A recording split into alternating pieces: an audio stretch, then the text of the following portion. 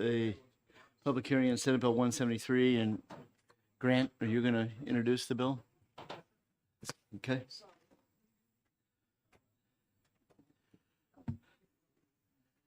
Holy moly, look at the amended analysis on this bill.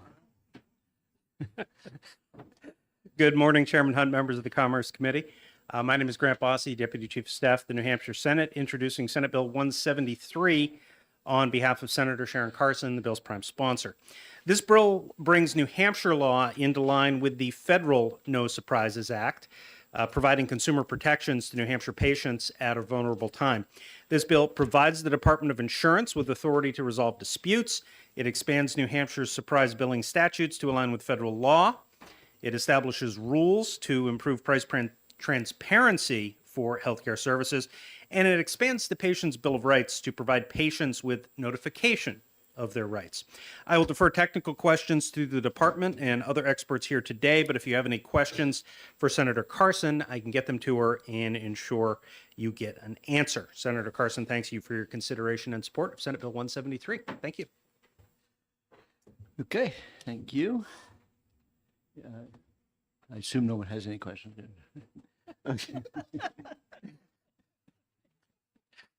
Okay, so Insurance Department, you tag teaming in?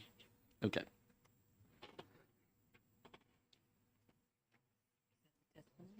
Is that the written testimony? Yes. Good morning, Chairman Hunt, members of the committee. For the record, my name is DJ Betancourt, and I have the pleasure of serving as the Commissioner of the New Hampshire Insurance Department. I'm joined this morning by my colleague, Alex Feldavel. Senate Bill 173 represents a 3-year effort of the New Hampshire Insurance Department to synchronize state law with the Federal No Surprises Act and to accept a healthy amount of delegated authority that the federal government has made available to the states to enforce the provisions of the No Surprises Act. The reason that this has taken as long as it has is because there's a lot that is included here. And we have had to work very carefully and I think very constructively with a number of different stakeholders. And at this point, we have found a compromise between carriers and providers. And obviously, the department itself is satisfied that we now have the ability to provide as much consumer protection as we are able to, given the contours of the No Surprises Act. So in short, not to be repetitive of what Mr. Bossy said, this bill will harmonize New Hampshire's existing balanced billing law with the federal law so that we will have one standard, one set of standards and protections, and not two, as currently exists. We have protections for a more narrow, limited set of practices in state law. No Surprises Act is more expansive. We want to simply match the protections that the federal government has made available. Just as in the No Surprises Act, it requires health carriers to cover the relevant out-of-network services in the same manner as if the services were provided by an in-network provider or facility. Most importantly, the bill establishes a state-level independent dispute resolution process to resolve disputes about the fair value of medical services provided by out-of-network providers. And I want to stop here for two important points for your consideration. The first is the way current statute is in New Hampshire. When there is a dispute and you're trying to determine what that fair market value is, the process is such that the parties can appeal to the department. And the commissioner, whoever he or she may be, serves as the one-person IDR. That was the nature of the compromise that was reached in 2018. We have since had conversations with both providers and carriers who are a bit uneasy about having one individual have that type of authority. So what we've done instead is kind of tried to create a choose-your-own-adventure story for the parties. They can go the independent dispute resolution process at the federal level, or they can have the same type of process at the state level. And what that looks like is the federal government has contracted with independent IDRs. They take in the complaint. They send it off to the IDR makes a determination, and that determination is binding on the parties. We would do the exact same thing here in New Hampshire with a couple of different improvements. The first is our system will not break down like the federal government system has. It's frequently subject to litigation and therefore shuts down. The federal process has at times been overwhelmed, and so therefore they have to shut down to allow for themselves to catch up. And we will do it faster and cheaper. We have heard, unfortunately, of instances where the carrier has lost the arbitration through that IDR process and has been very, very slow to pay the provider what was agreed upon. We obviously will make sure that does not happen here in New Hampshire. So as I've said, we've worked really hard over a number of years to come up with a good compromise. We are here, and so we hope, obviously, the committee will take this under consideration and move it on to the governor. Thank you, Mr. Chairman. Okay, we have questions for Representative Burrows. Just a second, you can be next. Is it me or him? Okay. Thanks for taking my question. If the state level arbitration is chosen, is it still just go before you as an individual? No. What we will do, as I said, is the department will take in the complaint. And what we will do is follow the same process that we have for an external review. So, for example, for a prior authorization that's been disputed, it will go out to external review. A third party will determine whether or not the prior auth should be granted or not. Similarly, we'll take in the complaint, we'll send it off to the IDR that we contract with here at the state level. They'll make the determination and then come back with the result. Okay, now you may Thank you. inquire. Thanks for your time. This is anecdotal, so my impression has been that there has been some private equity investments into the medical field, healthcare field, and I was just wondering I came away with the impression that that was where some of the conflict happens. That's where you get a surprise in your bill. And so I was just wondering if you have any kind of comment on how this is going to improve that issue. So I can't speak in any detail to the private equity piece, but what I can tell you is how a balanced bill essentially comes to be. And boy, you're going to get an education on this later today when we start talking about ground ambulances, which, by the way, may I add, is not included in this bill. We deal with everything except ground ambulance. It's a thorny issue. You'll hear more about it today. There's a reason why the federal government was able to handle helicopter rides before they were able to handle ground ambulance. It's really thorny. How a balanced bill comes to be is you will have a facility or a provider who is not in network. But it's not readily apparent to the patient that that facility or that individual is not in network. So, for example, you fall someplace, they take you to the hospital. Right. We want you to focus on making sure that you're getting the care that you need and you're getting better. We don't want to have to worry about whether or not that particular hospital is in network and therefore you fearing that you're going to get a bill. So these protections will prevent that for emergency room visits and other things like that. But what happens is that the insurance carrier will have a minimum allowed amount by which they will pay an out-of-network provider. So whatever the bill is, they'll have a certain percentage of that they'll pay, but there'll be a delta between what they're going to pay and what the bill is. And the balance of that is ultimately what goes to the consumer. And those are the types of things that we're very fearful of because, number one, in many instances, it's out of the patient's hands. And number two, they have no idea that it's coming. And some of these balanced bills can be really large bills and can be a real financial strain on patients. So that is our concern, and those are the reasons why we want to bring these more expansive protections to the state level. The other common thing that we see that, again, is dealt with to a lesser degree in current state law, but will be dealt with more comprehensively with passage of Senate Bill 173 is you'll go in for a surgery, the facility's in network, the doctor, the surgeon is in network, but the anesthesiologist is not. And so there again, we don't want the patient to be in the position of sitting there on the table getting ready for surgery and say, okay, doctor, I know you're in my network, but ma'am, who are you? And are you in my network? I mean, that's an absurd scenario to put a patient in. So again, that would be addressed through passage of this bill. Keith, can I follow up? I'll follow up. Now that this is going to become law here, is there any opportunities for additional funding if you have run into a lot of issues that take some time from the federal government? So we're always seeking out opportunities to take advantage of resources that are available. I think the state prides itself on getting good return on investment from the federal government, and we'll certainly do our part to advance that. What I can say is we're not anticipating a large number of appeals to come through. So again, we've had state-level balanced billing protections on the books since in effect since 2019. Passed in 2018, went into effect in 2019. To date, the insurance department has received a grand total of 0 requests for us to arbitrate a dispute. And the reason why, in my opinion, and my theory on this, is because the parties don't want us to be the ones who decide the dispute. Because once you start doing that, you start setting precedent for a fee schedule, which the parties in many cases do not want.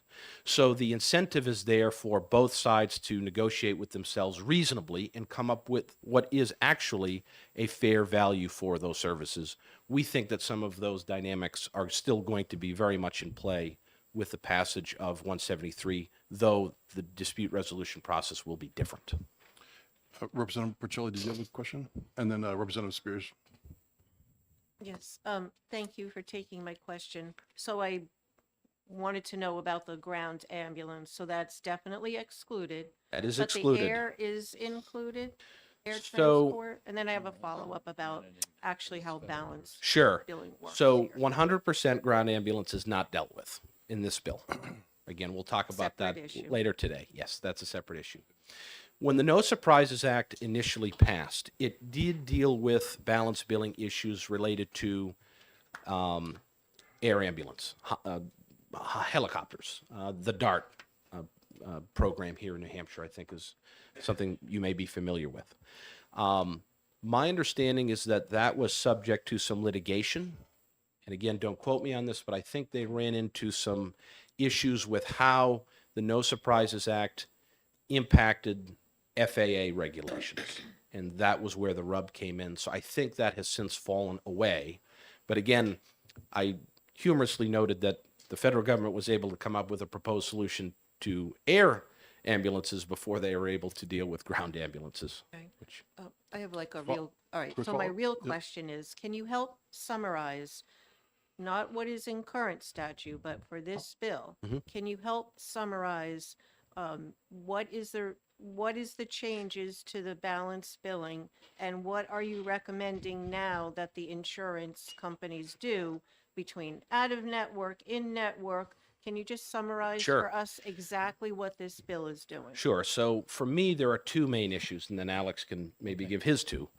For me, the two big issues are it synchronizes state law with federal law. So you're going to have the same protections whether you're dealing with a fully insured plan, which is dealt with by the federal government, or whether you're dealing with a self-funded plan. Fully is us, self is the federal government. We'll have the same basic protections. So that's consistent. So I think that's going to improve doing business in New Hampshire, that you're not going to have two sets of standards. The second big thing that I would point out is the independent dispute resolution process. Again, while you'll have the option to go the federal or the state route, the process itself will be the same. So again, we're synchronizing and we're harmonizing what the No Surprises Act provides with state statute. Alex, do you have some others? Yes, Highlight? the only thing I would emphasize beyond that is that by harmonizing with the federal No Surprises Act, we are expanding the footprint of the state No Surprises Act. The state, as it exists, only applies to when you go to in-network hospital and then you see an anesthesiologist or a radiologist or a lab. through this harmonization process, it'll be any provider who's out of network. If you're an in-network hospital, you'll be covered by the prohibition on balanced billing. And then it also deals with any emergency services that you receive at a non-participating provider. So it's a bigger footprint and it lines up with the federal law. And then, Representative, I remember the last portion of your question there. What I hope this will do is to further encourage carriers and providers to negotiate with each other to get in network. Because once you're in network, you don't have to worry about any of these things. You have you've got a contract, you've got a negotiated rate, you're off to the races. It's smooth sailing. So hopefully, this bill will be a further incentive for those types of conversations to take place. Okay, last one. And help us understand what segments of the insured population, right? There's lots of segments. So is this everybody or just certain segments? So for fully insured, which is what we regulate, those fully insured commercial products, they will now have the same level of protections from balance billing as is provided under federal law for self-funded plans. So we're matching our state level protections with the federal protections. Representative Spear. This is a simple clarification question. On page 2, around line 12, could you explain what that string of words mean? Sure. Page 2, line 12. You said page 2, line 12, Representative? Yeah, there's a string of words there. I can't figure out what they're saying. You want to read the words just so we know? I can try. Yeah.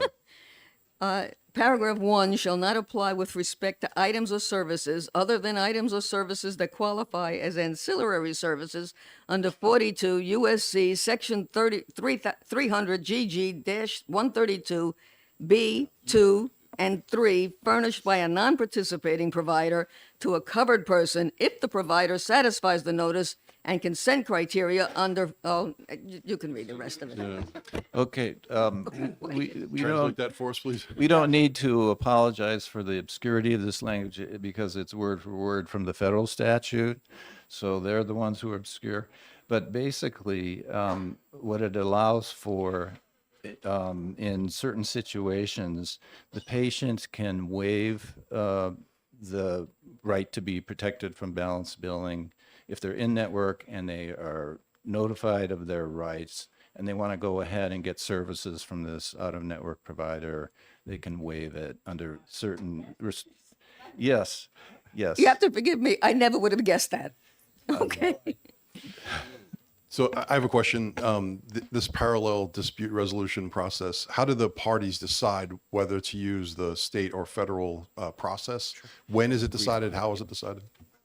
The way we got it to work is that basically we treat only the healthcare providers as the aggrieved party. So it's the provider who gets to decide whether to go with the state process or the federal process. So there's this 20-day time limit. If the provider wants to go with the state process, you have to act within that 20 days. And if you want the federal process, you can go beyond the 20 days to the 30-day federal deadline. And then just to follow up on that, in your current budget, you can manage this parallel process, standing it up and Yes. We are very confident that we can do that. It's not going to require any additional staff because, as I said, we'll just contract with the third-party RDRs.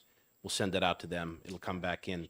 It should not take any more effort or work than it does for our current external review process, which we've got bandwidth and capacity to handle. All right, great. Any other further questions from the committee? All right, seeing none, thank you for your testimony. Thank you all. And I have one more card here for 173, and it's Alexandra. I can't read your last name. I'm sorry. You could just tell us. Begins with an S, from the New Hampshire Department of Justice. Good morning. Alexandra Sosnowski for the Department of Justice, members of the committee. So I am an Assistant Attorney General with the Consumer Protection and Antitrust Bureau, and I'm here to speak solely on the portion that adds the balance billing provision to the Consumer Protection Act under 358A. So I just want to mention, we've spoken to the insurance department on this part of it. But under RSA 358A3, there's an exemption for trade or commerce that is regulated and subject to the jurisdiction of the Insurance Commission. And they believe that the portion that we are regulating is not subject to their jurisdiction. Where we would be regulating is the final bill from the provider to the consumer directly. So all the upstream stuff is with the insurance department, and we would be regulating the bill, the prohibited balance bill from the provider to the consumer. Another thing, we always talk about our resources. So the insurance department stated to us that they haven't received a lot of complaints on this issue. We believe there will be some, but we don't think this will be a strain on our resources, but we welcome the opportunity to come back in case that it turns out to be. Happy to take any questions. All right, thank you for your testimony. Any questions from the committee? All right, seeing none, thank you for your testimony.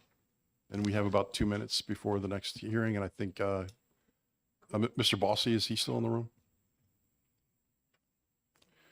I have no cards for 176, so if anybody is willing to testify, please submit a pink card.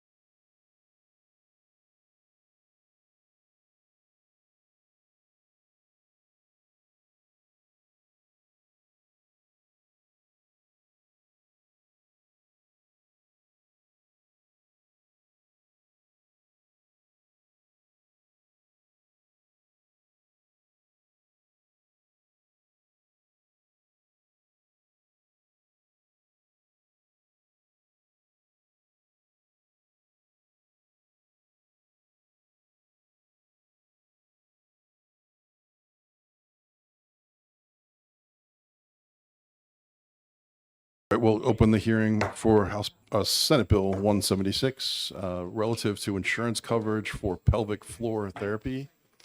And would you introduce yourself for the record? State Representative Brian Cole, Manchester. Senate Bill 176 relative to insurance coverage for pelvic floor therapy. This bill directs the insurance commissioner to provide guidance and report on insurance coverage for pelvic floor therapy. And I think we're all interested to find out what exactly that is. All right, thank you. And we'll call Heidi Kroll from AHIP to tell us a little more about this bill.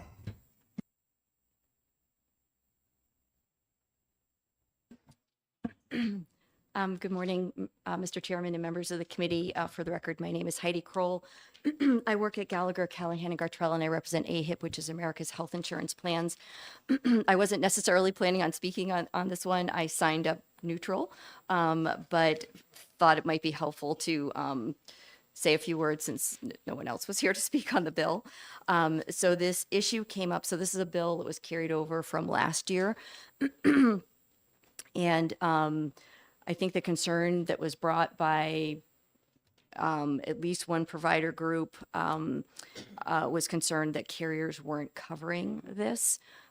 Carriers are covering pelvic floor therapy when it is deemed medically necessary. And so I think it was determined when this bill was in the Senate that perhaps just some additional guidance from the department, which is the first part of the bill. Written guidance typically would come from the department in the form of a bulletin, and then potentially some education around this for the providers might be valuable. And then the commissioner agreed simply to look at, as it says, the current scope and adequacy of healthcare coverage for pelvic floor therapy, and if there are any gaps, that they would be able to bring that to the attention of the legislature. So it's pretty straightforward, and I'd be happy to try to answer any questions. Could you just explain to us what pelvic floor therapy is, so we have a baseline? Sure. So I think the issue comes up typically around childbirth, and I guess if the pelvic floor muscles have become damaged or stretched as a part of the pregnancy process or birthing process. All right, thank you. Representative Spear.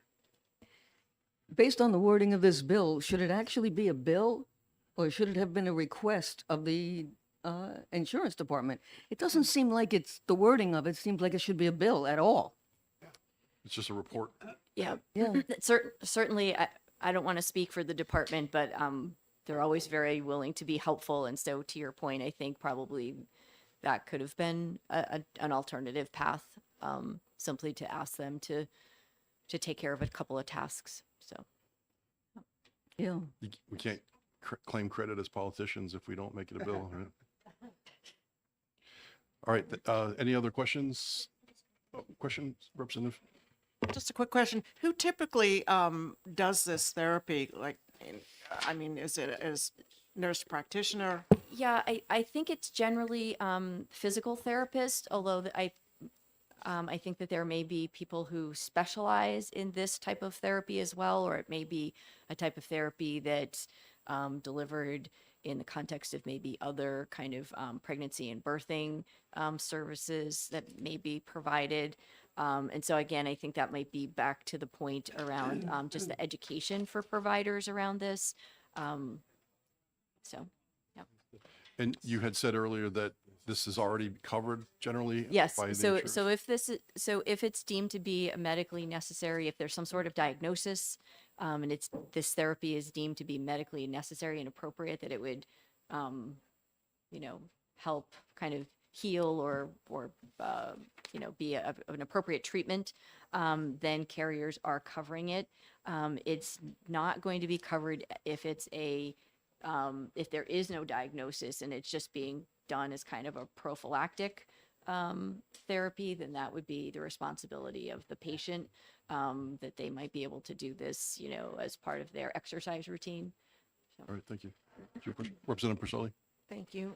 This might be very granular, but so will the report review what is medically necessary? Is that the parameters of this report?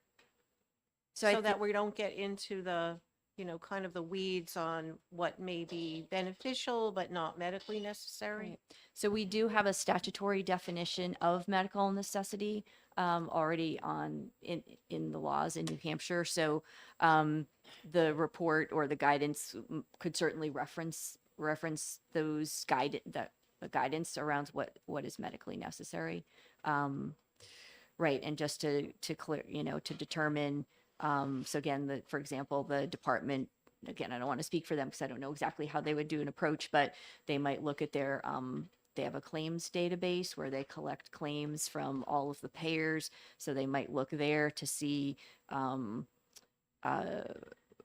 what that shows for coverage, what that might show for denials. There's that includes when there's a denial, it will give a reason. There's information about the reason for denial. So they might take a look at, that sort of data. So. But yes, I think to answer your point, I think that to answer your question, I think that they would reference medical necessity. Yep. All right. Seeing no further questions, thank you for Thank you. testimony. Sure. And we have one more card, and this is from Jason Dexler from the Insurance Department.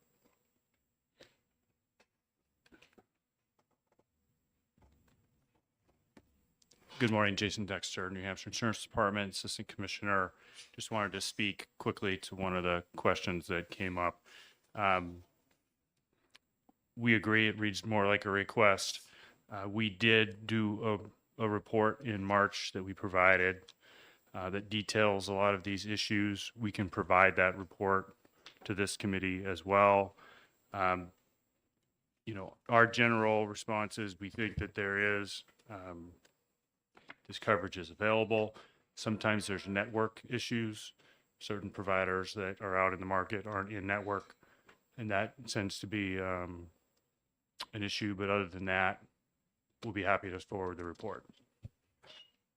Could you send that to us in time for the subcommittee hearing, Yep, work session? It can go today. Okay, perfect. Representative Tusick. Thank you for coming to visit us. Sure. And you're basically saying that this bill has already been answered, if I understand it correctly. Well, I see the sponsor here. She may not, she may be able to give some insight to that, but we tried to respond to it immediately because we felt it was something we could do in-house. There are times when we have requests that we need to send outside the department. This one we felt to have the information to do it, so we just felt we'd provide it. Thank you. You're welcome. All right. Seeing no further questions, thank you for your testimony. Thank you all. And then the last card, we'll call Senator Perkins Quokka.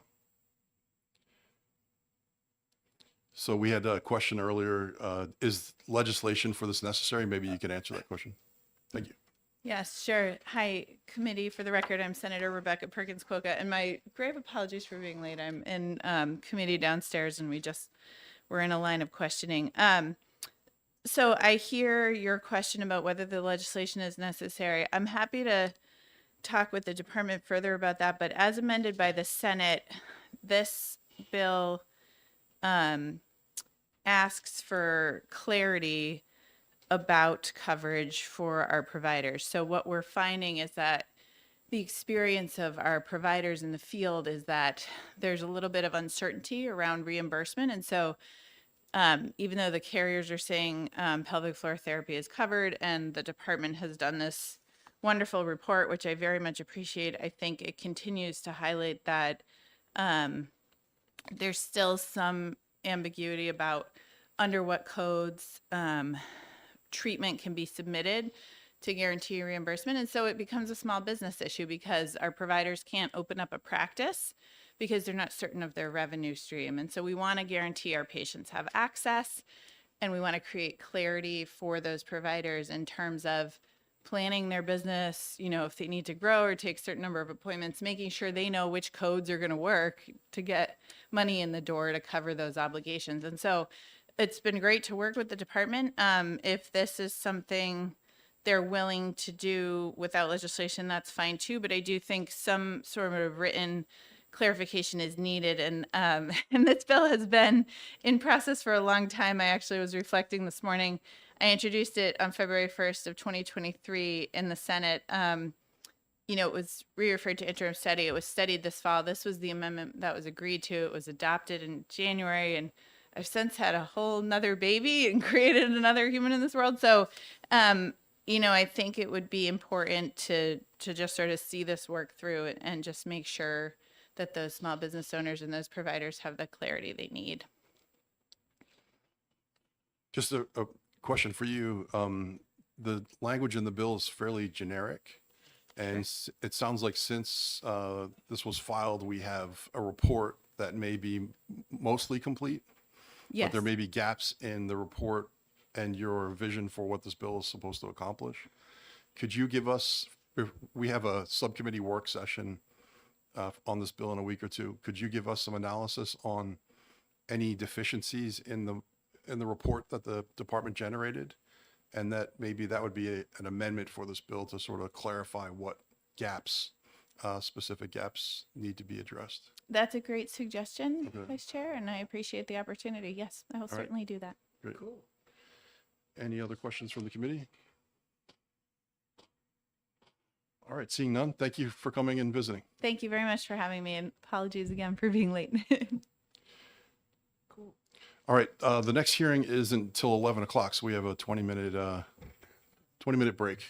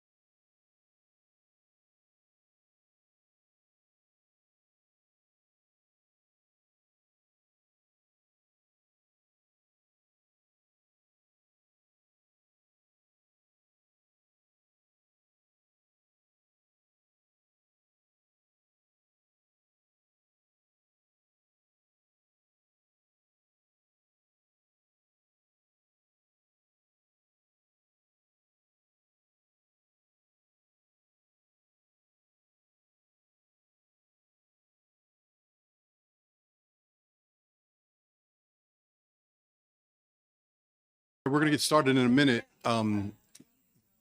Senate Bill 177 is next. Is anyone here from the Senate to introduce the next bill?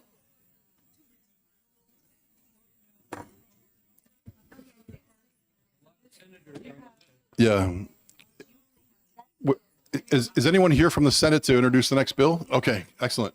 And you submitted a pink card? Yes. Oh, okay. Well, okay. Well, when you're done, if you could, and just introduce yourself for the record. So we'll start the hearing for Senate Bill 177 relative to health insurance coverage of prosthetics for children under 19 years of age.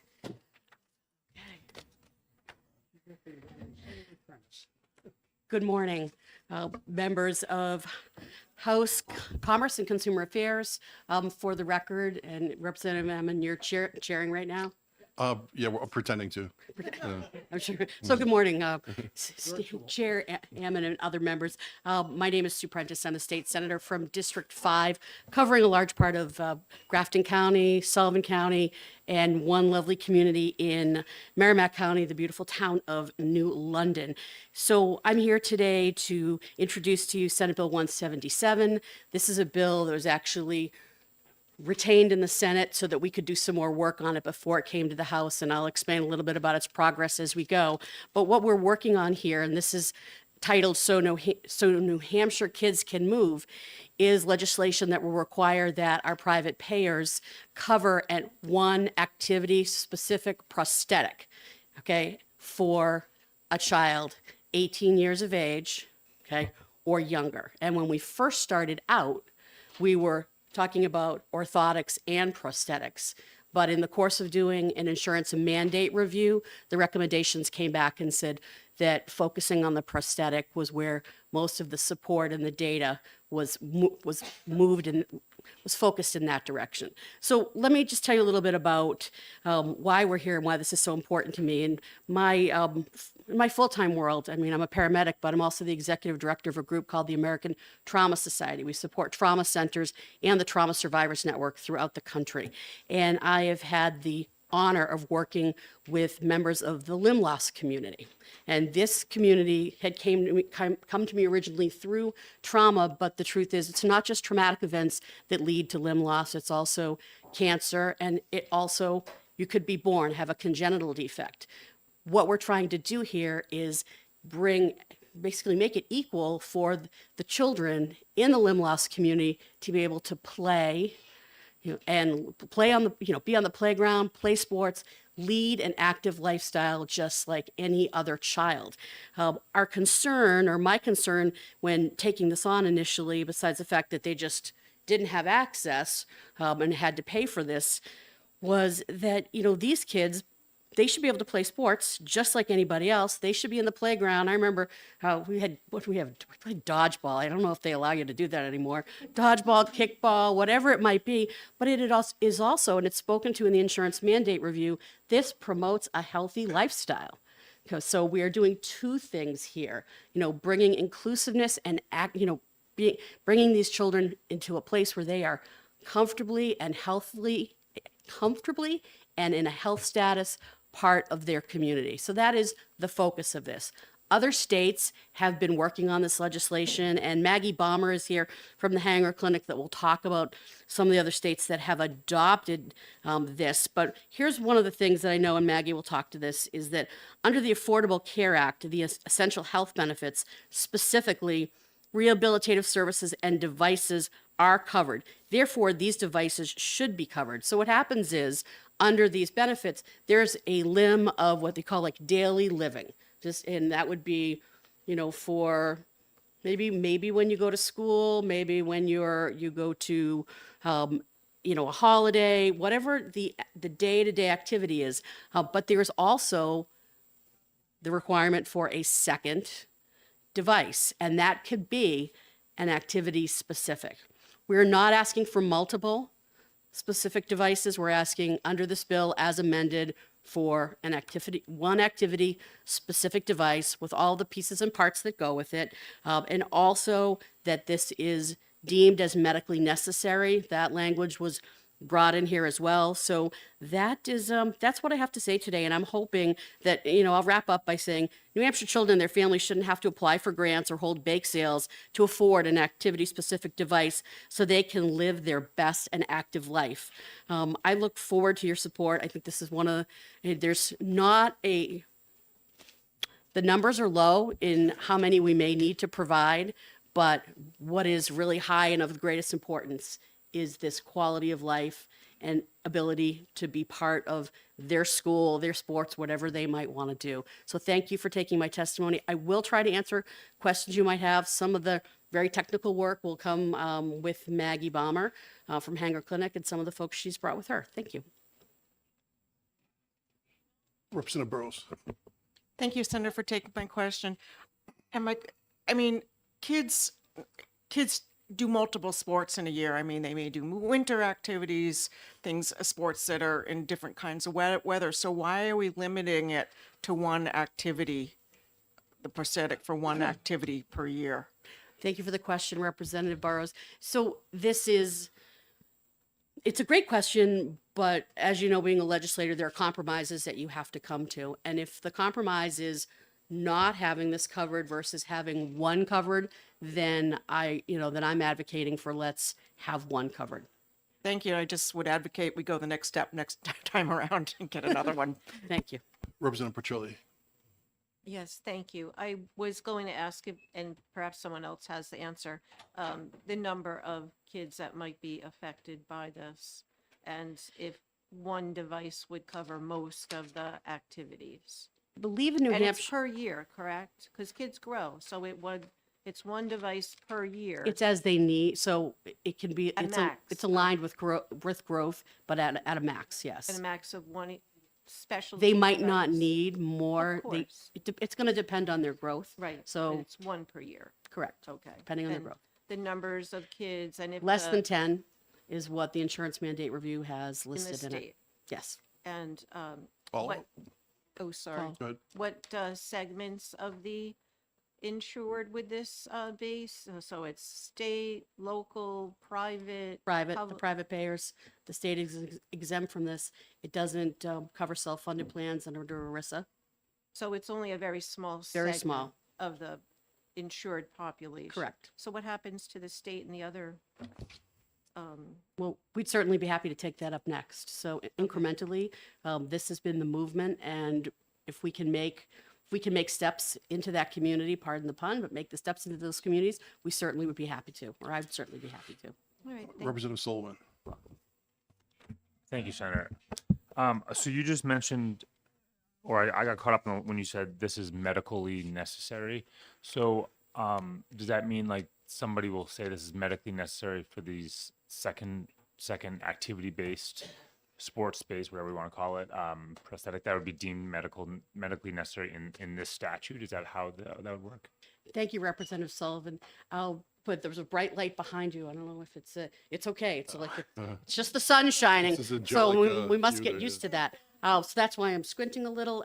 So one limb of daily living, one activity specific, and it would need to be deemed, a physician or care provider would need to say that this was medically necessary.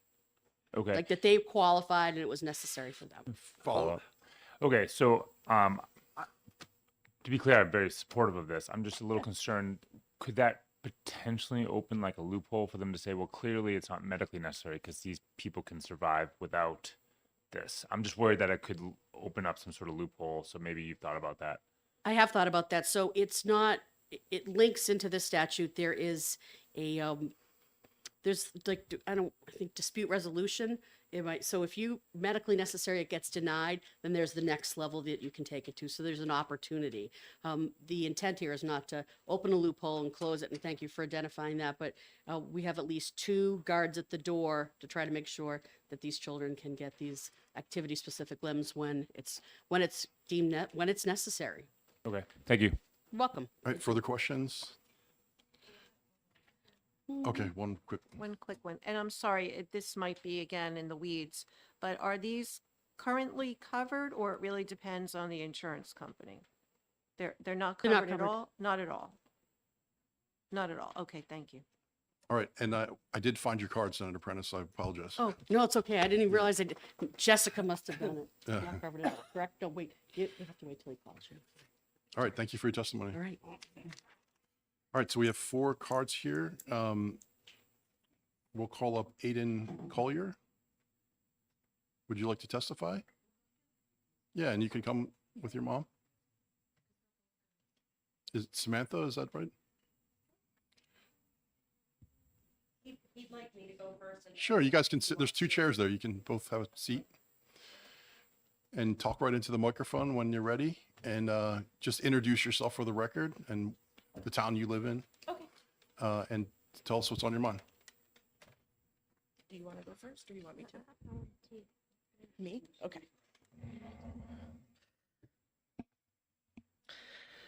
Thank you for allowing us to speak today. My name is Samantha Collier from Merrimack, New Hampshire. This is my son, Aiden. He is an 11-year-old cancer survivor who lost his leg in exchange for better odds of survivorship.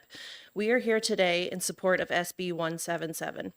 Aiden was diagnosed with rhabdomyosarcoma at the end of March 2021 and became an amputee at the very beginning of June 2021. Before getting sick, Aiden was a very active child, and even then, chemo couldn't keep him down. He was fitted for his first prosthetic in August 2021 and walked independently just a few weeks later. It wasn't long before Aiden was ready to return to the sports and activities with friends he sorely missed. We then found out that running blades were not covered by insurance and our hearts sank. Through his prosthetist office at Next Step in Manchester, we were introduced to the Born to Run Foundation, and in April 2022, Aiden received his first running blade. He was off and running, trying new activities like baseball and his school's jogging club. He wore it constantly because, I quote, "You just never know when you need to run, Mom." Unfortunately, his joy only lasted a few months because Aiden finished treatment in July 2022 and began to put weight back on. This caused his socket to no longer fit, and he returned to working with his walking leg. This leg is not only bulkier with the knee, but heavier, and he had to adjust his gait to run and keep up with his friends.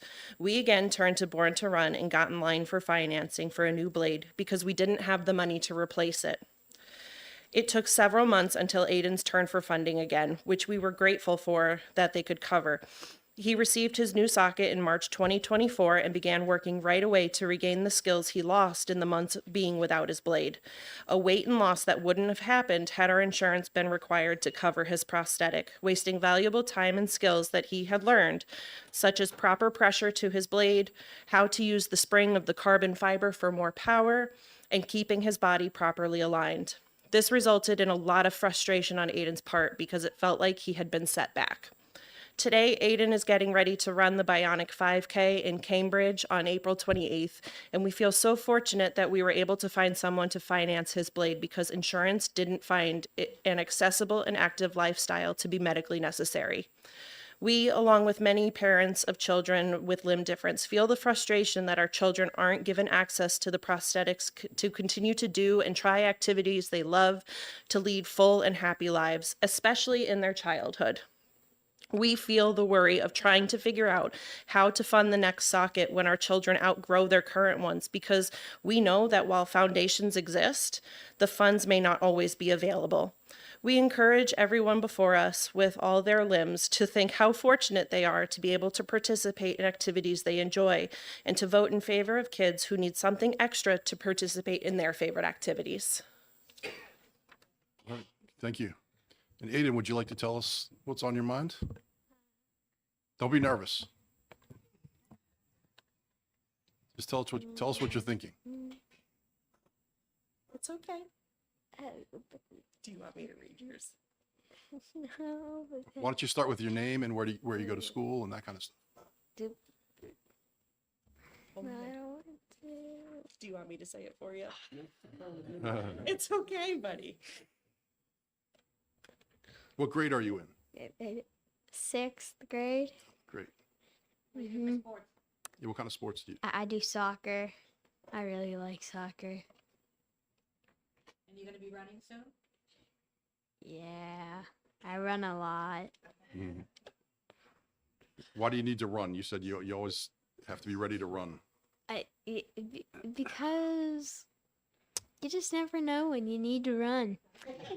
You never really know when you're gonna need to run. Soccer. Very good. Soccer. And you like to play midfield, right? Yeah. Up and down. I don't like defense. Representative Patusek, you have a question? Hi, yes, Aiden, you play soccer in the fall, correct? Yes, Okay. and in the spring. Okay, are you going to be doing any spring sports which require running also? Yes, soccer. Oh, okay. He plays it both in both fall and spring. Okay, I thought you'd go out for something really crazy like lacrosse, like I used to do. Any other questions? Representative Cole. Thank you. Thank you for taking my question. Thanks for being here today. So you've had the prosthetic for about 3 years now. Yeah. How many occasions have arisen where you needed to replace it in that 3 year span? 2? Yeah. Yeah, like 2, because I have 2 sets of legs now. I have 2 sets. Okay. Can you give us an idea what the cost is for the prosthetic? Or his mother, one of the two. 20,000? It was $20,000. Yeah, around like $20,000. 20 grand. I think. Okay. Thank you. Yeah. Representative Bros. We do something called Would You Believe? And I'm going to say, would you believe? You said sometimes you need to run. We feel that way a lot in this committee. We feel like we need to run out of here. But the other thing I wanted to say to you, there's a movie, I don't know if you've seen Jerry Maguire with Tom Cruise, and the character says to Tom Cruise, "You had me at hello." And that's how I feel, Aiden. All right, any other questions? Representative Petrolia. So is the one appropriate, or would he need different ones for different activities? Do you want me to answer that one? Yeah. Yes. So for right now, his running blade is kind of his go-to. There are different things like, if he decides in the future to pursue, say, swimming or something more water-based, we would look more for a water-based prosthesis. But as of right now, he is both foot on the ground and a hook there, and he's really happy with working with his running blade. He actually wears it every day instead of his walking leg because it's just easier for him as a child to just take off and go. And did he, a real quick Good, follow-up, yep. so has he outgrown them, or did he wear them out for the replacement? He both. He actually he actually cracked the one running blade because of excessive use, which was covered under warranty. Good. And then he did outgrow his socket. The one, so he outgrew one and Yes. outused the other. Okay, thank you. Yes. All right, any further questions from the committee?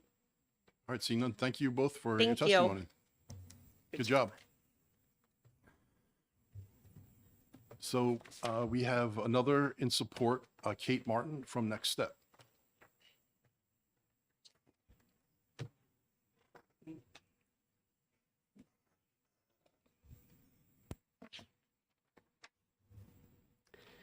Hi, everyone. My name is Kate Martin, and I'm a certified prosthetist orthotist at Next Step Bionics and Prosthetics in Manchester, New Hampshire. I grew up in Westmoreland, attended Keene High, and am a Plymouth State graduate. It's safe to say I love this state. I appreciate the opportunity to speak today in support of SB 177. As a clinician, I've seen the significant impact recreational prostheses can have on a patient's physical and mental health. Unfortunately, recreational prostheses can be rather costly, ranging from $5,000 to upwards of $50,000. For children, this cost can increase rapidly as frequent replacement is necessary due to growth. I think we can all agree you would never use your rake to shovel snow or wear dress shoes to run a 5K. Instead, you would likely use a specific tool or choose gear that is most appropriate, allowing you to perform at your best. Deeming a recreational prosthesis not medically necessary is denying a child access to tools that will allow them to perform at their best and just be a kid. This is particularly problematic as children with disabilities are 4.5 times less likely to engage in physical activity compared to their peers.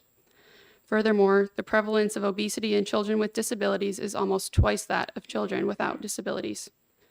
Although a child's everyday prosthesis may allow them to chase their sibling around the house, it likely cannot withstand going in the ocean or keeping up with teammates at a baseball practice. SB 177 will address this issue by requiring state commercial insurers to cover activity-specific prostheses for enrollees 19 years and under. SB 177 will provide children with limb loss and limb difference access to prosthetic care they need to live active, full lives. With the increase in mental and physical health issues, including depression and obesity, I believe that this investment would actually lower future healthcare costs. Next Step includes 3 of the 11 O&P facilities in New Hampshire.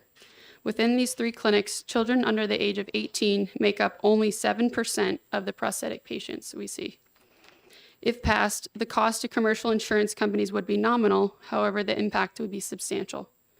The children of the Granite State deserve better, and that is why I urge you to support this important legislation and help its passage into law. I would like to personally invite you to visit our facility in Manchester to meet with myself, children, and families who would benefit from this bill to provide you with a greater understanding of the challenges that these individuals face and how SB 177 can change their lives and future health. Thank you for your consideration. Thank you for your testimony. Representative Post. Come on. Okay, sorry. So a question is, as kids grow and their leg doesn't fit into it or arm or whatever they have, is there not a way to improve upon, like it kind of change it up, like with where it would fit? Is there to reduce the costs for that, or does it have to be one continuous? Could it be interchangeable, I guess? Yeah, as so they grow? it would sort of depend on what the issue is, but certainly if volume is an issue, there's many different adjustments we can do. We can thin out the socket, we can open up the back. We could even change liners to a thinner liner or something like that if needed. Those are things that we choose to do sort of already too, just to reduce the amount of appointments patients have. We know that's not really practical if they have to keep coming back. I know that the feet usually have about a 3-year warranty. So as long as a foot isn't no longer appropriate due to size, if it were to break, we can send it in and get a new one, no cost. So there's a lot of different ways that we can prolong something as long as we can, but then there comes a time where it's just not going to fit anywhere. Right. Well, great. Thank you for that. Representative Patusek. Thank you, Kate. I have a question. I don't know if you can answer it or not. This bill is for young people under 19. Is there, in effect, any bills for people over 19 that are already in force? So I know in the state of Massachusetts, this is moving forward to include adults as well. I know right now this is where we stand 19 years and under, but certainly as a clinician, I think that could be something for the future to focus on. But there is nothing in place right now. So those are not covered for 19 and up. Thank you. All right, any other questions? Do you have written testimony? Yep. That'd be great. The clerk would appreciate it. Thank you. I think Samantha. Samantha, so you also have written testimony? Yeah, if you don't mind submitting it, that would be great. Okay, so we have last card. Okay, so last card is Maggie Bowerman.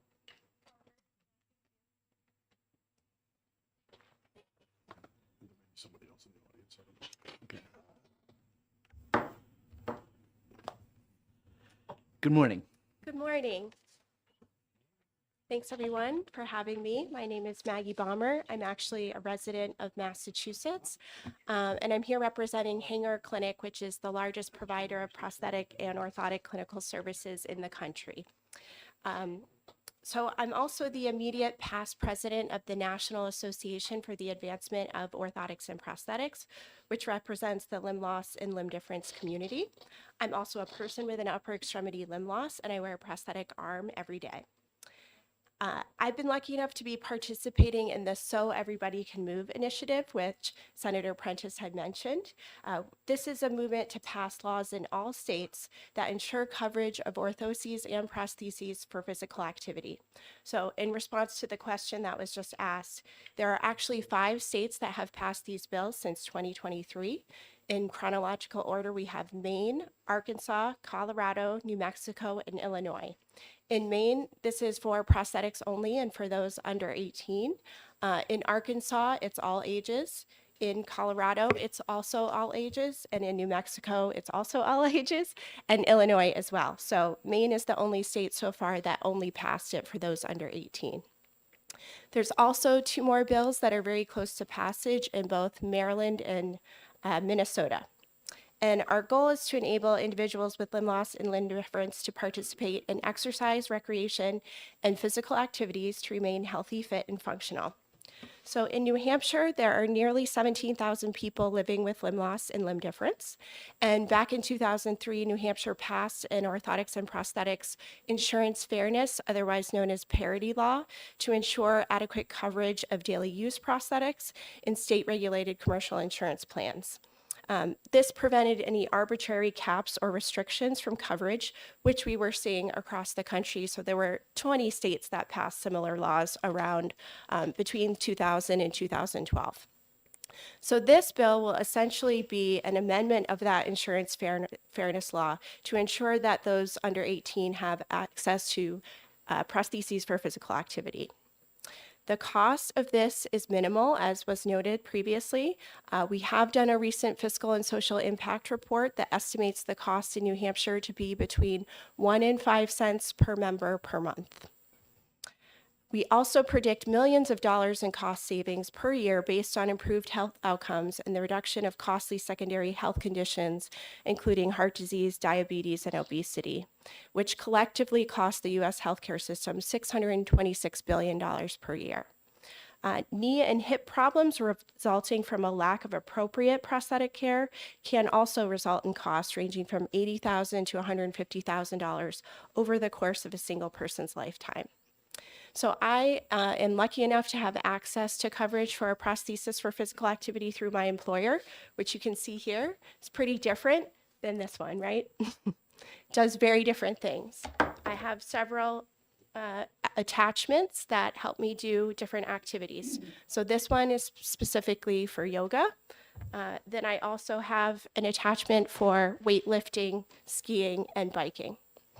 So this device enables me to be physically active through all of those activities, which has greatly aided me in my personal recovery, increasing my confidence as well as physical and emotional well-being after amputation of my forearm and hand back in 2012. And we believe the young residents of New Hampshire also deserve this same access to care for those who have limb loss and limb difference. We also want to thank the payers who've been a pivotal part of this process through the Senate and working with us to make sure that we could get something that we all agreed on across the table. So thank you very much, and I'm happy to take any questions. Okay, Representative Grassi.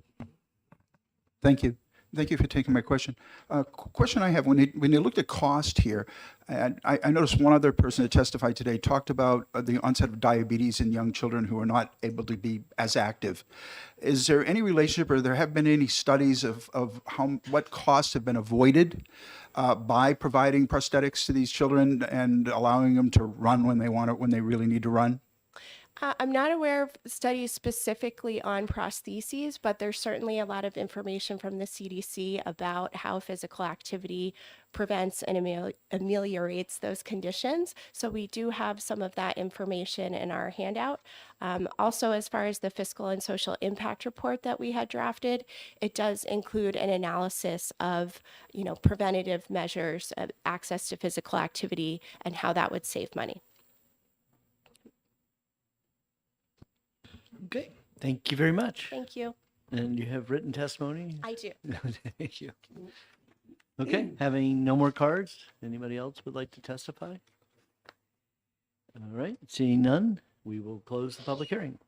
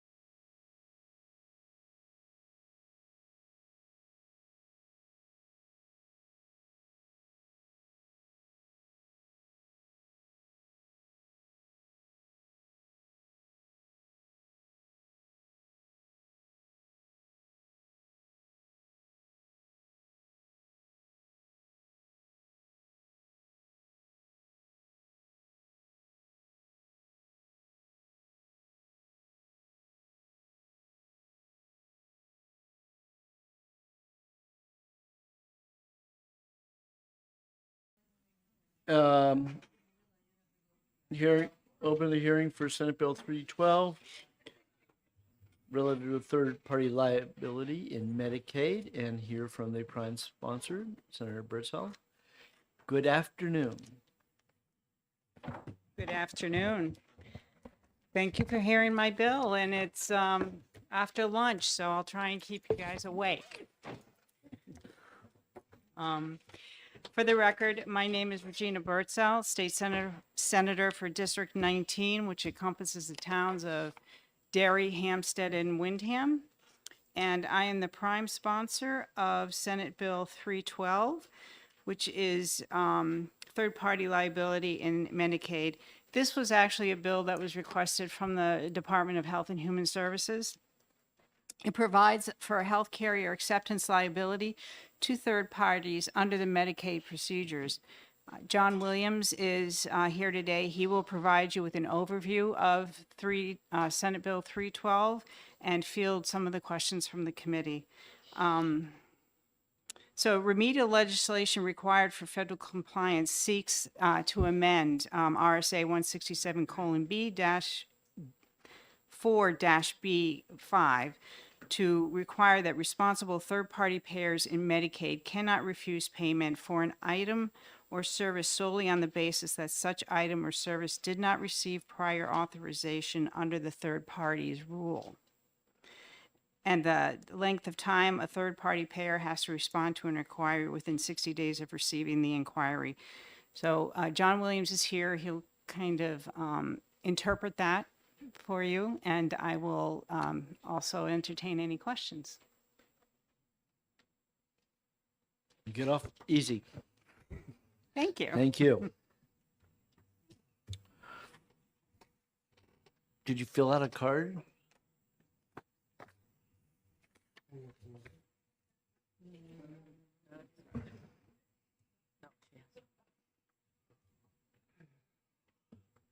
How long have you been doing this, John? So where did you get stuck? Right in front of you, John. Oh, Right in front of you. oh, it was over here on this other side. Okay. All right. John Williams and Tashia Blanchard. Tasha. Okay. Chairman Hunt, members of the Commerce and Consumer Affairs Committee, for the record, my name is John Williams. I'm the Director of Legislative Affairs for the New Hampshire Department of Health and Human Services, and with me today is Tasha Blanchard. I'm the administrator for the Bureau of Program Integrity in Department of Health and Human Services. And we wanted to thank Senator Birdsall. She actually did a wonderful job introducing this bill and gave you a very concise explanation of what is being accomplished here. I want to do something awkward here. Yes. I want you to tell us a story.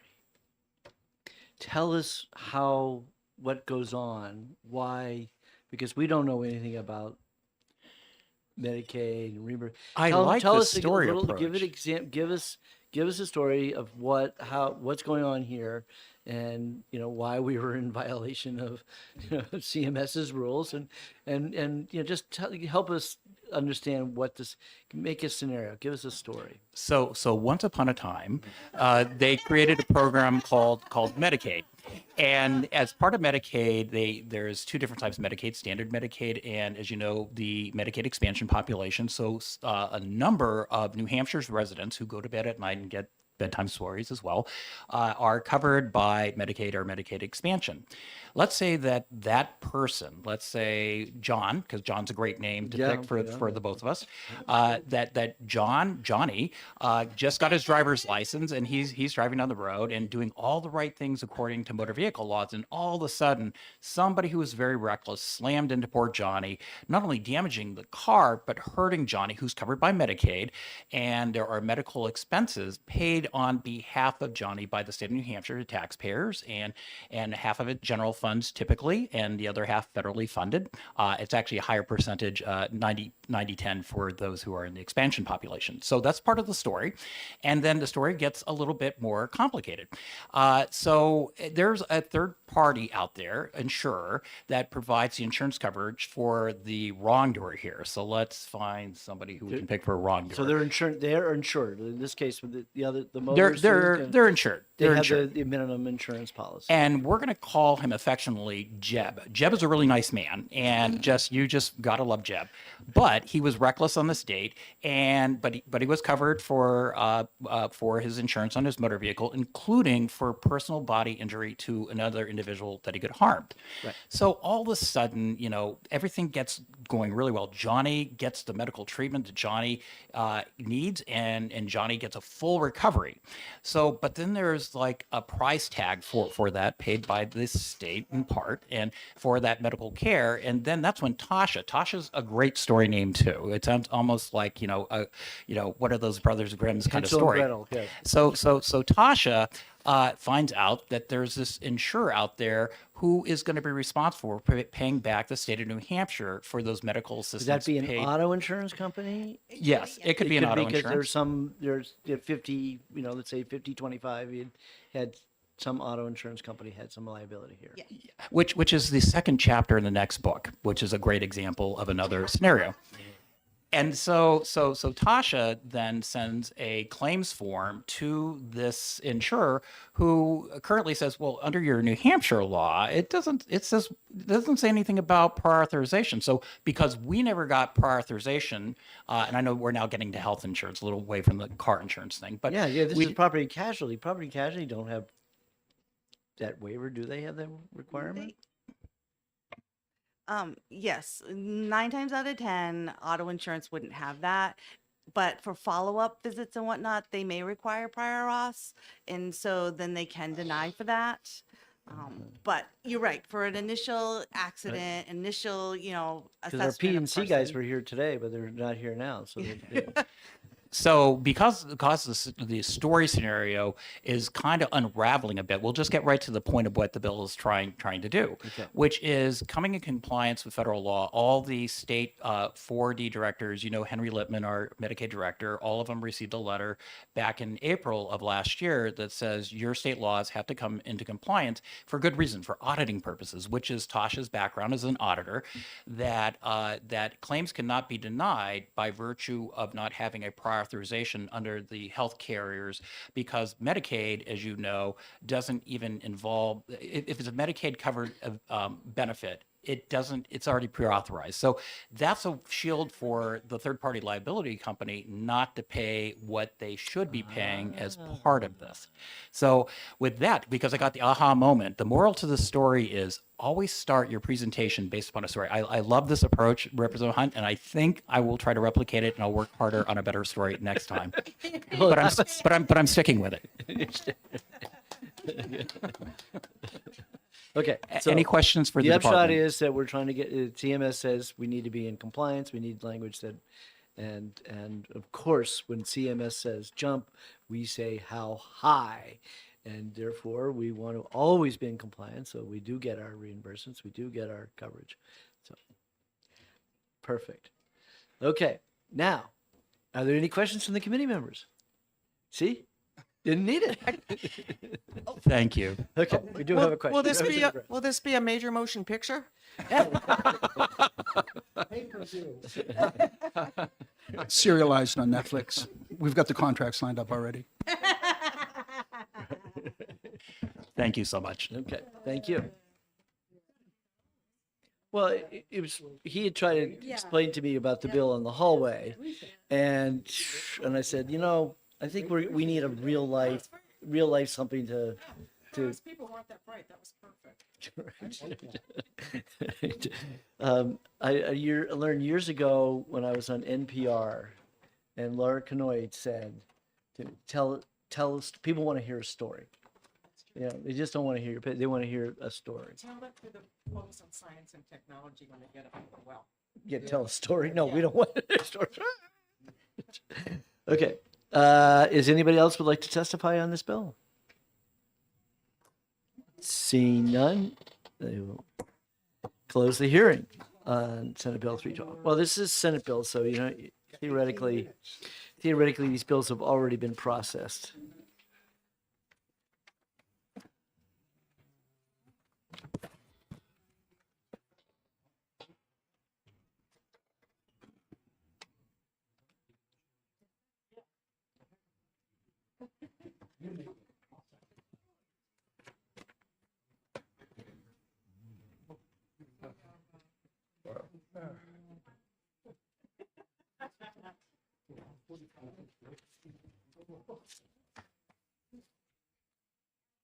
Okay.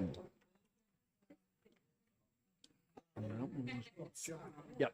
I was telling Keith, I thought there was a free lunch today. I got the right day, wrong month.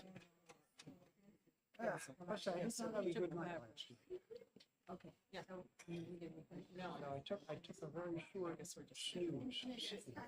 Right. Kind of like. Just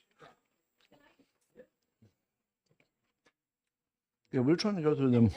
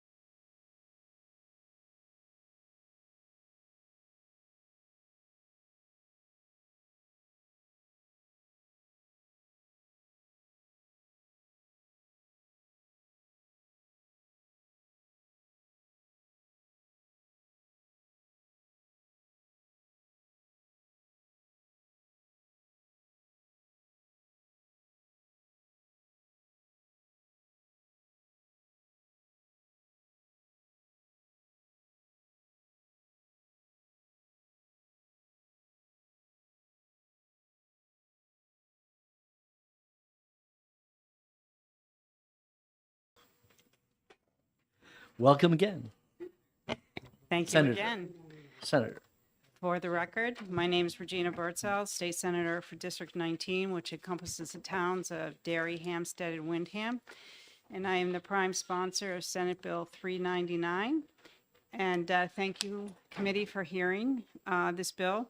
The title is Relative Insurance Coverage for Blood Testing Associated with Elevated Blood Levels. This expands the mandatory health insurance coverage for blood tests associated with elevated lead levels. It was the intention of the legislature when mandatory coverage for blood tests for elevated lead levels was adopted to include the follow-up testing required without cost sharing. However, in some instances it hasn't been being done. So the intent of this bill is just to clarify that intent. Childhood lead poisoning is a public health crisis that can cause development delays, disabilities, and other cognitive adverse effects. New Hampshire has some of the oldest housing stock in the country, and over 30,000 children live in homes with lead-based paint. So, and between 2017 and 2021, 535 children tested positive for elevated lead paint levels. And then the Senate did amend Senate Bill 399 with an agreement reached by all the stakeholders to ensure that this was a workable bill. And the New Hampshire Insurance Department has recently revised guidance on coverage for blood lead testing.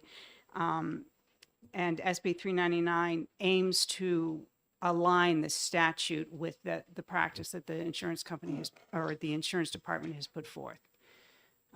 With that, I will entertain any questions. Yes, Reverend Mackler. Thank you, Mr. Chairman. Thank you for taking my question. I just read through the bill. Obviously, if their blood detects lead, you obviously do additional testing. But if it doesn't detect blood, there's nothing in here that seems to limit how many times you can go. Is there some way to limit that? Well, what I did, I just talked to a couple of the insurance reps here. What this follow-up is, it's not a continuous testing, but what happens is when you have, let's say, a 1-year-old who gets tested, and the best way to do it is obviously a pinprick in the finger. Sometimes that will come back as a false negative or false positive. So what they'll do with the follow-up is doing it in a vein in the arm. That was my understanding from the insurance department. And most of the companies are doing it, but there are a few that did not realize that New Hampshire, all of New Hampshire is considered a lead, because we have such old housing, it's considered a lead poisoning area. Anybody else? Yeah, Representative Purcell. Thank you for taking my question. This is not limited to children, correct?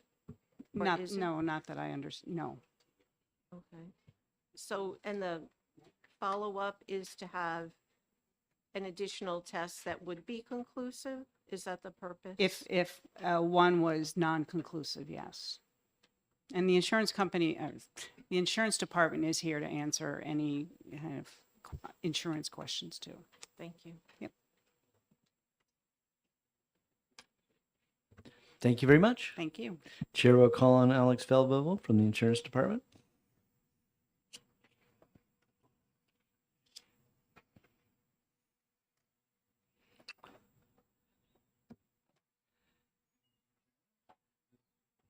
Now Is this you on? got it. Okay, there we go. This bill was brought to clarify an existing mandate for coverage for lead testing for 1 and 2-year-olds. And the primary purpose of the clarification is to clarify two things. One, that no cost sharing can be imposed with respect to this lead testing because it's a preventive service. And number 2, that if the initial screen determines an elevated level of blood lead, then the mandate extends to the follow-up screening service. And when this bill was first introduced, the insurance department got in contact with CMS because we suspected that the Affordable Care Act already does require this same thing. And we got confirmation that no cost sharing is permitted for this screening service because it's considered preventive, and that what is preventive includes the follow-up screening if the initial screening shows an elevated level of lead. So we put out a bulletin to clarify that that's what's required under the Affordable Care Act, and we also helped draft an amendment to this bill that lines it up with the bulletin. And I'd be happy to answer any questions. Yes, Representative Irwin? If you go through the tests and it determines that the person has a elevated. Lead poisoning,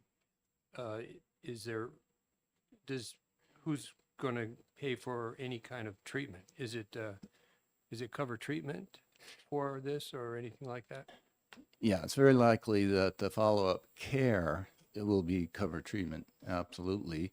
The main question is what is exempt from cost sharing and what's not exempt.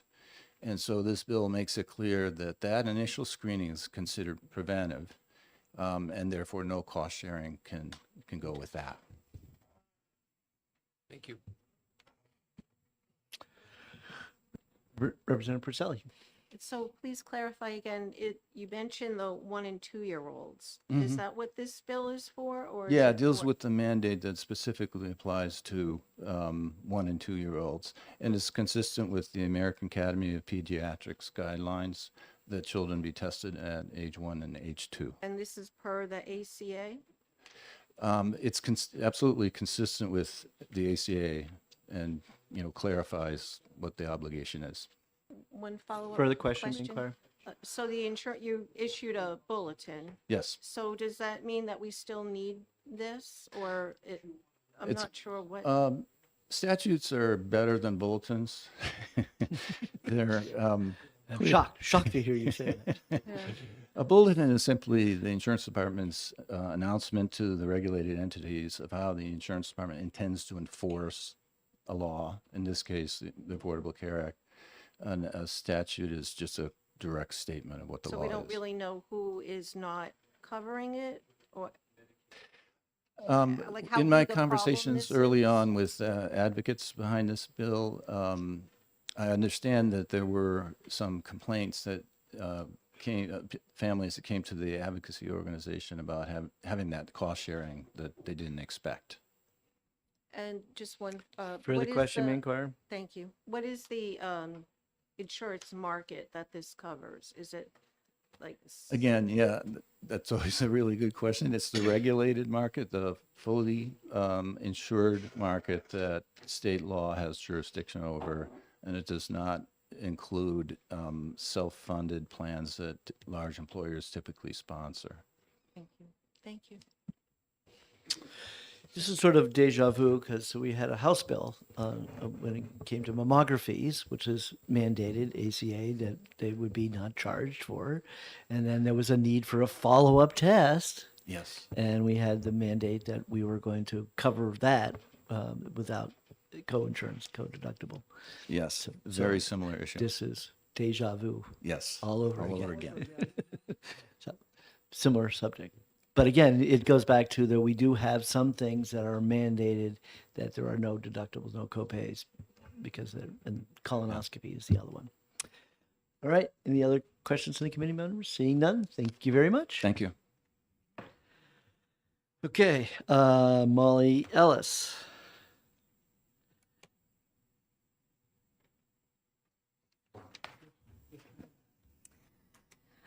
Good afternoon, members of the committee. My name is Molly Ellis. I'm a resident of Keene, New Hampshire.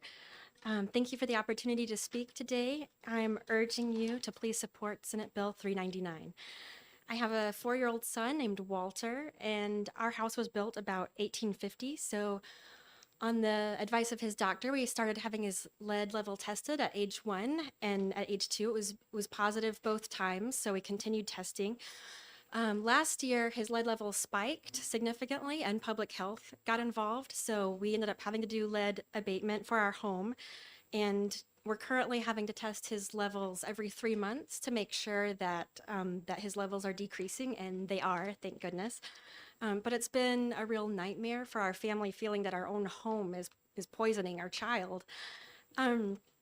Initially, there are no symptoms to show that a child is being poisoned by lead. The only way that you can know is to test. But lead poisoning can cause cognitive impairment, stunted growth, hearing loss, impulsivity and behavioral problems, and a multitude of other health and behavioral problems. The future of our state depends on protecting our most vulnerable citizens. So there is a recent law mandating that all children in New Hampshire have their lead levels tested at age 1 and age 2. However, many children are still not getting tested.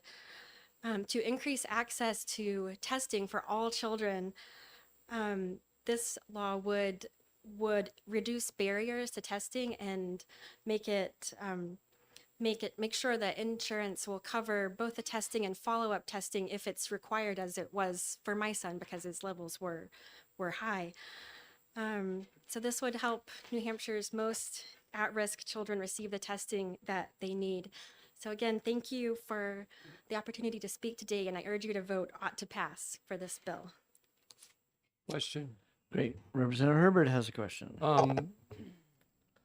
Young kids, young families, not every young family is well-funded. And I'm just curious if one of their children or do what had happened to you, and they're on Medicaid because they can't qualify for and they can't pay for commercial insurance or the like. My question, and you don't have to answer this, is does Medicaid actually cover the treatment for lead? We're getting the head shakes, yes. Thank you. That's it. Anyone else? Thank you very much. Next up is Kirsten Cornell from New Hampshire Legal Assistance.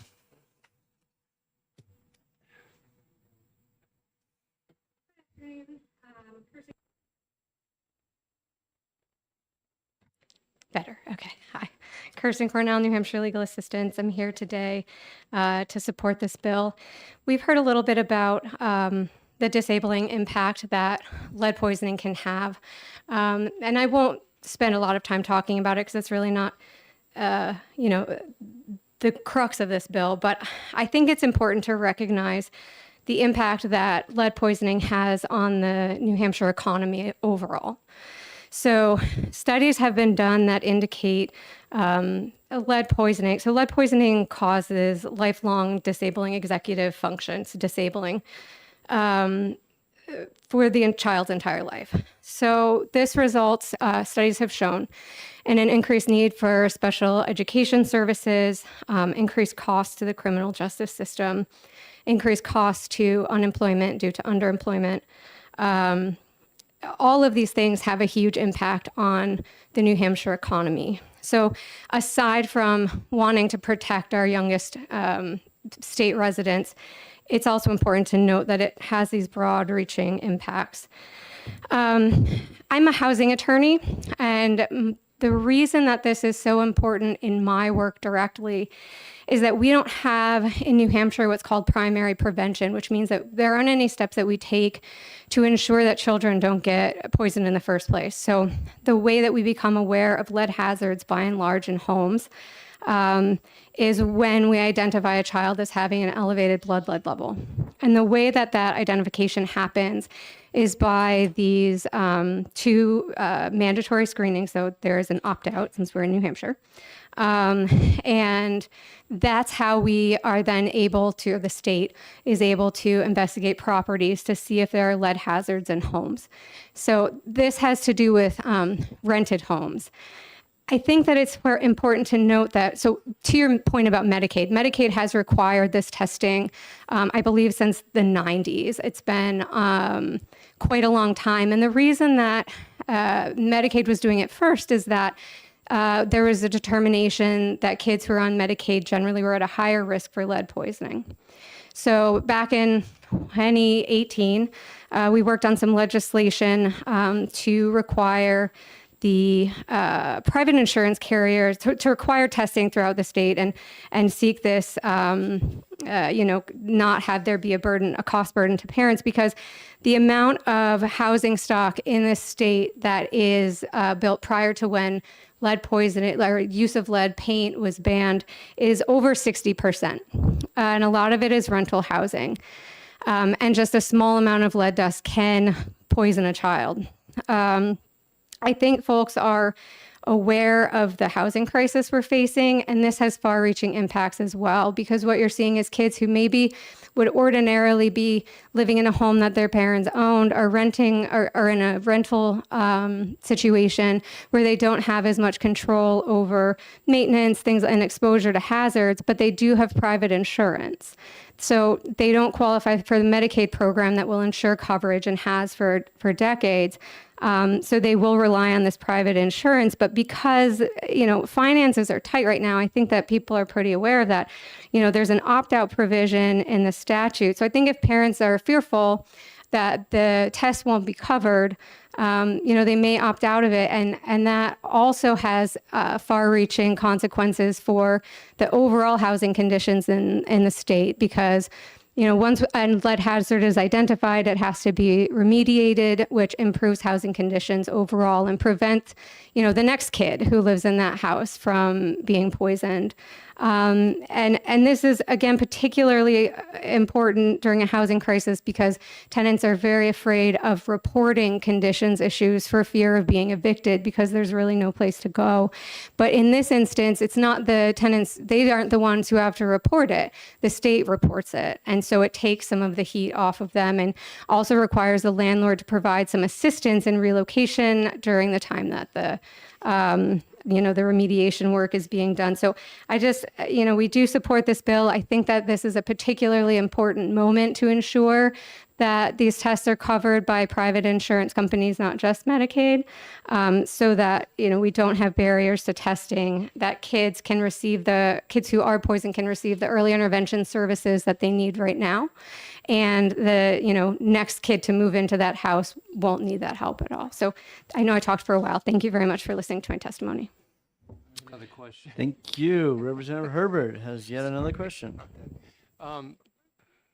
Forgive me my ignorance, but is lead poisoning limited to 1 and 2-year-olds? It's not. So it's most common for young children to be lead poisoned because up until the age of 6, children don't have what's called a blood-brain barrier. And please don't ask me to explain that in any more detail than that. And so the way that the body absorbs the lead dust is the body can't keep it from getting into the brain as well. And it's most common for children, when they're up until toddlers to be poisoned because they're on the floor. So unlike the I think idea that people have where you need this big chip of lead paint to eat in order to become poisoned, like just a small amount of dust that can be picked up with a child crawling around the floor, putting their hands in their mouth, putting everything in their mouth for anybody who's had a child in this room. That's when they're most at risk, and it's important to catch as soon as possible. And so that's why the mandated testing was ages 1 and 2. And it's possible people behind me will know more about that, but that's the best answer I have for you. Representative Burrows.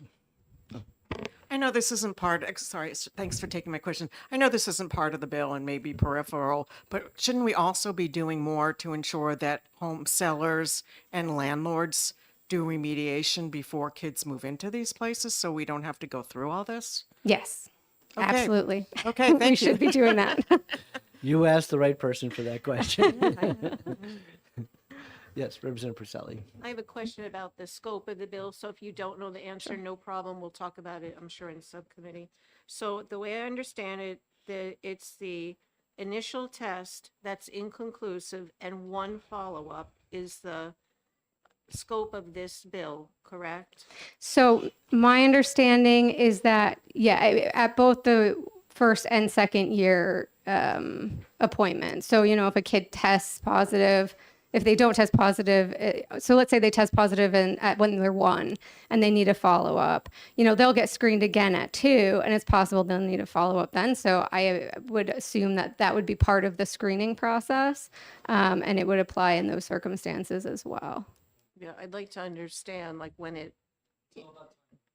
Okay. It's all about and timing in terms of the year, 2 years. Within 2 years, But not the ongoing After 2 treatment, years, there is something else, not this There's bill. no mandate at that And point. Medicaid covers it, and private insurance may or may not, depending on the insurance. So Okay, there thank was you. some implication that private insurance companies were wanting a copay or deductible, and that is clearly what's being deleted. Thank you. Okay, Representative Hammond. Thank you, Mr. Chair. Thank you for your testimony. Sure. I was listening to your testimony and you mentioned that the blood-brain barrier is not fully developed till the age of 6.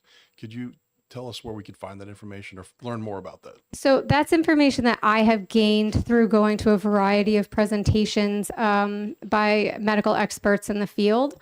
I imagine that the American Association of Pediatrics would probably be able to have that information.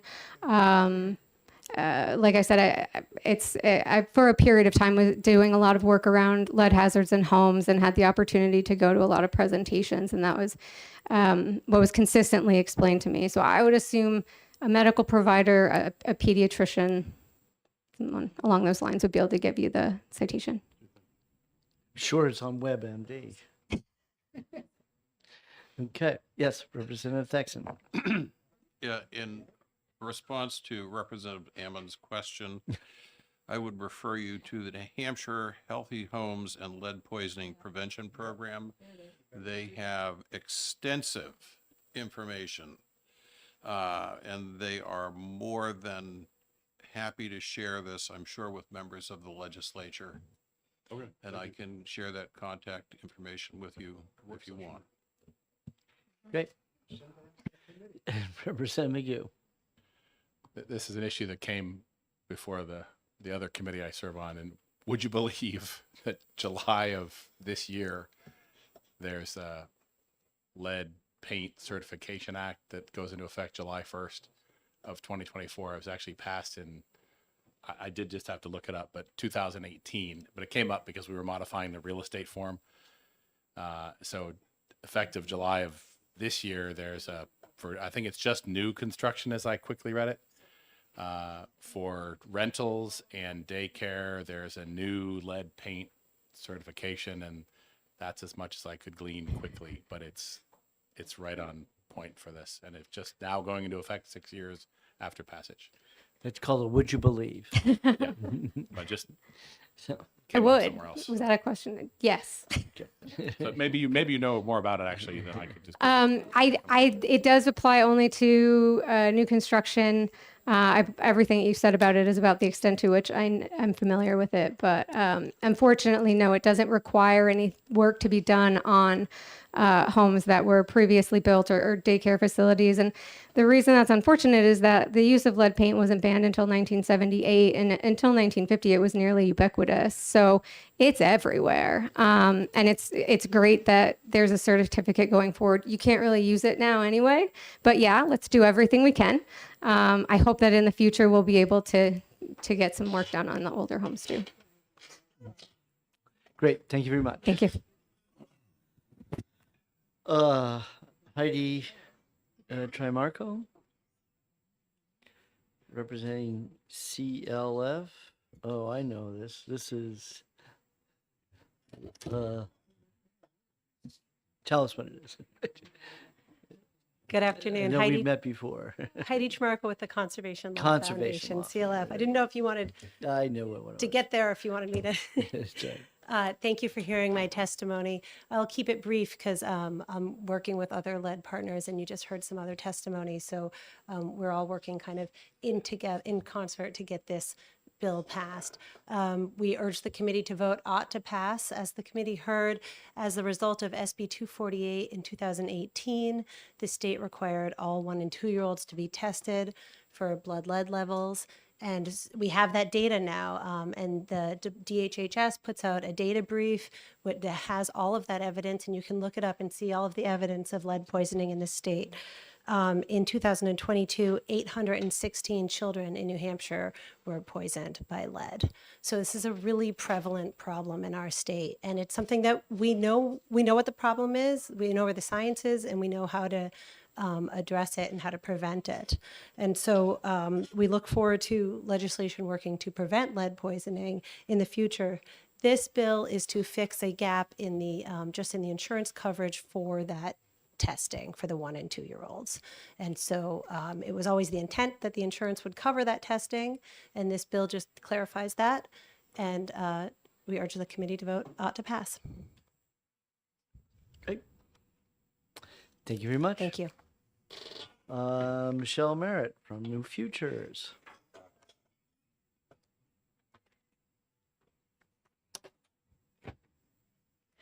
Thank you, Mr. Chairman, honorable members of the committee. This is my first time before you this year. I'm pinch hitting for one of my colleagues, Jake Berry, who I'm sure that you have seen before. I am happy to share New Futures' position on this particular piece of legislation. We worked with the original group of stakeholders back in 2018 around the universal testing of childhood lead levels.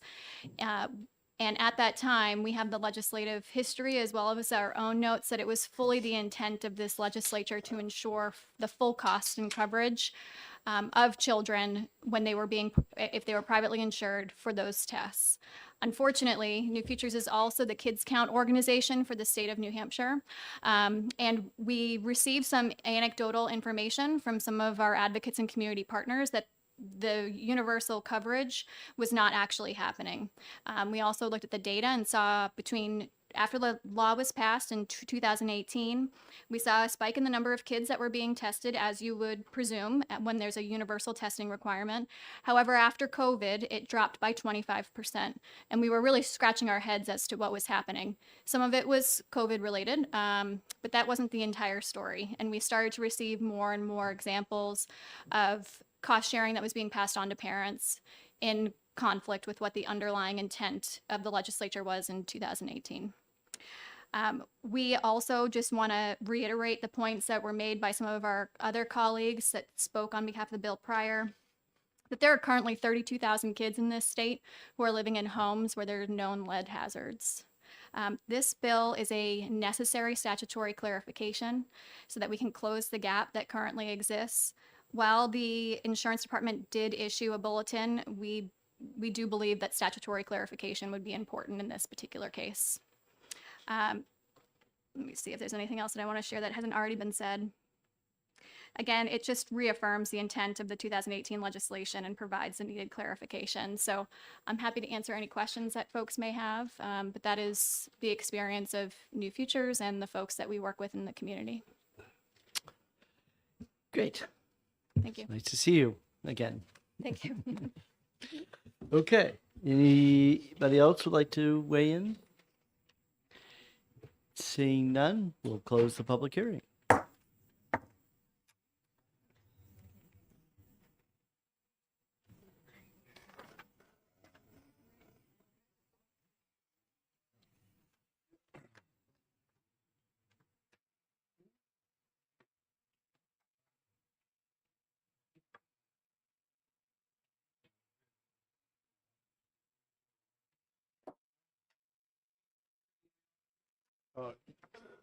Keith.Ammon at Ledge, etc. Just send it to House Commerce. That'll go to everybody. So specifically about the blood-brain barrier not fully developed by 6 years of age. That's what he wanted to know more about. That doesn't seem accurate. Well, that's what I'm looking for. He wants to know how we settled on 6. 6 years of age, there's no blood-brain barrier. That seems crazy. I don't believe it. Well, I'd like to see a source, that's all. Maybe it's true.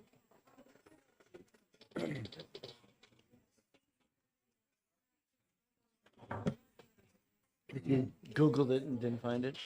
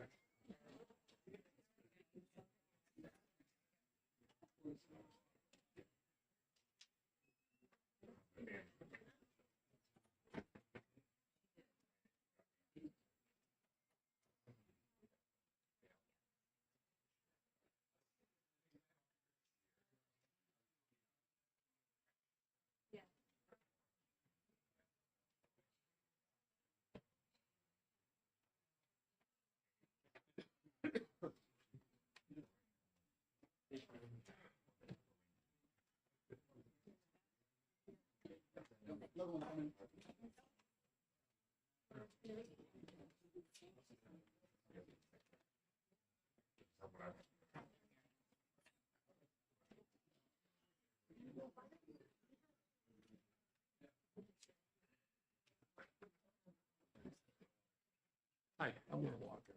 Come on. Thank you, thank you. Let's fingers crossed. I really appreciate it. We'll see. We got one more step here.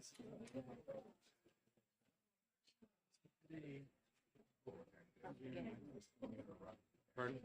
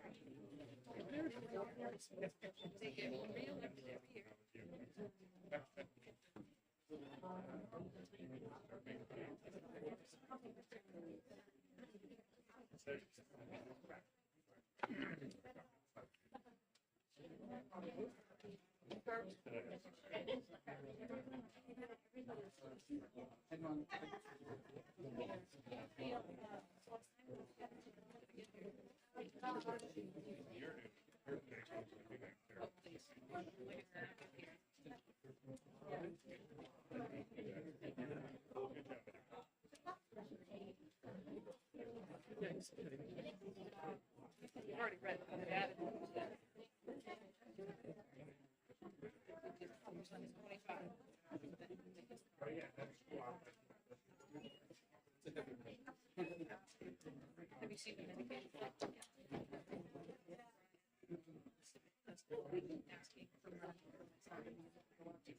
Oh, yeah. Yeah. You know, it's, Yes. it is overhead. Remember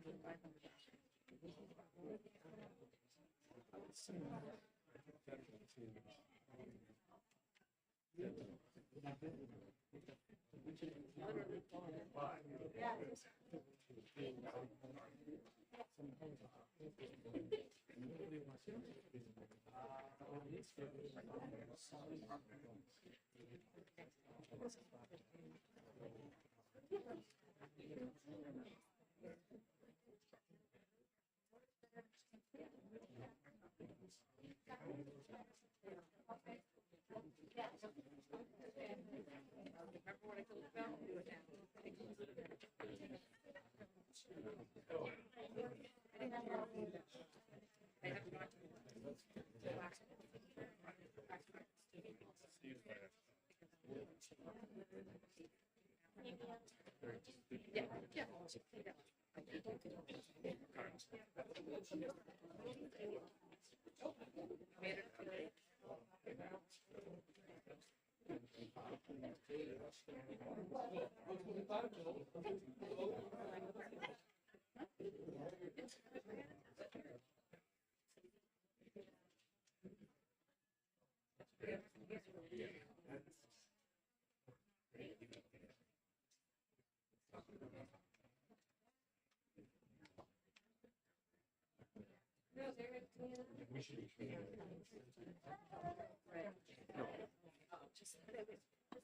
But thanks for asking.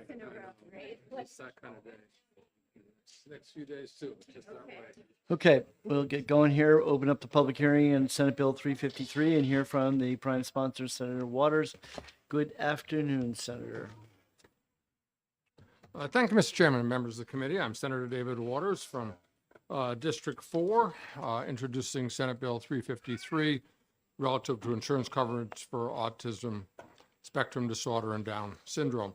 As you can see from the language of the bill, it changes a couple of definitions and in a sense brings them up to date where the most recent desk manual is. So we have autism spectrum disorder and including Down syndrome in the definitional part. And then the heart of the bill is the availability then due to these new definitions of coverage for treatment.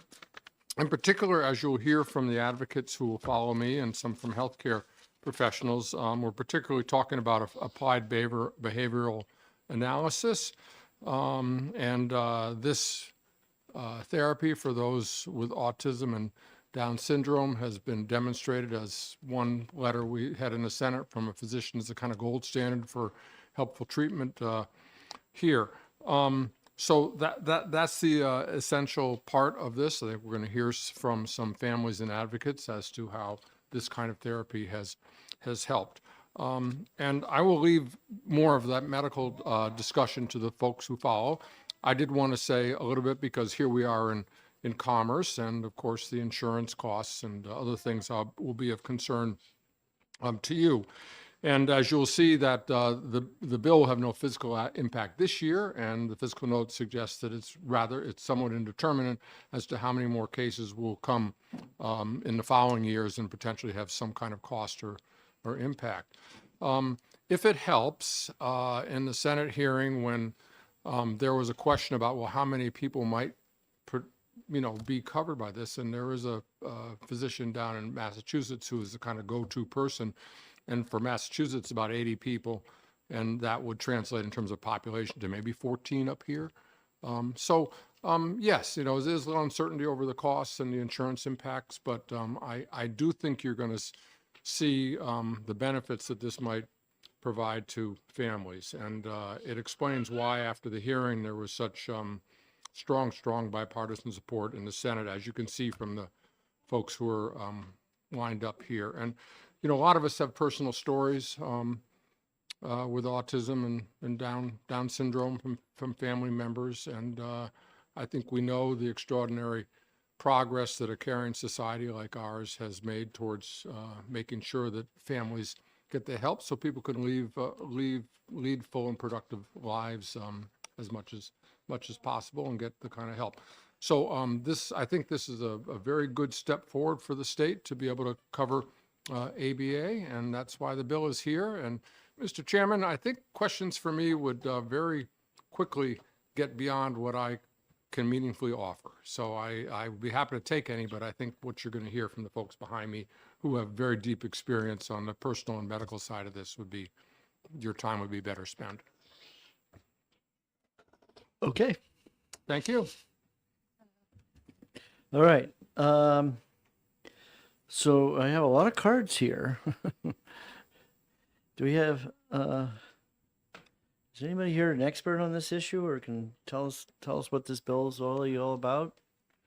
Be helpful. Great. I think that's me today. Okay, great. And what is your, thank you. We have a lot of firsts today in this hearing. So what is your name? My name is Amy Rayum. I'm from Derry, New Amy Hampshire. Rayo. Okay, great. Hi, John. I wasn't sure if somebody from the Board of New Hampshire ABA was going to be here or not, but I think that's going to be me today. Tag, you're it. Okay. So again, would you like me to start? Tell us why we need to pass this bill. Okay, that'd be great. I'm here to advocate for you to support Senate Bill 353 to broaden insurance coverage for applied behavior analysis to include people with Down syndrome. ABA therapy, applied behavior analysis therapy, is a scientific evidence-based therapy that has been in effect for the last 60 years or so. I'm shaking a little bit. I haven't done this since Connor's Law. Whoo! I'm a parent of a child with autism who has benefited from ABA therapy. He's now 16. He's had ABA therapy for 12 of the last 16 years. It was passed. The year Connor's Law was passed was the year my son was diagnosed with autism. I'm also a BCBA, and what that means is I'm a board-certified behavior analyst. And what that means is I have a master's degree in education, and I also had 1,500 hours of supervised experience. I've been in the field for 24 years, and I've been certified for 16 years. Someone asked me how many people I've worked with, and I'm going to go with hundreds. I honestly don't know. But I wanted to share with you a little bit about the people that I've worked with. I've worked with teenagers with Down syndrome who, as a result of ABA intervention, have gone on to become volunteers and have paid employment and become productive members of society. I have worked recently with elementary age children who, as a result of ABA intervention, have been able to stay in the general education setting and do not need substantially separate or special education placements. So that's really exciting that children with Down syndrome will benefit, just like children with autism do, from ABA therapy. I have also consulted and met with families who have loved ones with Down syndrome. Unfortunately, due to not having ABA therapy coverage through their insurance, I was not able to help them. I've seen these families struggle with communication, social skills, maladaptive behaviors that all could be helped with ABA therapy. Please consider all these things that I have shared with you and that you could change lives for those with Down syndrome for less than 20 cents per policy year. Oop, I skipped a part, sorry. These children with ABA may also struggle with toilet training, feeding and dressing skills, learning how to speak or to be understood by others, and how to have a back and forth conversation with a peer or how to follow a daily schedule. All these symptoms that a child with Down syndrome may have may be remediated by ABA. So please support Senate Bill 353 to broaden insurance coverage for ABA to include people with Down syndrome. Thank you. Okay, we do have questions. Representative Ammon. Thank you, Mr. Chair. Thank you for your testimony. You did great. Oh, thanks. I just have a question on line 3 of the bill. It's letter H. It's a strikeout. The bill strikes out pervasive developmental disorder or autism. So Yep. it strikes that out and then it changes it to autism spectrum disorder. Yep. Is that an outdated term? Why It what is. are we striking out and what are we I didn't write the bill, but I can share with you what I know medically. pervasive developmental disorder? What is that? Yeah, so before, in the DSM-5, the Diagnostic Statistic Manual, when this was first, it was first called PDD-NOS, Pervasive Development Disorder, and then Autism Spectrum Disorder, and then Asperger's. And so what they did with the DSM-5 is they took it and just called it Autism Spectrum Disorder and took out the PDD part and the Asperger's part. Further question you may inquire. So the autism spectrum disorder, what percentage of children roughly would fall into that spectrum? Just curious about the numbers. Right now, 1 in 36 as of a couple months ago. Okay, Representative Priscelli. Thank you for your testimony today. Mhm. Can you please explain a little bit more about what exactly ABA therapy or treatment is, and if you know anything related to the costs? associated with it. I don't know what the treatment would entail. Okay. All right. I'm going to do my best. I'm sweating it out here. Well, ABA therapy is to help people with things that are socially significant, so activities of daily living, communication, social skills. And what that involves is someone like myself writing a treatment plan. So I might meet with a family or with a student and find out what are some things that they would like to see and what are some things that you would like to decrease.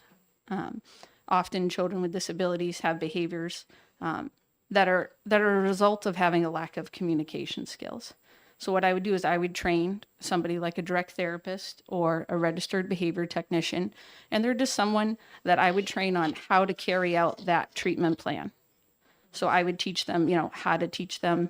I guess Xander here learned how to brush his teeth, or how to stop when someone says stop. A lot of times we help people with safety. And so we come in the home anywhere from 10 to 40 hours a week or in a clinic-based setting and help remediate those symptoms of their disability. Did I answer all the questions? Okay, all right. The cost. You need your mic on when you say that. I'm Sorry. sorry. Yes, thank you. So it's one-on-one counseling? Yes. Perhaps? Yep. With someone that can teach the skills based on your plan? And it could be something that is minimal or, very intensive. That's correct. So do you happen to know how the costs are calculated? I don't know right now. I don't know the answer to that. Maybe somebody else does here. Okay, thank you. So how are you paid? Who pays you? So I currently work for a school district. So I'm working with students right now, but for 20 years or 22 years, I worked in home, clinic, and community-based settings. So, excuse me. So each of these kids have an IEP, and you're the one who's handling. Okay. So right now, this is all being paid by the school district. For the last 2 years in my position. The previous 20 years, I worked for an agency for the state. For an agency of the state. Yep. And that was paid under Medicaid? For the adults, yes. Other than that, I did insurance-based home services, like Harvard Pilgrim, Blue Cross. So some insurance companies do pay for it. Yep. Okay. Yep. So this legislation is that there are some insurance companies who are not paying for it? They do for autism, but not yet for Downs. Okay. So they're only doing it in the autism. Okay. And now we're clarifying it's a spectrum rather than. And yes, I think we're up to DSM 9 now or something. I'm not sure. Yeah, we've moved along on DSM. So generally, in terms of where this is often is being applied is in the school, the IEPs in the school environment. In the school environment, yes, but most of what children need is through early intervention. So they need the insurance-based coverage, and that's what's being asked for here today. Right. So I guess what I'm trying to so this is just before schools then. It could be before school. It could be during school. It could be Well, after that's what I'm school. saying. It could be right. So I guess the $64,000 question is, are we trying to get insurance companies to pay for something that schools are now paying for? No, this is a medical service. It's a medical service, not an educational service. Not to be confused with the IEP and what's going on in the classroom. Yeah, it's completely separate. Okay, thank you. Now, Representative Burrows. Sorry, I didn't mean to interrupt you, Mr. Chair. My question is, we had a question about the costs involved in this. What are the societal costs of not providing this kind of care for children with Down syndrome? And that might be tough to answer. I'll do my best. I wasn't quite ready and prepared for this. As a parent, I would like to. What's that? Okay. Yeah, as a parent would be a good answer too. Oh man, we got rid of institutions for a reason. Children who do not access just safety things such as when to stop and when to go, just potty training alone. There are children who are 6, 7, 8, go on to adulthood, unfortunately, are not potty trained. The aggressive behaviors, the safety behaviors, it results in going back to, what would be group homes or residential settings, which obviously I know what the cost is. That's hundreds of thousands of dollars for when children don't get these types of services that they need. Thank you so much. Representative Spear. You made a comment very quickly in passing that the cost was 20 cents per member or 20 cents per person or something like that for the, an estimate for the insurance. What was that based on? I'm going to let somebody else speak to that. That was information that was given to me that I asked for. I don't know where the math exactly came from. Okay. Well, Representative Walsh. Thank you, Mr. Chair. And thank you for testifying. Do you happen to know how many ABA therapists there are throughout the state? Well, we have about 400 board certified behavior analysts. We do not have enough to go around. I don't know how many technicians we have. Follow up? For the question. Thank you. So you had mentioned earlier that you can also train others to do this therapy if needed, or is that common, or? Yeah, usually the BCBA is, I guess you would say like a doctor is to a nurse or a medical assistant. So the BCBA is the one that comes up with a plan, and then they train the technician or the direct therapist on how to carry out, or like a teacher to a paraprofessional. Okay. So kind of like a frontline worker. Okay. Thank you very much. You did a great job. Thanks. Are you William Walker? Okay, you're next.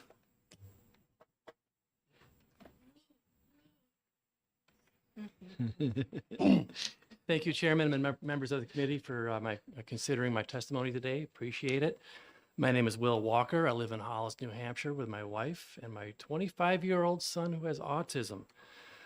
Please support SB 353 to broaden insurance coverage for applied behavior analysis for people with Down syndrome.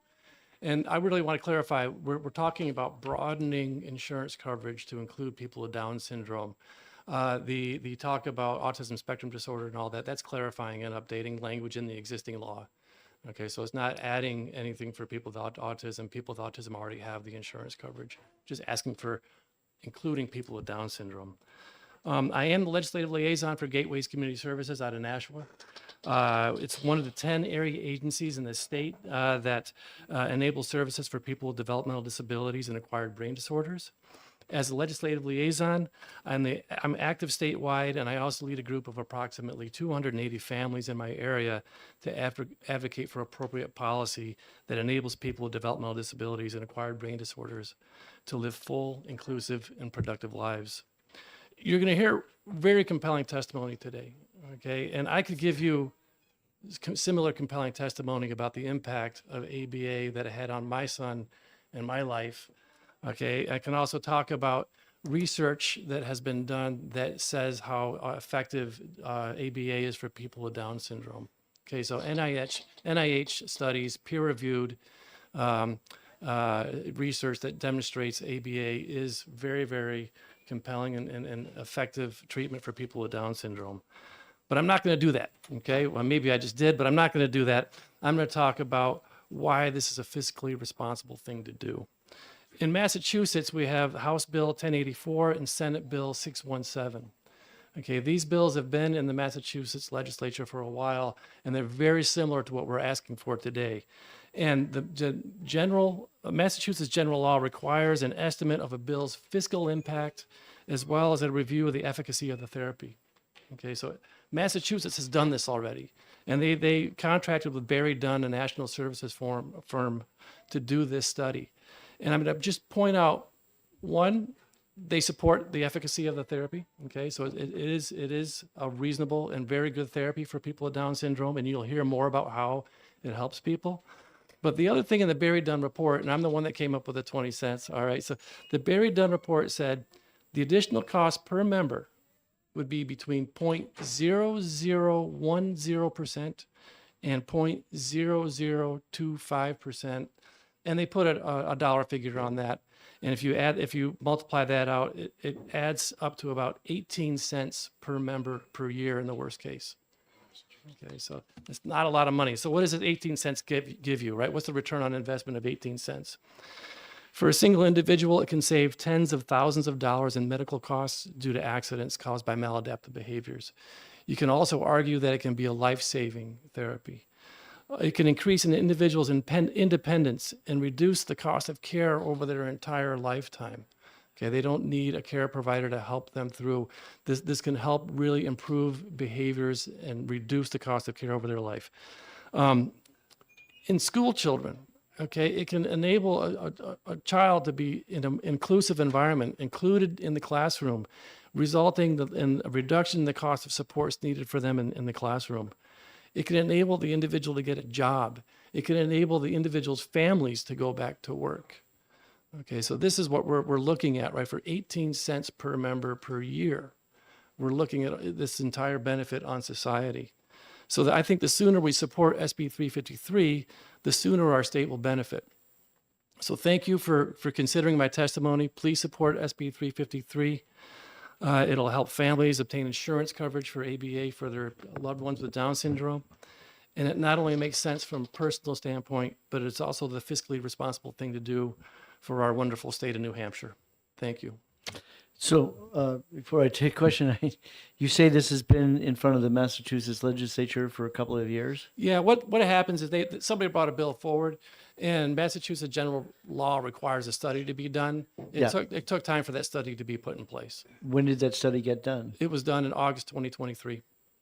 Okay, so Okay. The bills are in the final throes of being approved in Massachusetts. Okay, that's what I was trying to figure this out. We have a similar statute that we can do a financial analysis on. Okay. So, okay, Representative Burrows. Thanks for taking my question. I just want to confirm that you're saying that this bill would also impact adults with Down syndrome. What? No. Well, PTSD is already in it. Is already. Okay, I don't know I don't know what's going on over there. So in the existing law, Right. it says chronic PTSD, but that's not an addition from this bill. This bill is just really adding Correct. That's already in the statute. is coverage for people with PTSD. Down syndrome. But exactly, what she was asking is, Thank you. I thought I was going nuts. So the therapy in this bill would also impact adults with this. It could potentially. I mean, typically what you would see is early intervention and in-home supports. Those Medicaid people on those waivers, they cannot get the coverage through Medicaid, and so what they would do is go to their private insurance company for this coverage. Okay, and we're seeing people denied right now.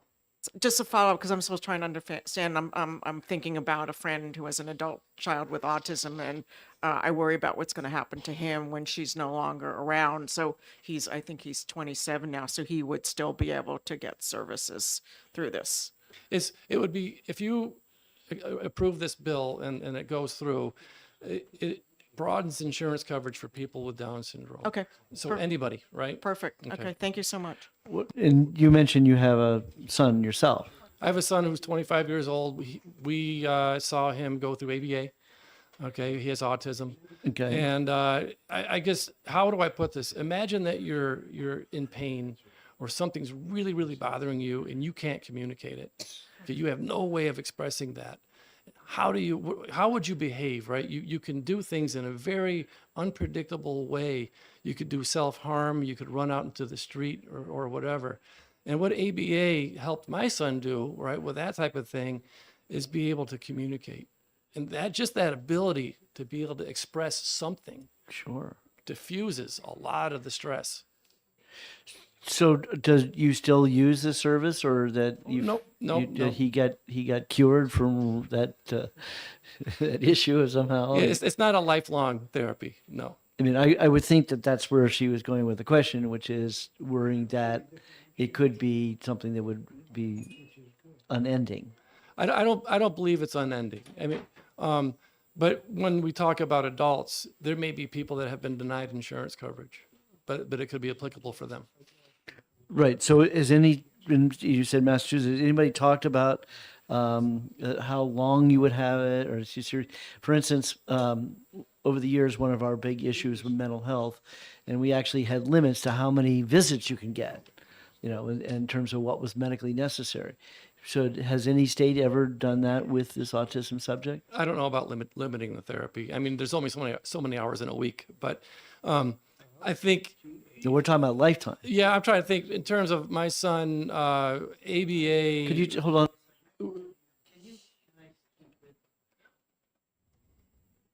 Thank you. ABA for him was in his school years. And then when he transitioned to adulthood, we didn't see the need to continue the therapy. Okay. So, and you were talking about how this therapy has been proven to be effective and has clinically based, tests that are showing that it really helps. Is there any settings, how long this care can be offered, or how long it should be offered, or any, terms of limits? I guess that, in terms of getting to this question, I mean, in your mind, why would you want to set any limits? But that when it comes to health insurance, one of the things that it's always an issue is that the idea is to get you cured, get you healthy, and then you don't need it anymore. So what is, in terms of, to me, I mean, I guess it's my own naivety, but a Down syndrome person is down forever. So how, in terms of, we're going to just focus in, like mental health, that we're going to focus in on certain behavior and address that behavior. And then once that behavior has been, I don't know if it's been cured, but it's remediated, then theoretically the coverage could be over. Yeah, I can't speak in general terms on this. Amy would be the right person to ask about this.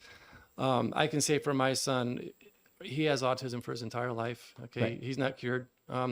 And we saw that ABA was very helpful. And you reach a point where you say it's run its course. Right. Okay, thank you. Mhm. Okay. Any other questions? Yes, Representative Yeah, Grassley. question I had, I worked in the school district for a number of years working with spectrum disordered children.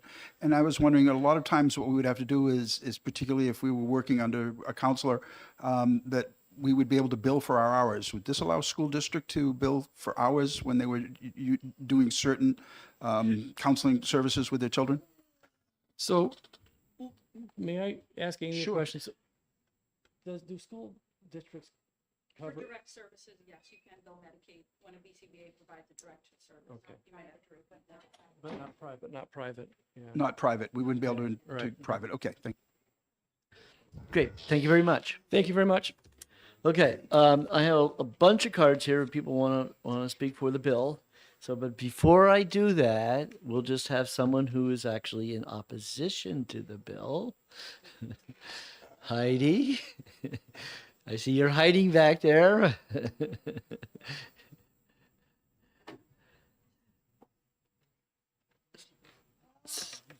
So what is our cautionary tale here? Yes. Good afternoon, Mr. Chairman and members of the committee. For the record, my name is Heidi Kroll. I work at Gallagher, Callahan, and Gartrell, and I'm here today representing AHIP, which is America's Health Insurance Plans. So we just wanted to flag a couple of things with this bill. One is the effective date. So the effective date is upon passage. Usually with mandates, we have them be effective the first of the year to sync up with the plan year. So that's one of our concerns. Another concern we have is that when you look at this bill in terms of, I'm looking at line 13, repeal, it's requesting to repeal RSA 417E2 Roman 3 relative to coverage limits. However, that section was actually repealed already in 2022 by SB 373. So now what this bill would repeal is a section that currently reads as follows, and I don't think this is the intent of the advocates for this bill.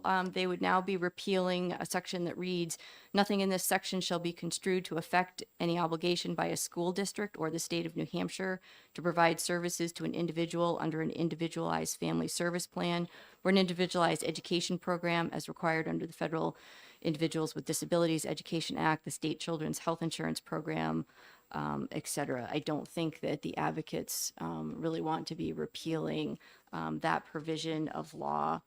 As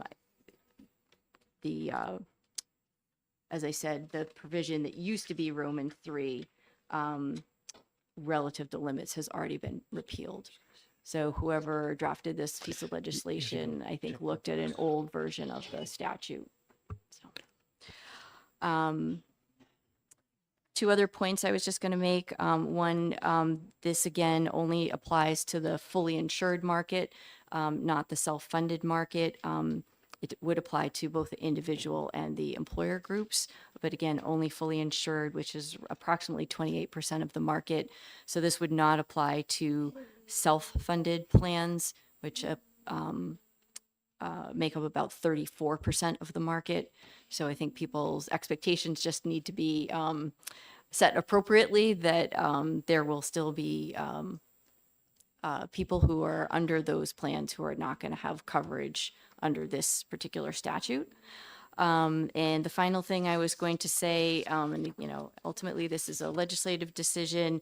At least one of the plans provided information to me that that they have found that there is not enough clinical evidence to show that ABA is an effective treatment for individuals with Down syndrome. Their BH team only found 2 studies that support that. And requiring coverage of ABA for individuals with Down syndrome could also exacerbate the existing access to, issues to ABA due to, as you heard earlier, provider shortages. So if we're, it's just something to be aware of if you're expanding the population who is eligible for ABA services. Again,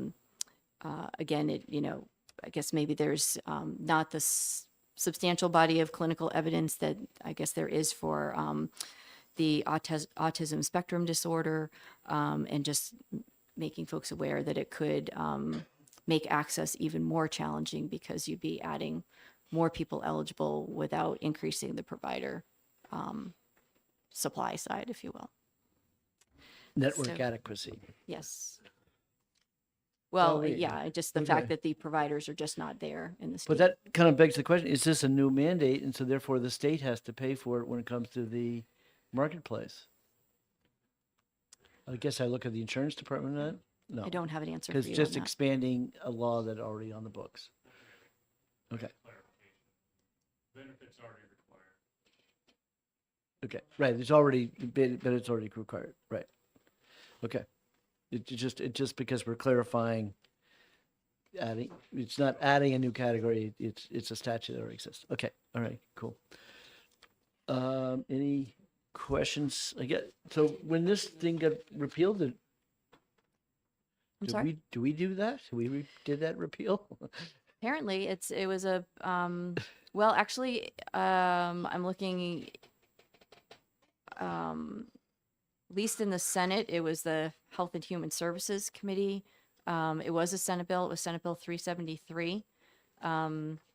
It was approved on July 25th of 2022, and it became effective on September 23rd, 2022.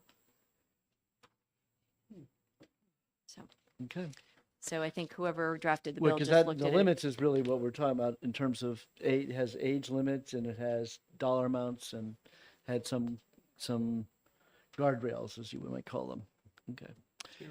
Yes, Representative Herbert. I didn't hear that gentleman's remark as to the additional. You made the question. We'll invite the insurance department to come up next here to Okay. clarify. Thank you, Heidi.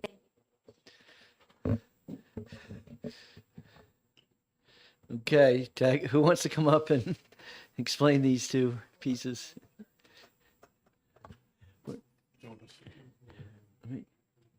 Yeah, I'm all set. Thanks. Yes, please.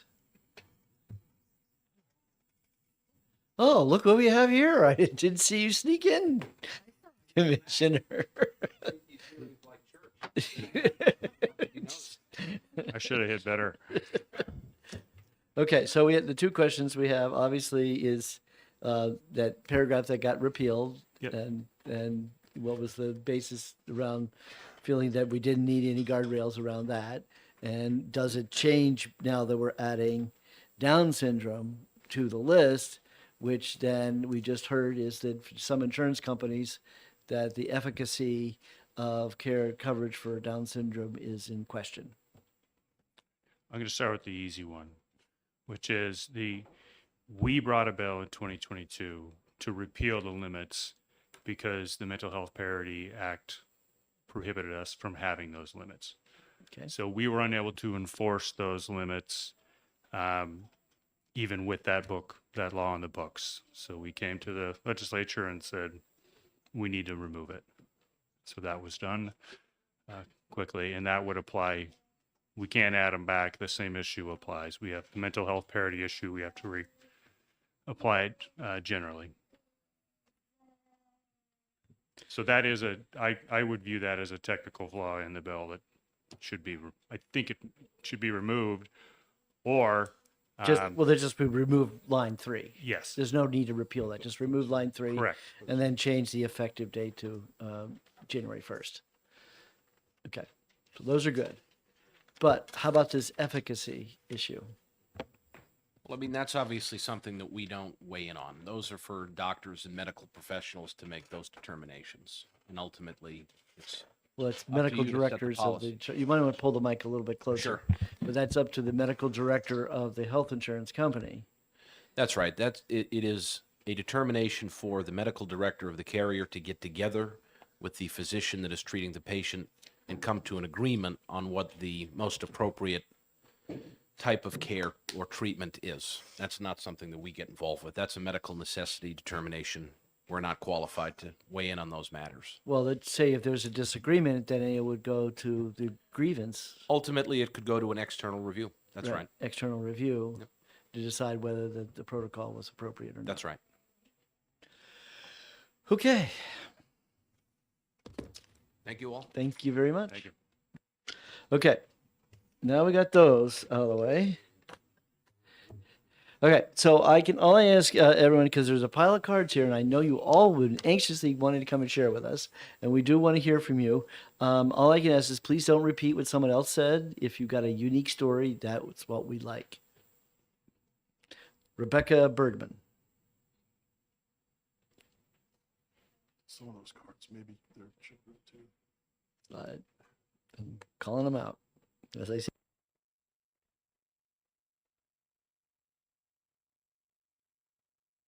I did it. Hi. Thank you for having me today to speak. My name is Rebecca Bergman. I live in Dover, New Hampshire. I'm a mom to 3 children. I've also been a foster parent for over 6 years, caring for children ages 0 to 14 with varying needs. I am on the Foster Care Advisory Board for DCYF and a former board member of the New Hampshire Foster and Adoptive Parent Association.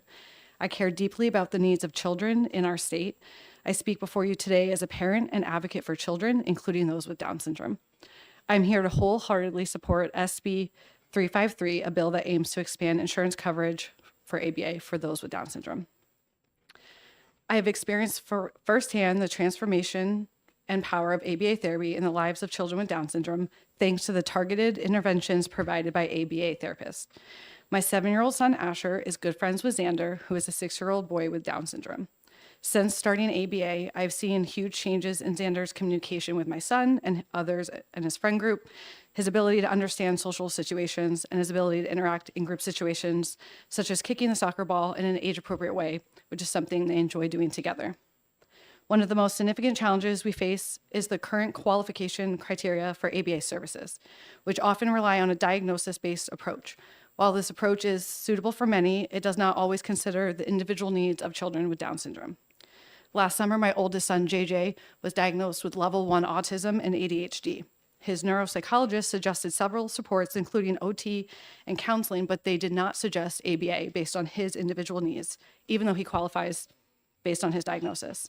She did not find it necessary. Children with Down syndrome can have complex and diverse needs that may exceed those of children with certain categories of autism.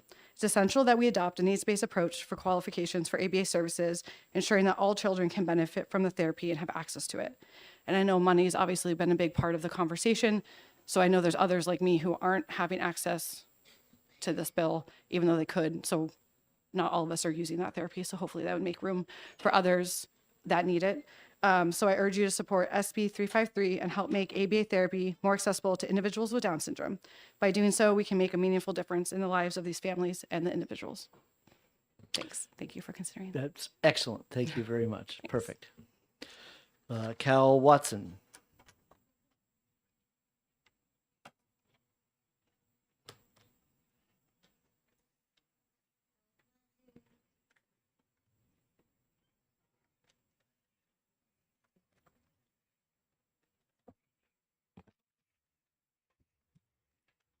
Hi, my name is Calvin Watson, friend with Asher Bergman and Xander Foster. Xander is a kind and generous friend. When he sees me, he always gives me a hug. I want Xander to have ABA therapy so he can do lemonade stands together and he can be safe and not run the road like he used to. Now I'd like to spend time with Xander. He was not listening before. Now he is doing great. He is strong and has a loving heart and soul. He loves me and my friends. He is great and fun. I love him. He is good, helpful, and brave. He is way better than before. Thank you very much. You did a wonderful job. Chair will call on June Watson.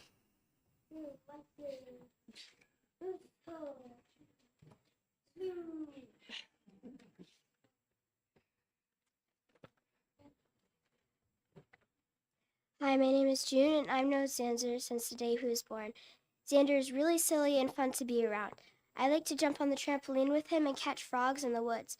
We used to have to ask Megan what Xander was trying to say, but now he can talk a lot more, and we know what he is saying without him getting frustrated. My brother, who is Xander's age, and I get to do a lot of stuff by ourselves, but Xander usually needs a grown-up with him. It would be really great if he could learn to do more stuff that the rest of us can do, and I think ABA therapy could help with that. Excellent. Thank you very much. Yeah, hang on. So you want? I just want to say something to the kids. It'll be 3 seconds. Okay. Well, 3 seconds. she has something she wants to say. I just want to say to both of you children that you're both really kind and caring people, and and you made me cry, which I don't like. Okay, Kaylee Cheslog.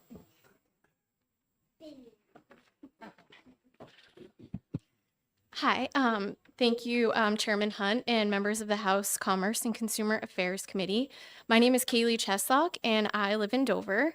I'm asking you to support SB 353 to broaden insurance coverage for ABA to include people with Down syndrome.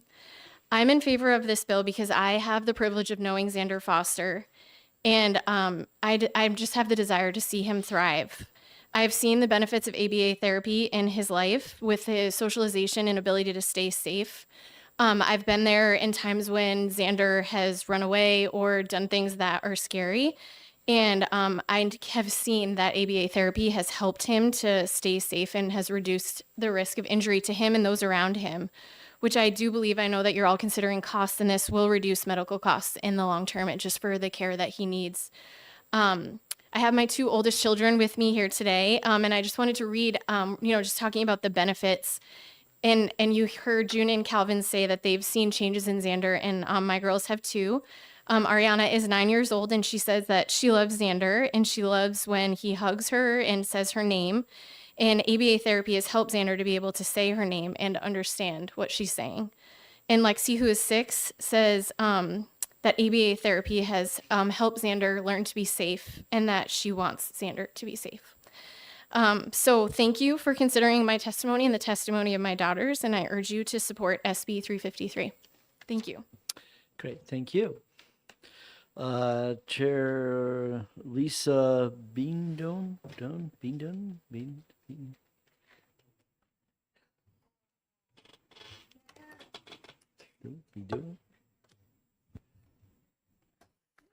Hi there. For the record, my name is Lisa Bodwin, Strategies for Disability Equity. I am a disability policy professional, and I'm also the parent of a young man with Down syndrome. He is 28, and he lives on his own, and he completed high school with a real high school diploma. And ABA was one of the therapies that he received as a very young child that our family had to privately pay for because we were denied coverage. So just have a couple of other small policy notes.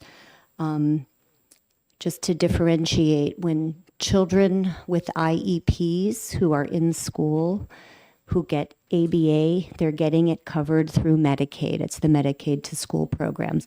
So this bill will not impact students who are receiving services in their school buildings.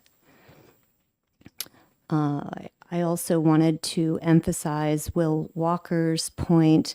The net benefits across the lifespan will specifically serve the self-interest of the state of New Hampshire, because if youngsters received ABA therapy, they are better staged to have jobs as adults, to be contributing, civic-minded, engaged citizens, which is what we all want. We want everyone to have an equal footing. But most importantly, to the state of New Hampshire, across the lifespan, Medicaid long-term supports and services costs will be lowered, because if individuals have more independence and self-reliance due to receiving the supports and services that they need to be staged for success as adults, that means fewer Medicaid dollars need to be spent in long-term supports and services. And that's all I have. The stories that you are hearing are compelling, and I hope you will support this bill. Thank you very much for your testimony. I didn't realize it was a French name. Baudon. Okay, Megan Foster.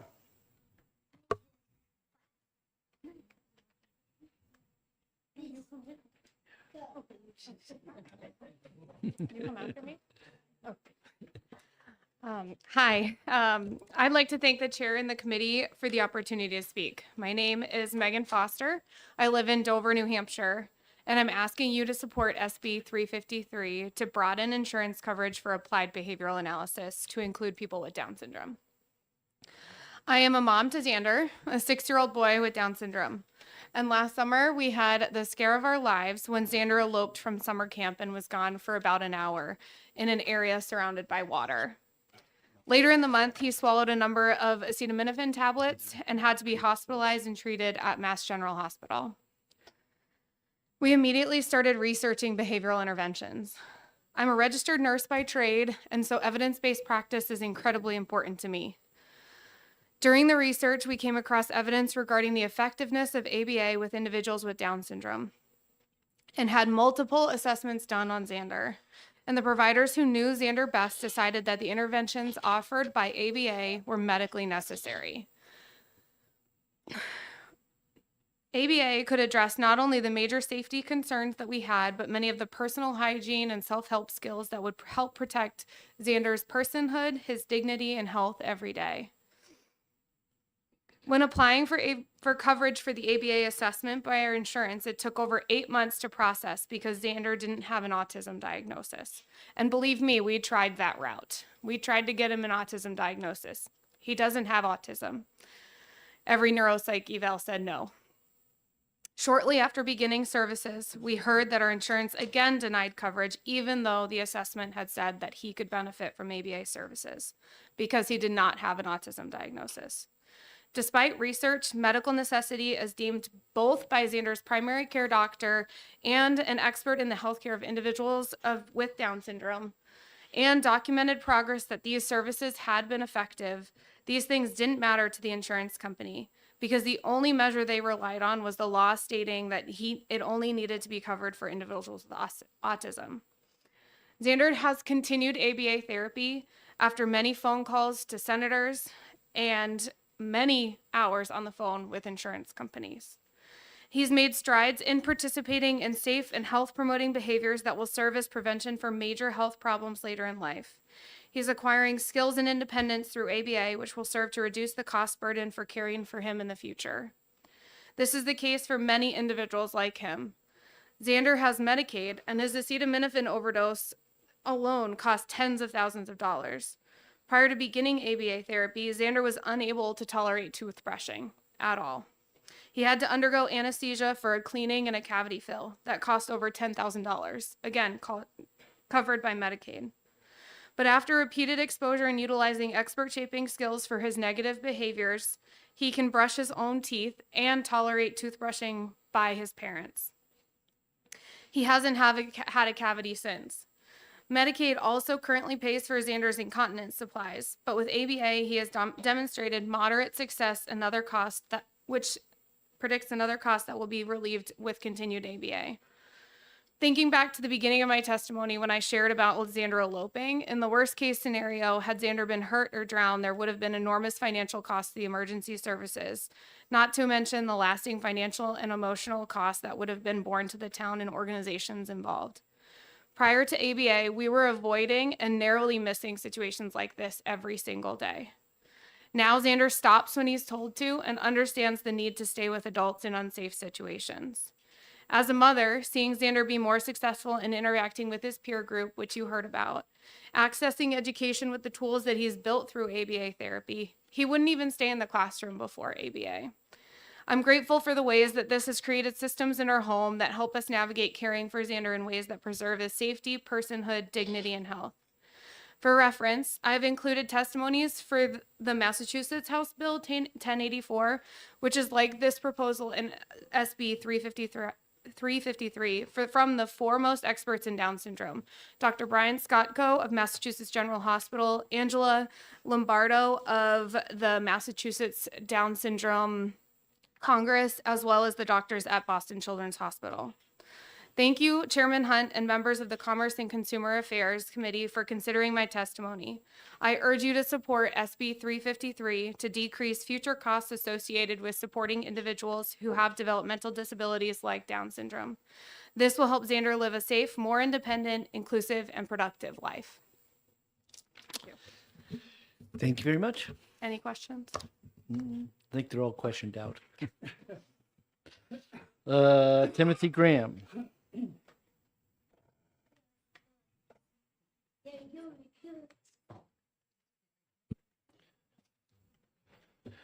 Good afternoon, Chairman Hunt and committee members. Thank you for hearing our testimony.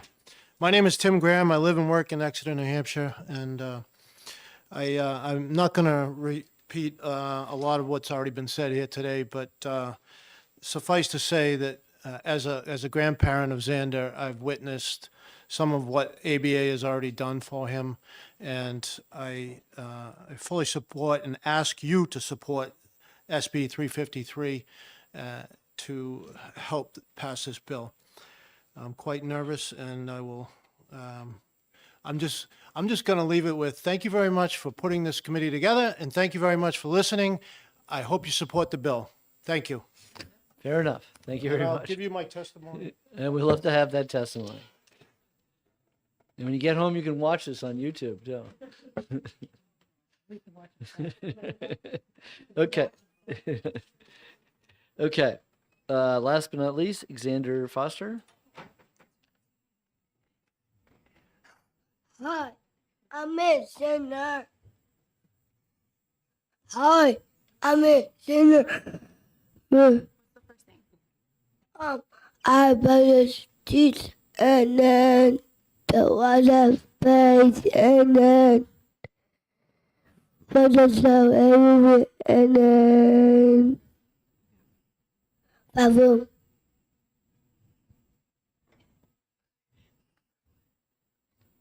Top on the way. Xander wanted you to know the 5 things that he thought were most important around what he's learned through ABA, which was number 1, brushing his teeth. Number 2, washing his face. Number 3, learning to stop when mommy says stop. Number 4 is playing basketball with his friends. And number 5 is learning to go potty. Congratulations.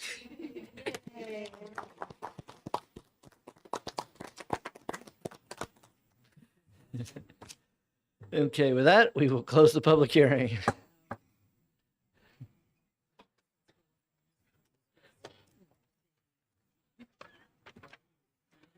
Okay. We need to vote on amendment. Yeah.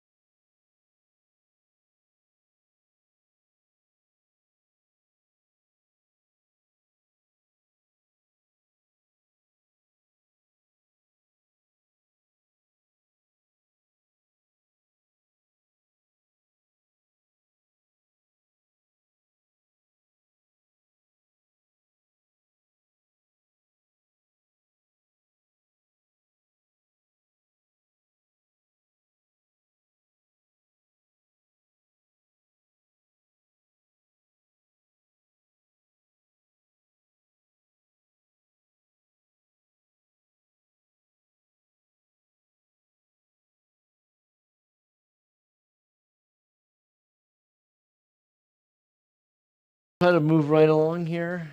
How long do I have you for? Okay, another 15. Okay. All right, so let's see if we can do this in 15 minutes. All right. Open up the public hearing on relative to prior authorization for healthcare and hear from the prime sponsor, Senator. How are you today? Great. We were got cut behind, and we apologize for the delay. Oh, no worries. Good afternoon, Mr. Chair and members of the committee.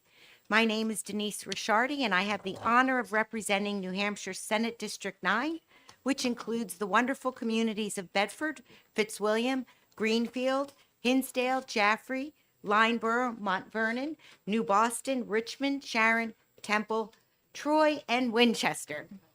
I am pleased to testify as the prime sponsor of Senate Bill 561 relative to prior authorization for health care.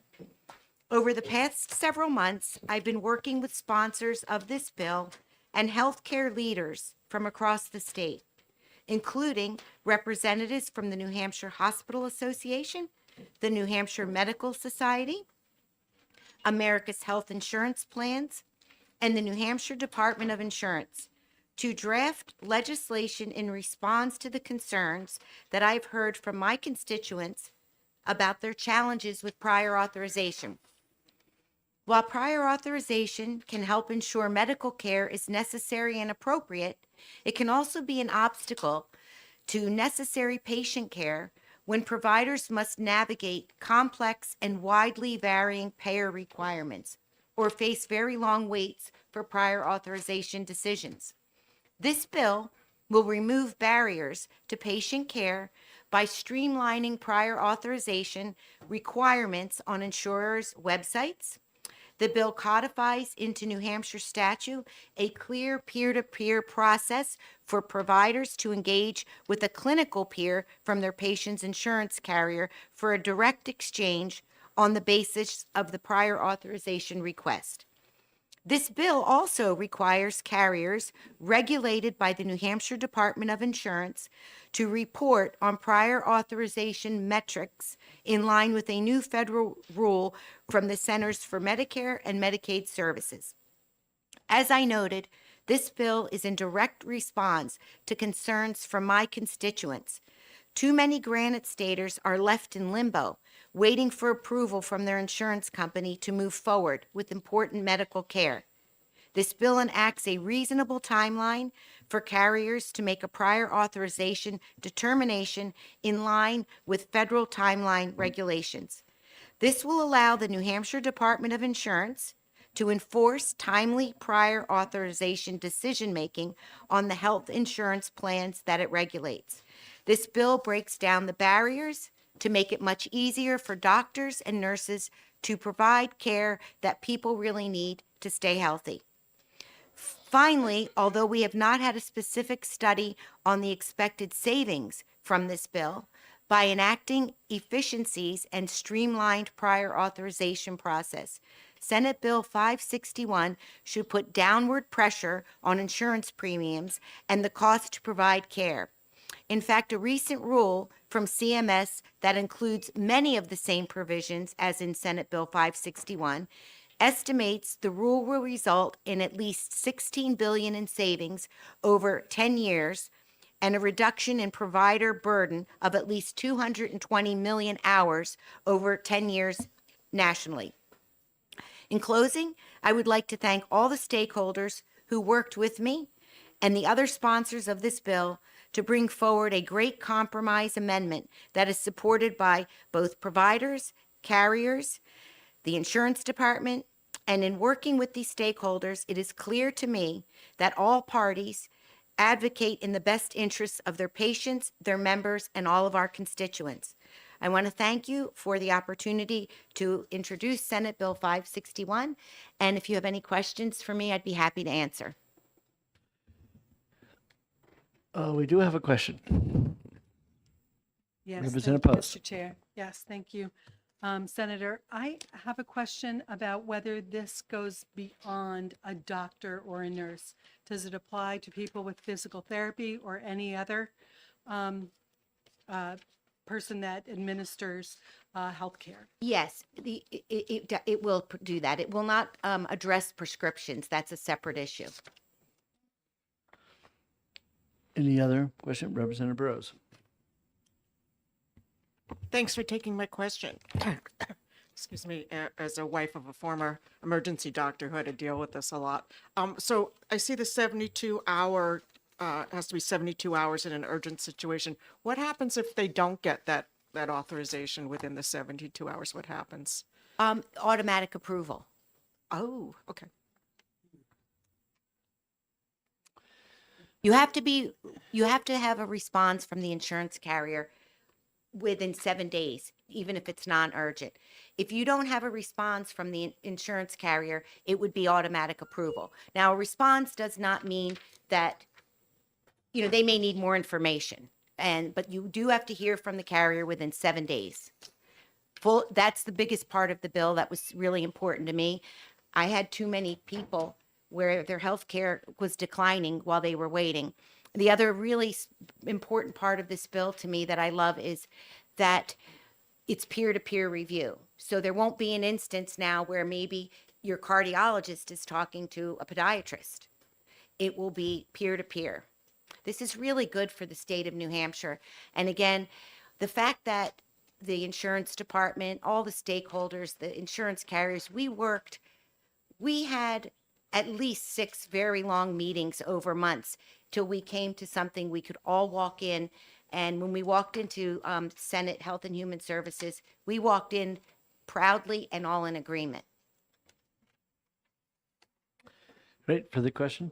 I have a follow-up, and again, it may be in the bill, it's just my memory just is not very good in terms of retaining all the information in here. Let's say you have an emergency and you really need an answer for something within an hour.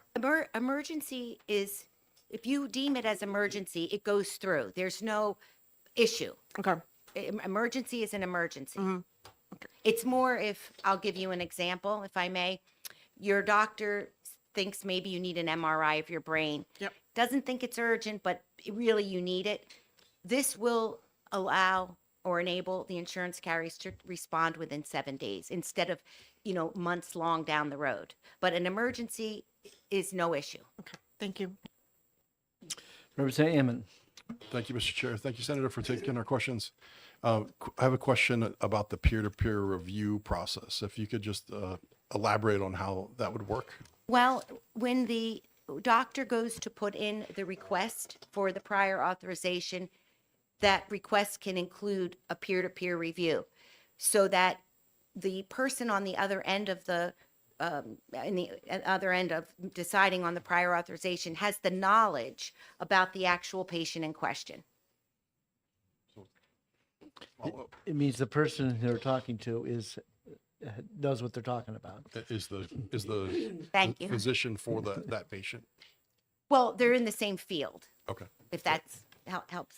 Yeah. In the old days, some of the complaints, I remember way back when we did 7-Eleven, was that it wasn't even a medical director. Sometimes it was a nurse who worked for the insurance company, or just an employee who then just looks up and takes the information and made that determination. So what they're saying is you want someone who actually is in the field and knows what they're talking about. It's in the best interest of the patient, which is what this bill will actually do. Fair enough. Thank you very much. Thank you for your time. Okay, Chair will call up the insurance department and.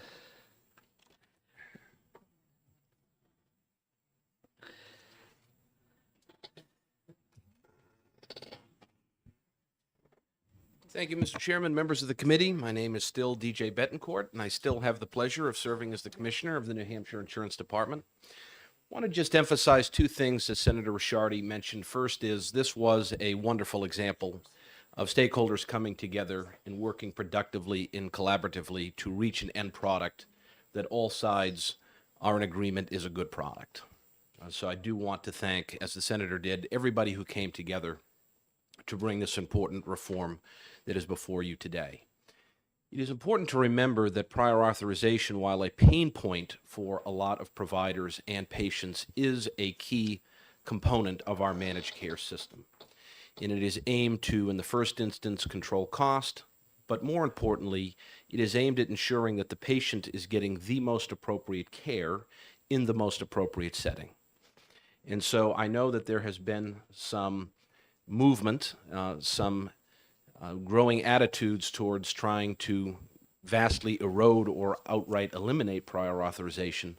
I don't think that's the way that we want to go. What I do acknowledge, however, is that this is a bureaucratic and at times cumbersome system. And when you have those types of systems, you have to constantly be challenging yourself to make the system better, to reform it, to streamline it, to make it more efficient. And I think that those concepts are captured in this proposal. So as I mentioned, the insurance department worked closely with stakeholders, including Senator Ricciardi, Representative Nagel, representatives from the insurance industry, the Hospital Association, and the Medical Society to come up with consensus language included in the bill as amended before you. The parties all came to the table in good faith and with open minds, which allowed the group to reach agreement on important improvements to the prior authorization process. These improvements help make the prior authorization process more efficient and will ensure that patients receive timely responses to prior authorization requests. In particular, it requires carriers to process prior authorization requests within 7 calendar days when submitted electronically and 14 calendar days when submitted using non-electronic processes. In urgent situations, a decision must be made within 72 hours. The request will be deemed appropriate if the carrier fails to make a decision in the allotted time. The proposed bill also sets standards for reviewers making the determination to ensure that the reviewer has appropriate credentials and expertise necessary to apply the clinical criteria. The proposed bill allows providers the option to get more flexibility to provide peer-to-peer review prior to receiving a denial.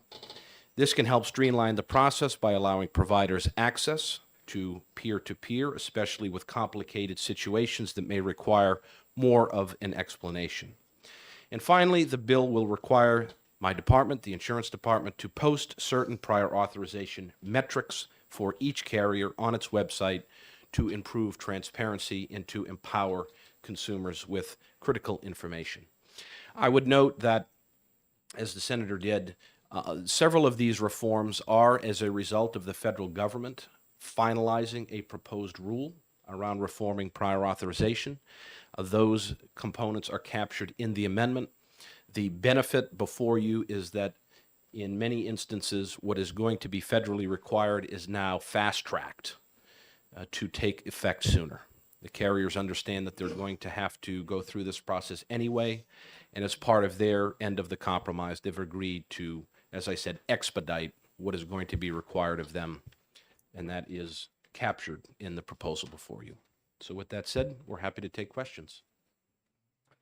I don't know if this is for you or Alex. Who did the fiscal note?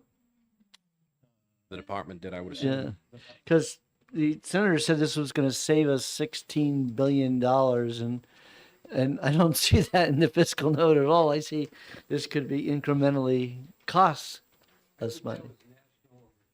Right, I realize, but let's just say, because the fiscal note says there's potential incremental cost because this peer-to-peer might mean they're going to have to pay for somebody more expensive to take the phone call. And then, yeah, so.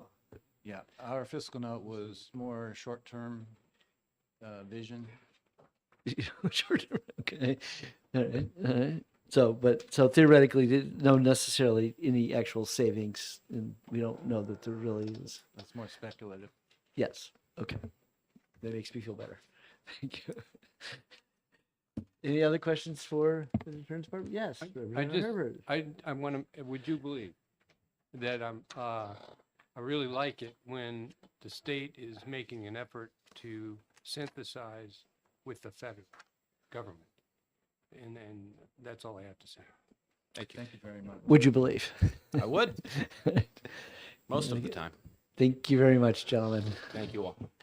I apologize, Representative Nagel, I didn't see you There, where are you? There you are. Representative Nagel. Yeah, you're supposed to. You're a co-sponsor of the bill? Yes. Yeah, I'm supposed to call you up sooner rather than later. Thought we were going to save the best for last. Yeah, well, I could have done that, but we always assume that you have other important business to attend to. I actually did, but God shined upon us and all my patients are done. So Oh. there's nowhere else to go.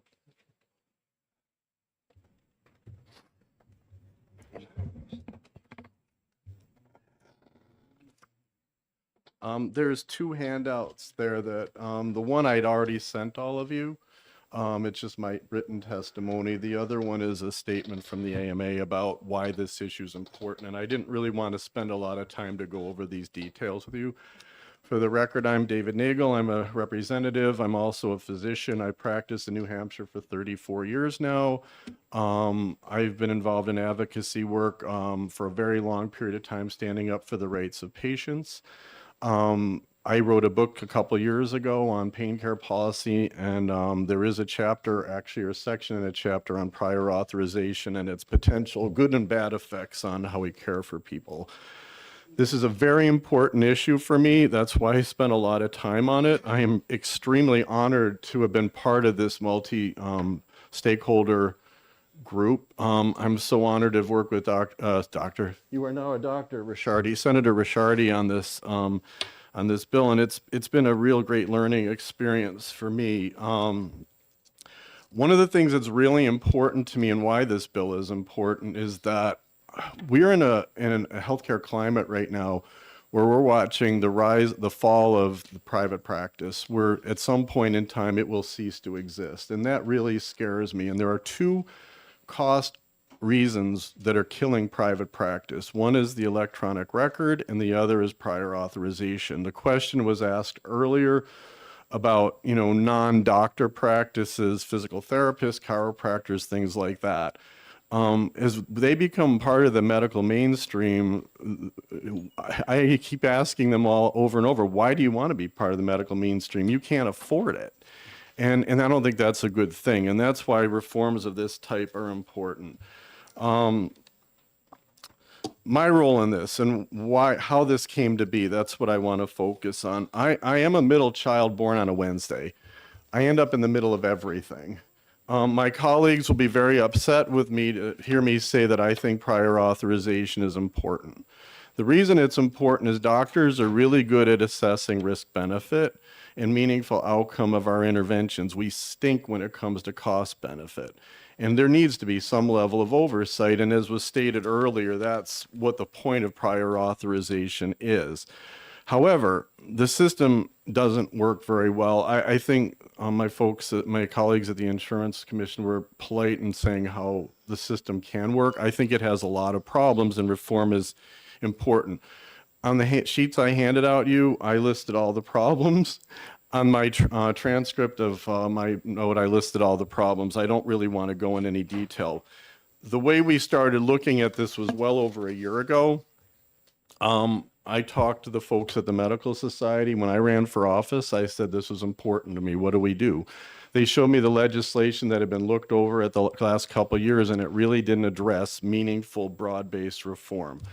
And I said, well, we really got to do something better. So why don't we hear from, the people, find out, well, what are the problems? So Mike Padmore, who used to be with the Med Society, put together a town hall meeting for us. And we sat down.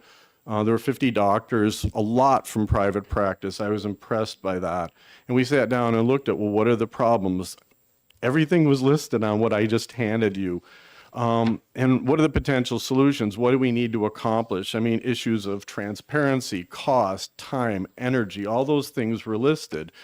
So then we looked and found that the AMA had already done all the work for us. They created a template on meaningful healthcare reform. This is a huge issue for them. There are 90 bills in 30 states looking at this issue, and that's why it's really important.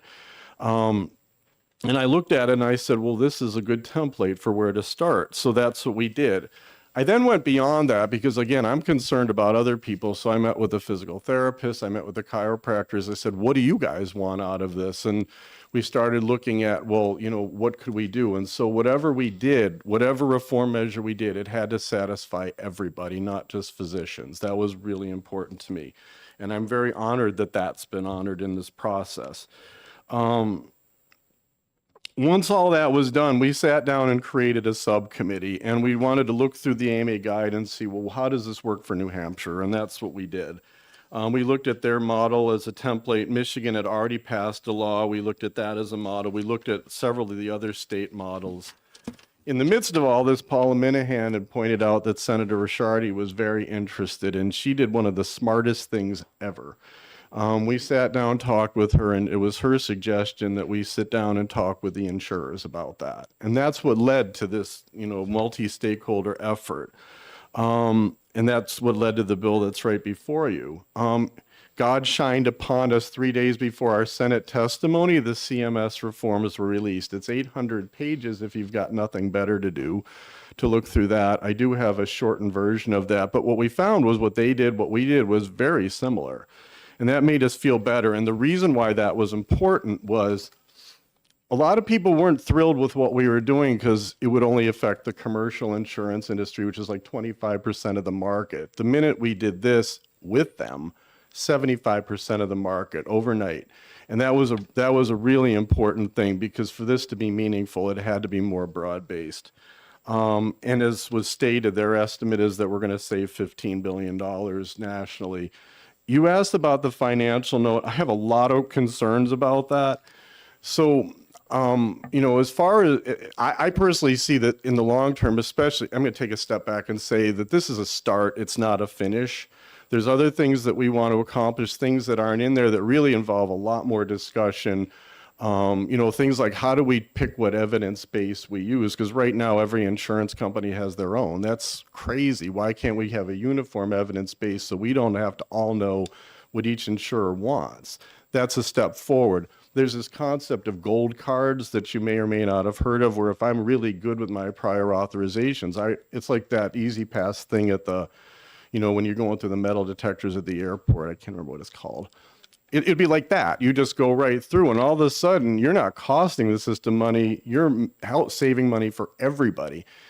And so I think in the end, I mean, I think everybody benefits. The financial note points out a cost to the insurer, but to the private practitioners, we seem to get, and not insurers, the private practitioners and the regular docs, I'm not sure why we get lost in this, because we would save a lot of money, a lot of time, a lot of energy, and maybe I can grow my hair back.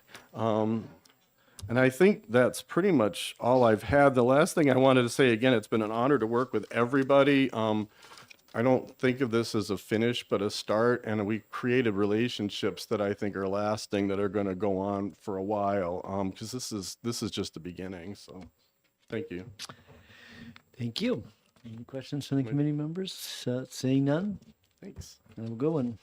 I think Okay. I took more than 3 minutes. Before I get to all the people who are in support, we'll hear from Heidi, who says she supports, but it's also neutral. You must be neutral about something. It's probably the effective date.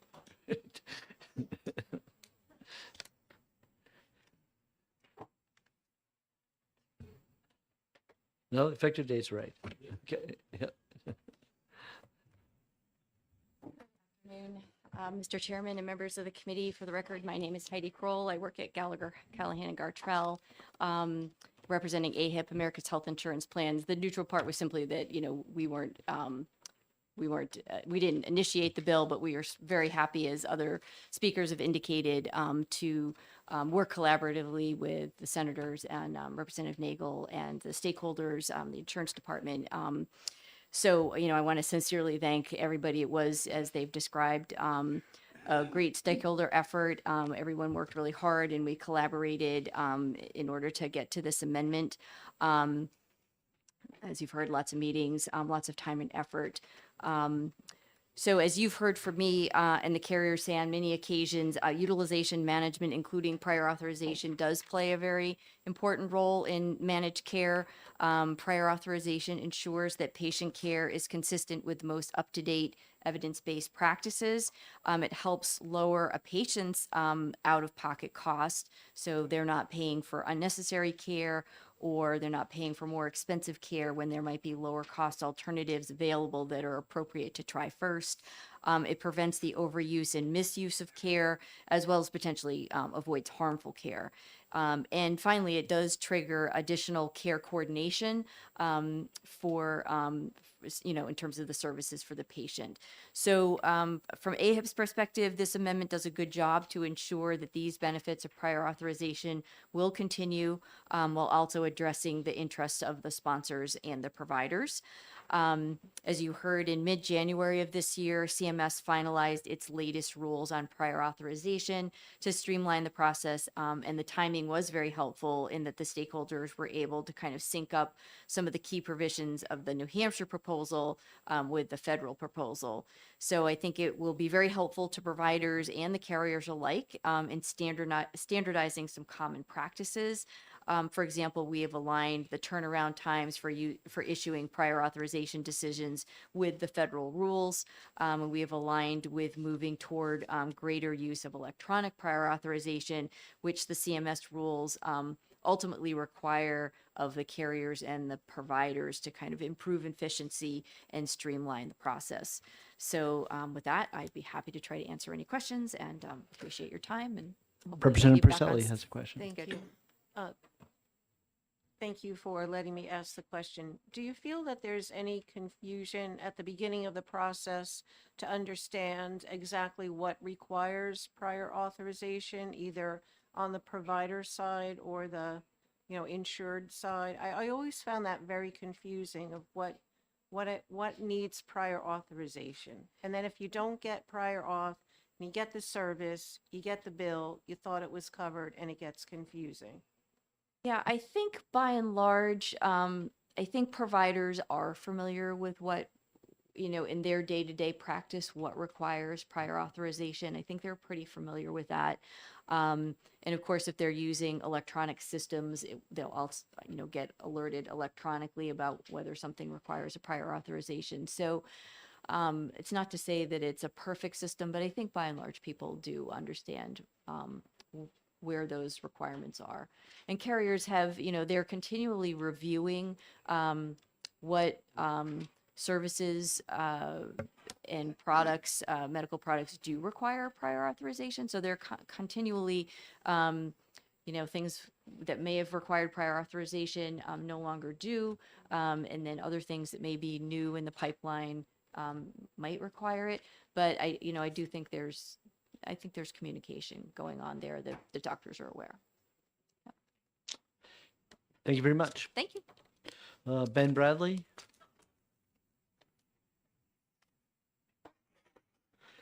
New Hampshire Hospital Association.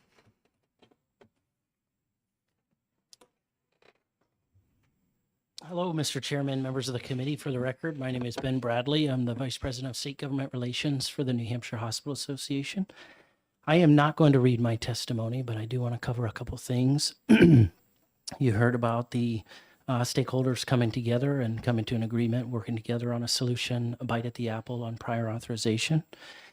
You heard about the importance of prior authorization, what value it brings, but yet the burdens that come with that and how this bill attempts to address those in line with how CMS put forward their rule on prior authorization. You heard about the national savings projections, and although something hasn't been done similarly in New Hampshire, I think we can reflect on those national savings of billions of dollars projected in savings from the rule from CMS. I wanted to quickly address a question that you had, Representative Purcelli, related to what's expected of in prior authorization and knowing and not knowing and what should be submitted. I think Heidi covered that well, but I'd also say elements of this bill pull from the CMS rule for requirements to publish what's expected for prior authorization. So the hope is that transparency will help inform providers as well. I too want to extend my appreciation for everyone who came together on this important bill and ask for your support. Happy to take your questions. Thank you very much. Chair, yeah, can we have your written Yes, of testimony?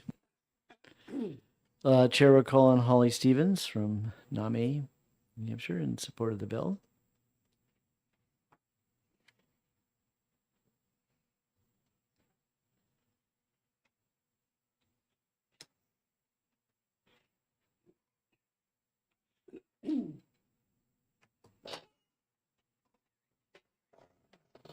Okay.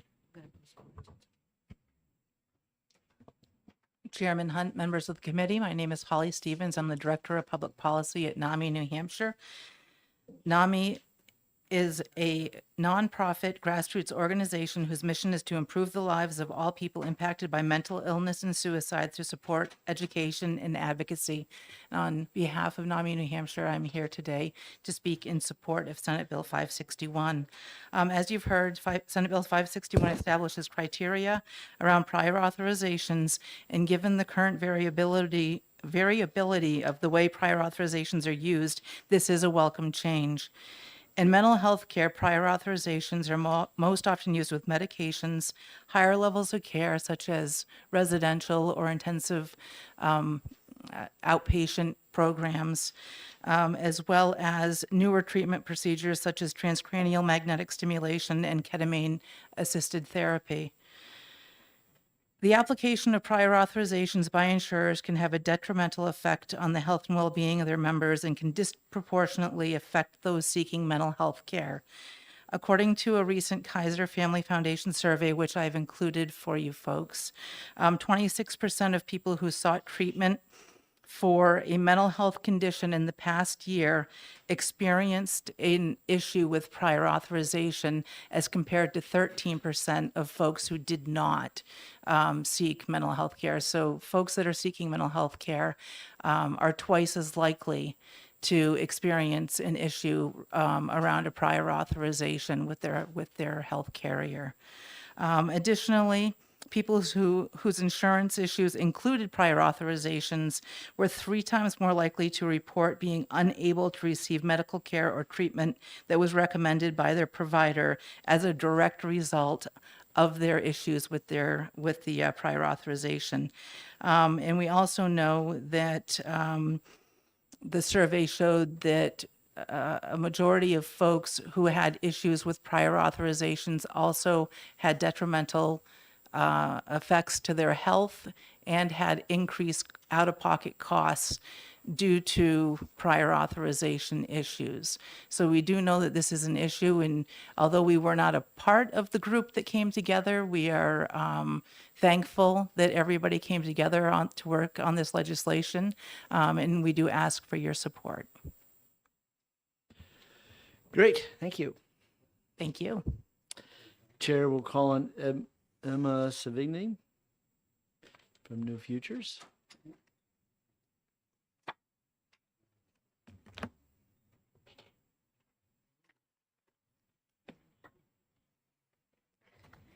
Thank you, Chairperson Hunt and honorable members of the committee. My name is Emma Savini. I am the Children's Behavioral Health Policy Coordinator for New Futures. New Futures is a nonpartisan, nonprofit organization that solves problems through policy change. In this role, we work extensively with policymakers, healthcare providers, and families to increase access to quality, affordable healthcare. We are here in strong support of Senate Bill 561 for all of the reasons you've heard already, and we just wanted to highlight a few. We appreciate that this bill would go far to provide both patients and providers with the information they need to more promptly come up with a plan of care based on the insurance coverage available to a patient. Secondly, we really appreciate that this would help ensure insurance carriers are utilizing medical research and best practices to make decisions that are in the patient's best interest through that peer-to-peer resource that was mentioned. And we also really appreciate that this would provide patients, providers, and state regulators with the information they need to hold insurers to account and ensure that they are working to support access to patient care. For those reasons, New Futures would urge this committee to vote Senate Bill 561 ought to pass, and I'm happy to take any questions. Perfect. Thank you. Thanks. Jennifer Christensen.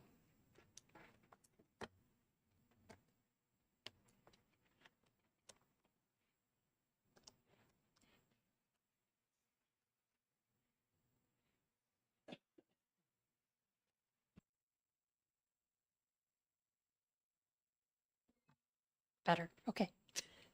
Dear members of the House Committee, thank you for taking the time to hear my testimony today. My name is Jennifer Christensen. I have been a practicing physician for 20 years here in New Hampshire.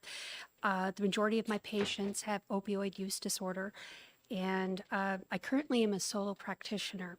I've been part of this from the beginning. I was there when Mike Padmore had the meeting. Right, back to my notes. And my outpatient clinic is Motivated Health Choices in Nashua. I also work at Merrimack for a for-profit clinic so that I can keep my office running in Nashua. I'm strongly in favor of the Senate Bill 561.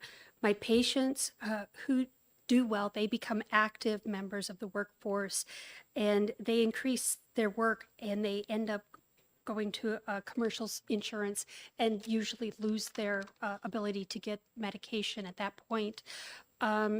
If they're not allowed to continue their medication-assisted recovery, they go into withdrawals, and even with withdrawal medications, there is a chance of relapse. I keep my patients out of the ER because they come to me for medications, and they do very well.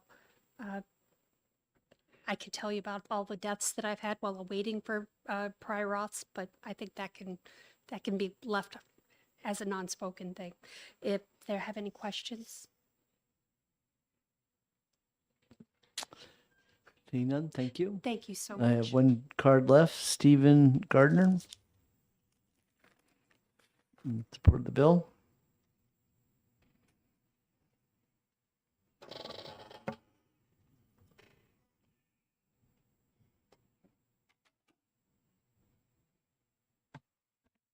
Hi, I'm Steve Gardner. Thank you for hearing me. I didn't prepare a written statement here. This is something I learned of just a few weeks ago, that there was a public hearing, and just learned today that I could speak. But we had personally a case. I've had two cases now where prior authorization has impacted health. Last year, my wife, we went to the doctor, and they did an x-ray, abdominal x-ray, and determined that they weren't able to determine what the issue was. She hadn't been feeling well for a few weeks. And they asked to get a CAT scan. They said, we'll have to get prior authorization. So we waited for that.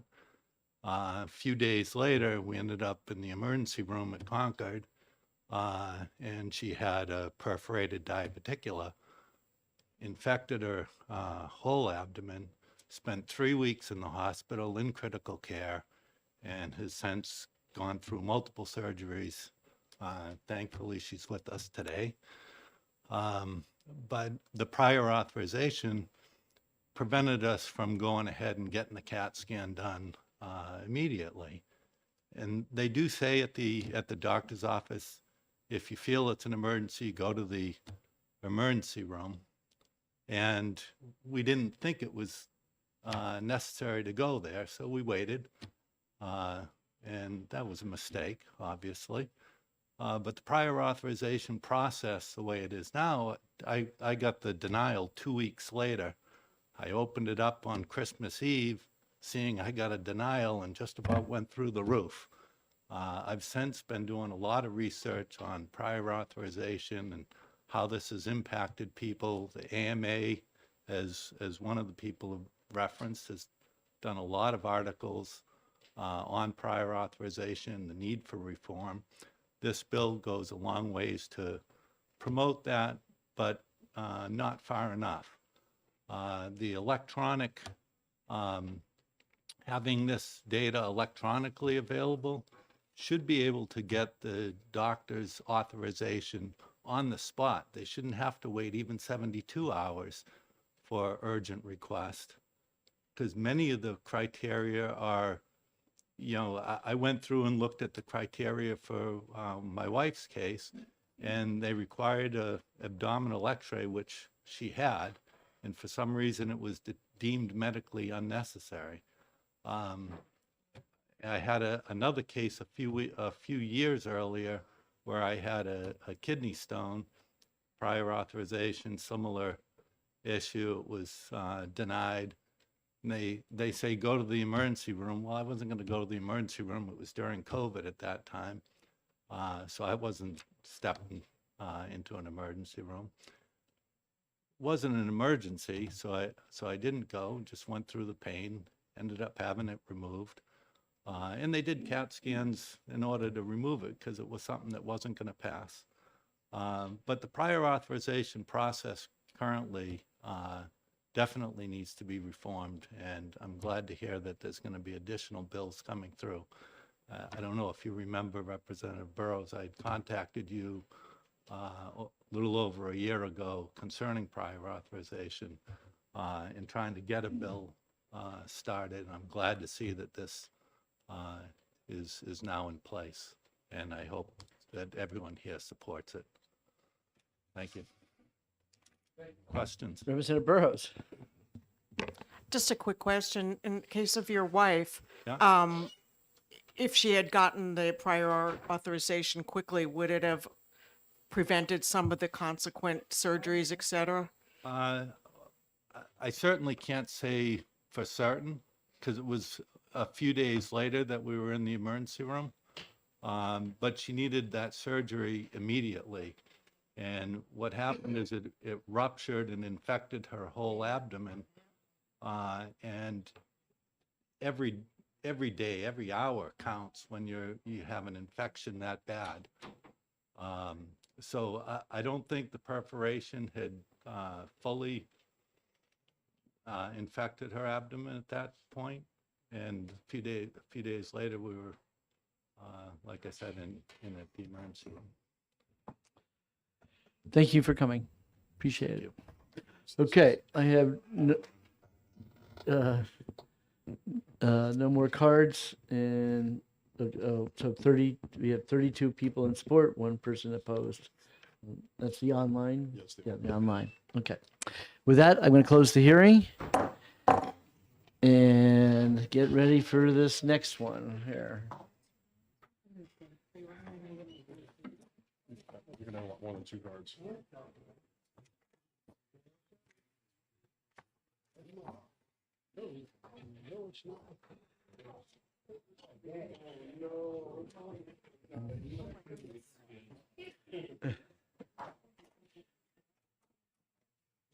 Do we close, just for my own schedule, we close at 5, no matter? I was thinking that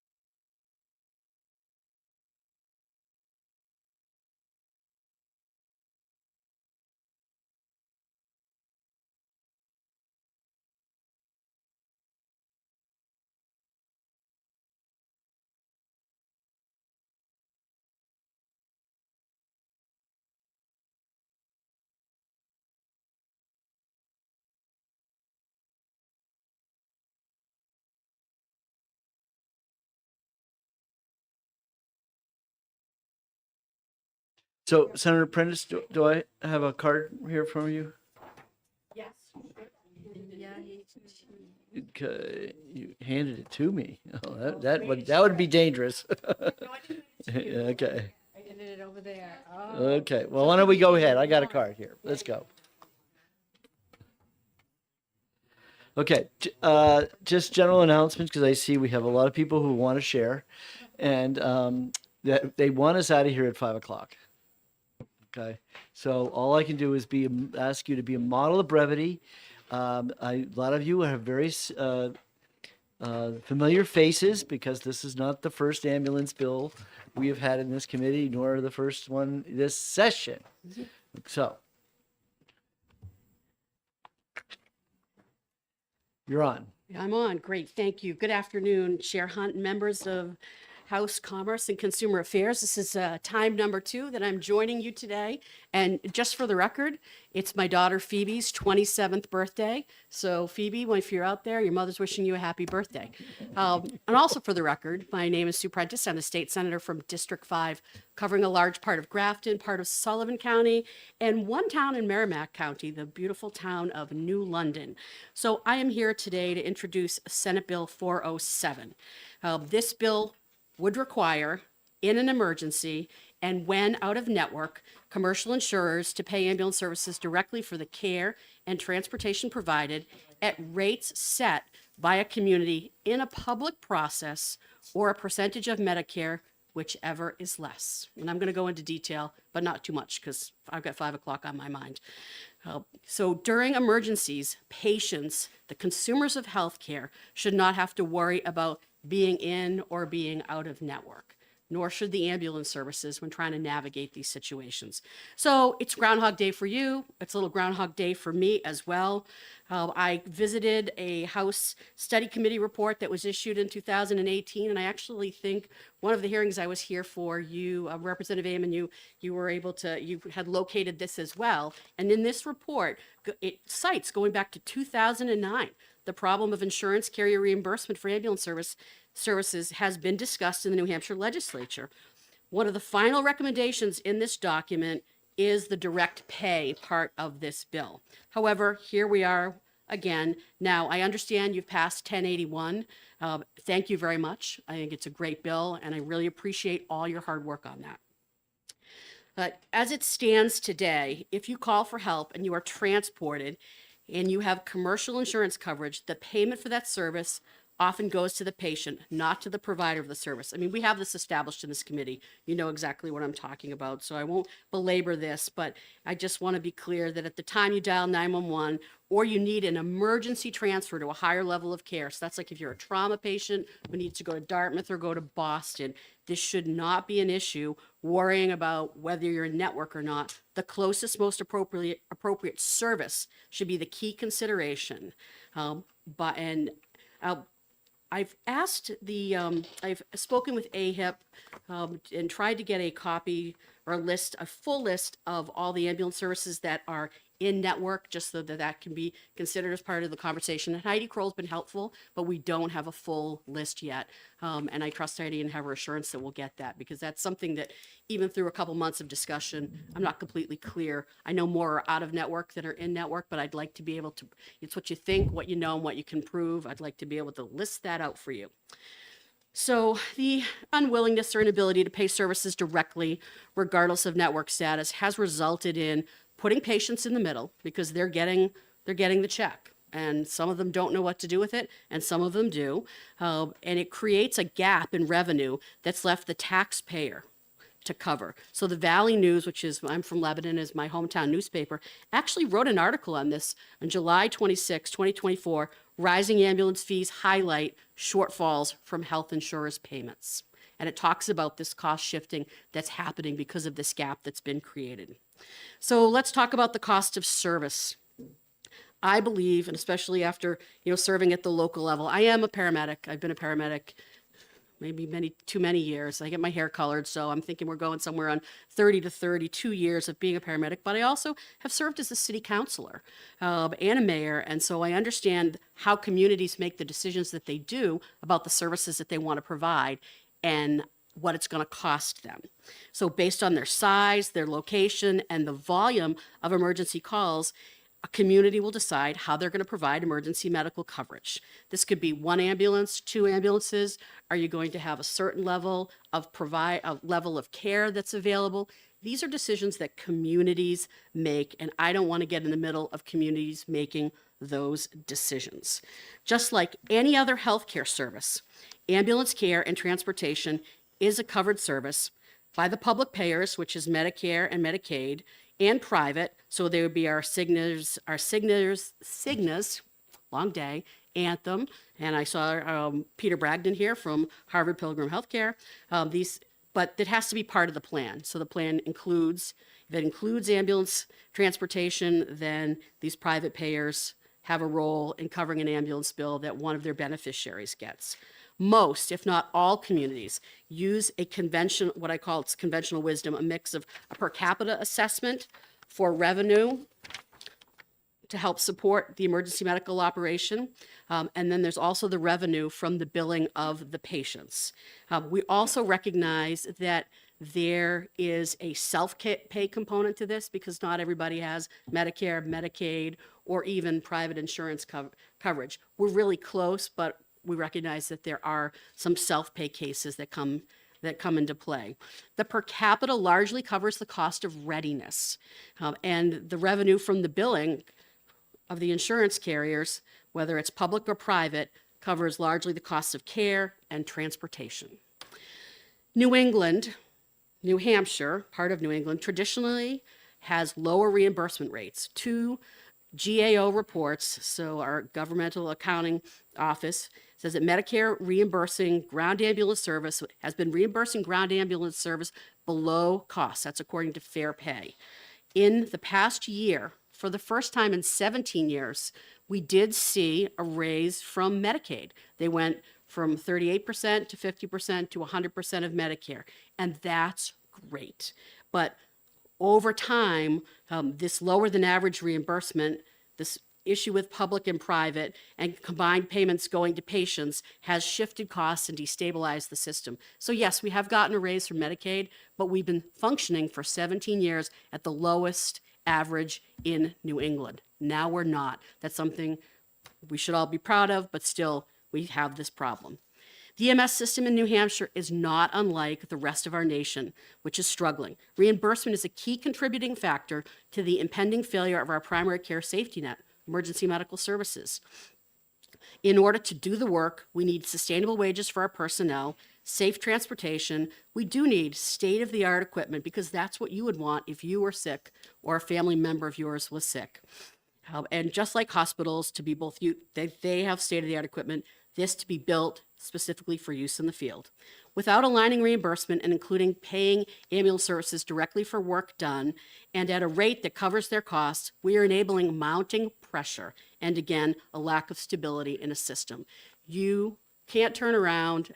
Well, I mean, I'm in the business, so I'm watching this every day, but there are consistently articles on a daily basis about the shortages of workforce, about the shortages of ambulances. Some states are actually like leaning into subsidies. That's not what we're asking for here. We're trying to approach this from a number of different ways to see if we can bring some stabilization to the problem. So that's why we need your help.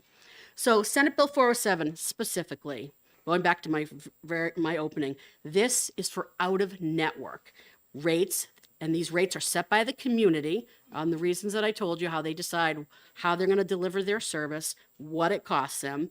So it's the rate set by the community or 325% of Medicare, whichever is lower.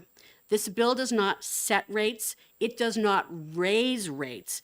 It sets a floor that communities can count on to cover their costs for when it's an emergency, or it is what we call, again, an unscheduled transfer to a higher level of care. Why 325%? This is a question that I've heard from a number of people. Well, first of all, 5 states have adopted 325%, either the rate that was set by the community or 325% of Medicare. Some, Indiana adopted actually higher.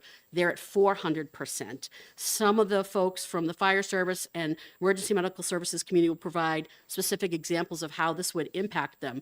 But just a quick story. I was speaking with the Loudon fire chief. We used to work together up in a place called Woodsville, New Hampshire, and he's now the chief down here. He called me up and he said, Sue, it's kind of like the Three Bears.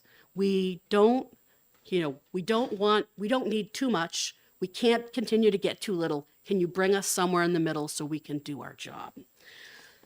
So that's one part of it. Again, New Hampshire communities set their rate in a public setting. By ordinance or by contract, local elected officials raise their hand to approve or not what rates their ambulance service will charge in a publicly held, open process, not behind closed doors. This bill only applies again to emergencies, and again, the unscheduled transfers. This bill aligns it with the dispute process that's currently managed by the Department of Insurance. And if the work, SB 173 goes forward, which was a surprise medical billing, which you talked about earlier today, I believe, then we would fall under that for dispute process. But right now, it points to the existing one and would carry over. I'll wrap up by saying that I know that, it's like Groundhog Day and we've been talking about this for a while, but it's really come to a head and we're trying to build stability into this system. I've heard concerns that have been raised and I just want to address them here, that this would promote cost shifting, that communities would say, let's raise our ambulance rates so we can get other things. That's not how we do our business. That's not the point of this. We're just saying communities make these decisions. This is what it costs them. So if it's an emergency, why can't we take care of that or a percentage of that, help to stabilize the system and pay the providers directly? So I'm happy to take any questions. I'll do my best. I have other people here who have specific examples of how this has impacted their community and are technical experts in the reimbursement world, which I cannot profess to be. Thank you very much for your time. Questions? We'll start with Representative Burrows. Thanks, Senator, for taking my question. For the 5 states that you said are using this model, have they found it to be a sustainable business model? It has. So thank you for the question, Representative Burrows. This has all happened within the last 2 years. So I don't have the data to provide other than anecdotal. So Indiana is the latest state, and New York State just passed direct pay at full cost with no percentage of Medicare. It was signed into law by the governor this past fall. So I know that if we were to have this conversation maybe 2 to 3 years from now, we'd have some data to look at whether this is working. Thank you. Representative Ammon. Thank you, Mr. Chair, and thank you, Senator, for taking our questions.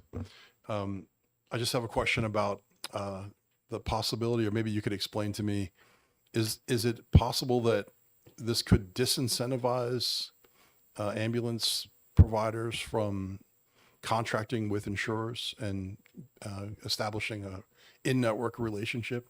Is there a way that this could disincentivize that? I'm just trying to see the downside. Oh, thank you, Representative M, for the question, and I welcome it. In fact, I actually think it'll incentivize ambulance services to go in network. There's almost been like a standoff, if I may, kind of an OK corral over this for a number of years. So if we could all show good faith on both sides, I think people should get into network, but I'm not privy to those negotiations or what is offered to these services during this. But what I know is I have a willing and able EMS community that wants to move in that direction. But this standoff has to end and we have to come together. So my position on this, it's a great question, is it actually, I believe, will incentivize because we'll find the good faith and we can start working together. Thank you. Representative Sullivan. Thank you. So this is going to highlight my ignorance on all of this sort of stuff, but can you explain why Medicare is like the standard? So, I mean, is Medicare just allowed because it's the government to underpay everything? Is that how it works? And then like the private insurance has to subsidize things by paying multiple times what that is or whatever the cost is? So thank you for the question, Representative Sullivan. So for a number of years, Medicare was the standard. It was the place. When I ran an ambulance service in the North Country, that was our most reliable form of reimbursement outside of, again, the per capita assessment per head. But just like other things, it has been left to wither, has been not been appropriately, well, it's being appropriately assessed now, but it's been left to wither and it has fallen off and is now running lower than average rather than being the gold standard than it once was. Many of these providers behind me have completed a survey that was sent to them by CMS that actually does an assessment, you know, of their service, of their rates, is getting, so they are looking at, from a CMS perspective, at rate, you know, basically aligning Medicare with where it should be because it's not there now. So some of the folks that have answered that survey can probably respond better. So no, it's not where it should be. It's not the gold standard anymore. We're actually starting to do better. You know, at least on the Medicaid side, we've seen that we've like moved in the right direction. We need the feds to catch up with us. Okay. Thank you. Thank you. Any other questions? Seeing none? Thank you very much. Again, I really appreciate your time. Thank you. Okay. So next up, I'm going to call is Alex Fellow from the Insurance Department, and his opposition to the bill as written with a nice little star. Alex, that file folder is way too big. I'm sorry, Senator. Yes, thank you, Mr. Chairman. We're in opposition to bill as written, but we've worked very hard on this issue. And we actually, just last week, have completed our work drafting an amendment that I think would achieve the goals of everyone in this room. And we're happy to share that today. I've already given a copy to Senator Prentice. But let me just start with what the insurance department, a copy of unpublished version of the amendment. So we just drafted up language. The insurance department got heavily involved in working on a resolution of this issue last summer when we hosted a series of meetings with various parties who are interested in this issue of commercial health insurance reimbursement for ground ambulance services, and about the problem of balance billing that many consumers in the state have experienced. We had a lot of meetings and a lot of interesting discussions, and I made new friends.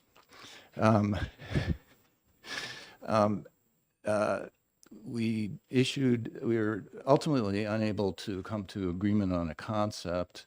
I feel that we came close, but we tried to capture what progress was made on the discussion with our report that we issued that's on our website, and I also have a few copies here if anyone's interested in that.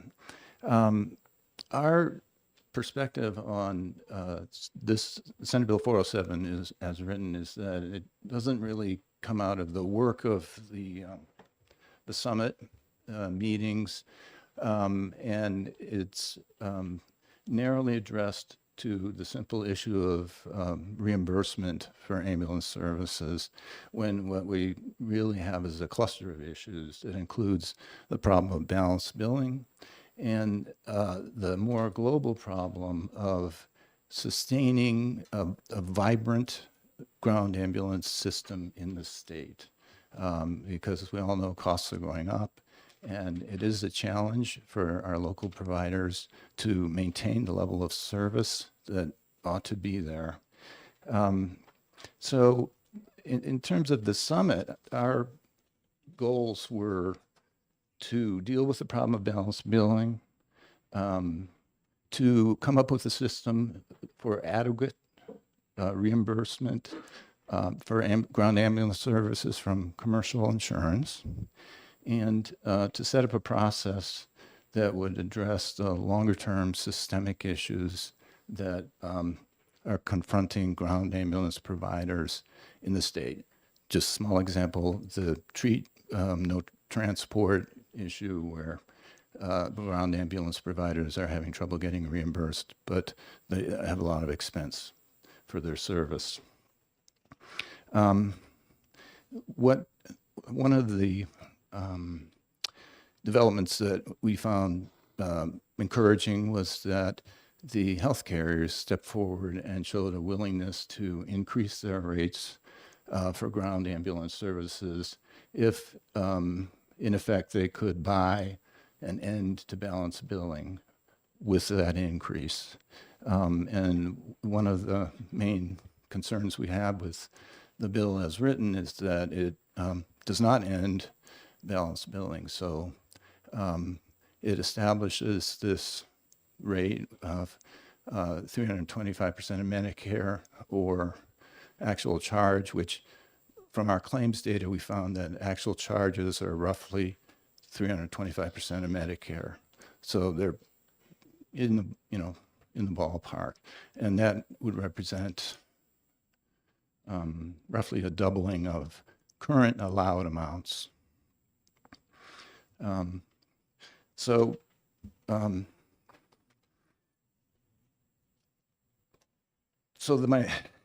main point is we should, if we're going to be dealing with the reimbursement issue, we should also be prohibiting balance billing. And this is what virtually every other state has done who has set these rates.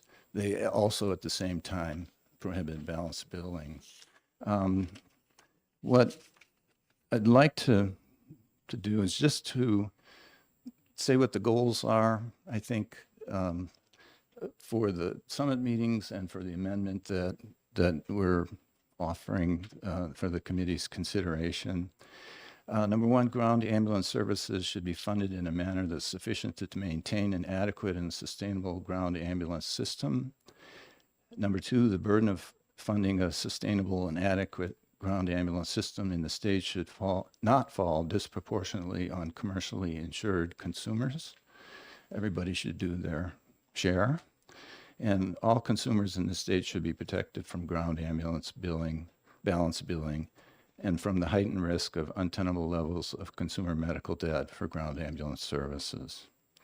So just briefly, or as briefly as I can, what we're proposing in the in our amendment is number one, a prohibition on balance billing.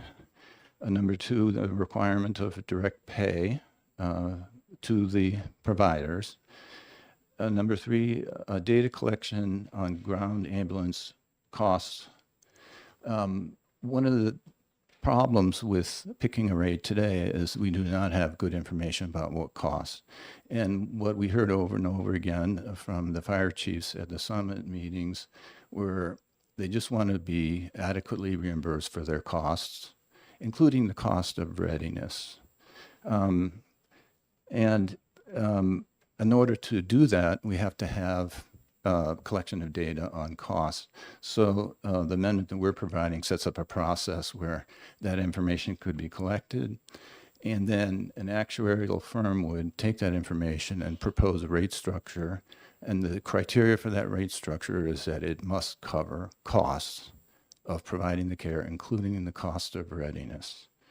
In the interim, while the cost information is being gathered, our proposed amendment would increase the rates because the prohibition on balance billing would go into effect right away, but not to the 325%. We've looked at our claims data and we see the current allowed amounts right around 118% of Medicare for the most common services. So our proposal would raise the rates on this stepped scale from 165 to 200% of Medicare. As an interim measure, it would be temporary. And by the way, some of these other states that are raising their rates are also made them temporary because they have the same idea that they're going to take a temporary measure and then do some work to get better information about costs. What would need to happen then is the actuarial firm would propose a rate schedule. There'd be rulemaking to implement it with public input.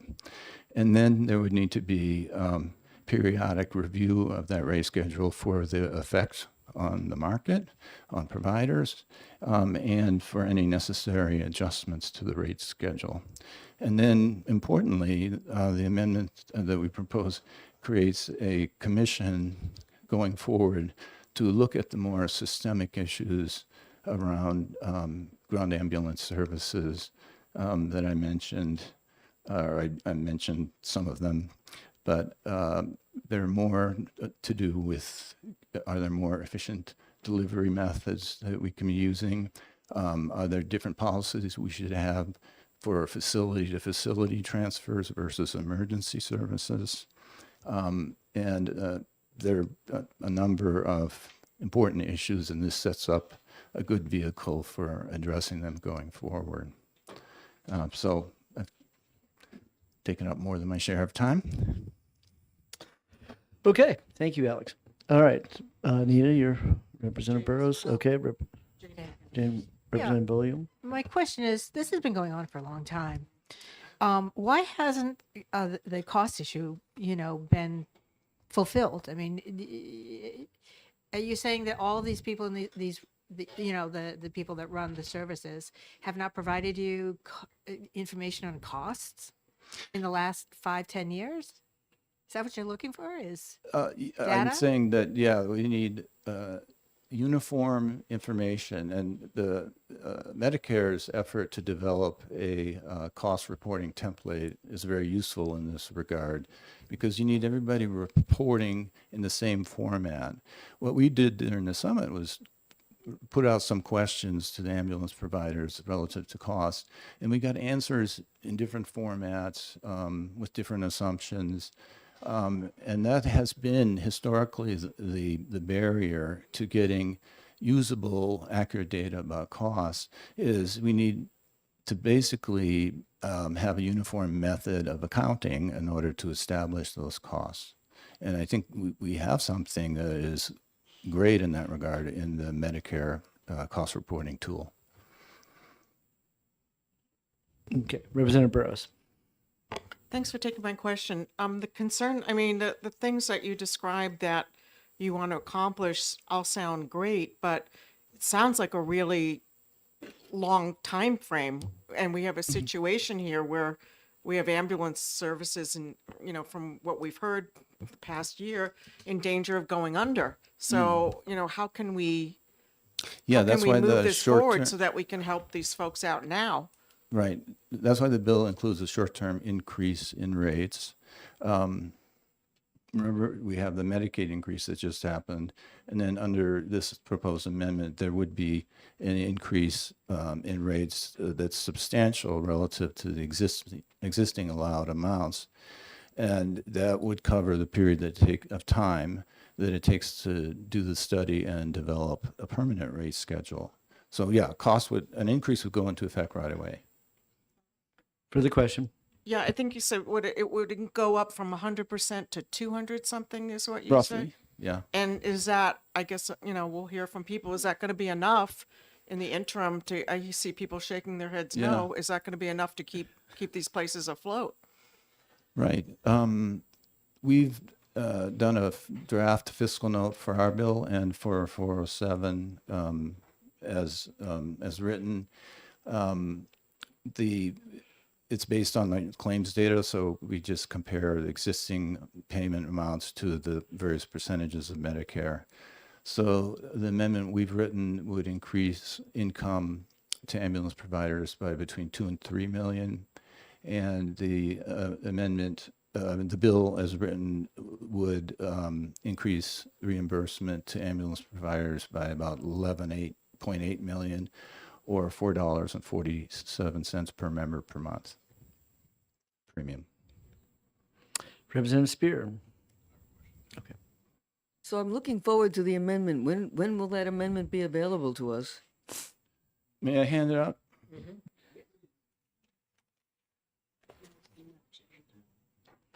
It's not. Yeah, just to remind everybody, we do have a subcommittee. We'll be working on this bill tomorrow morning at 9 o'clock. So we will certainly be addressing these two different versions.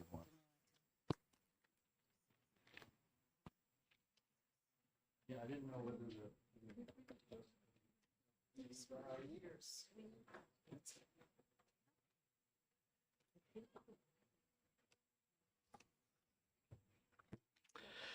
Okay. I'm sorry, a follow-on. What did you say the the cost per member per month was going to be? $4.47. If we pass the bill as introduced. As written. is. Yeah. And so we can assume this is 2 million, so this is a lot less, That's around $1. $1. So, okay. Representative Ammon. Thank you, Mr. Chair. Thank you for presenting your amendment here. I have a question. The original language of the bill, it's line 11, and it talks about a public process. In your understanding, could you explain how the public process would work in the original bill, and do you address that in the amendment? No, in the amendment, there's no reference to the local rate setting that's typically done at the municipal level. The concept that we're putting forward in the amendment is that there be an actuarially derived statewide rate schedule that actually would vary from region to region, but that's how it would be derived. So my understanding is that under the municipal process, there's a public hearing for setting rates, and that's about as much as I know about that. Okay. Everybody all set? Thank you very much. Thanks. Okay. So obviously, there are a lot of you here want to come and tell us how this bill is the greatest thing since sliced bread, and solves everything. But I think it's important we get a balanced point of view here. So I'm going to mix it up between for and against it. So we'll start out with Chris Tewas' for the bill.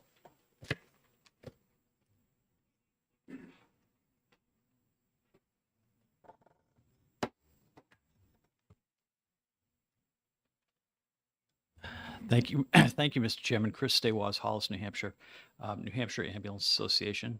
Sorry, I just got to bring up my testimony here, and it would be a little bit different now that we've got an amendment.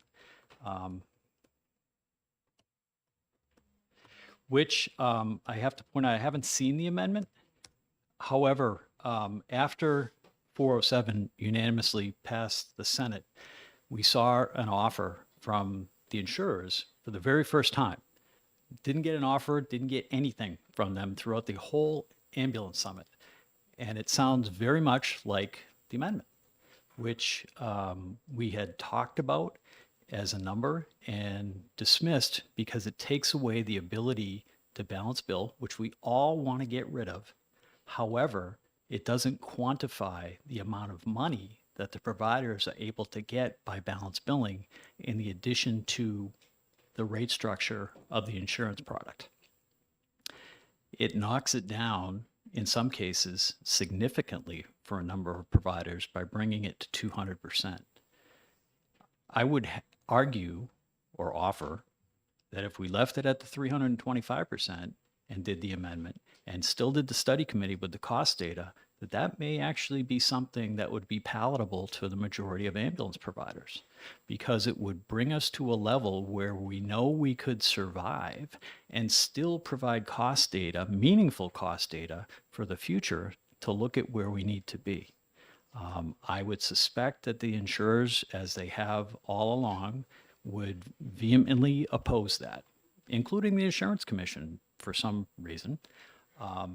But I think that that's something to consider, and that's something that we could possibly live with. Now, we've said this before in the summit hearing, and it unfortunately fell on deaf ears. So, and again, I'm surmising because I haven't seen this last minute amendment to a Senate bill, which is a little strange in a public hearing in the House, but nonetheless, we're certainly willing as an association to take a look at things because we want this to end too. I've been a paramedic for 40 years next month, and I've been here for the last 20 trying to get this thing ended, and we still haven't managed to do it. And I would love to do that before I retire.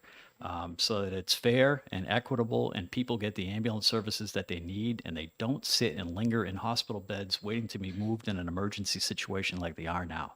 That's not right.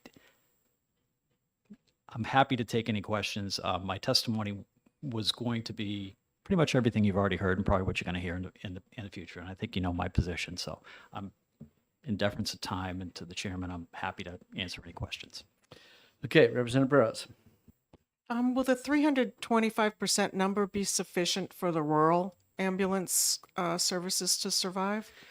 The way that this bill is currently written, it takes, there are three rates that Medicare uses. There's an urban rate, a rural rate, and a super rural rate, which have multipliers attached to them.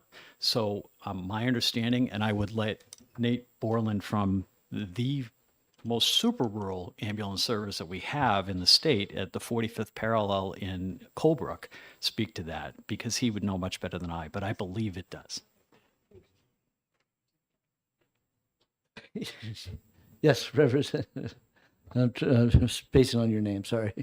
That's okay, Representative Rafter. Thanks for taking my Rafter. question. It was mentioned that there's new cost reporting that the feds have set up, and the insurance company plans to use that to get the information. How soon do you think a sufficient number of reports would be available with that information?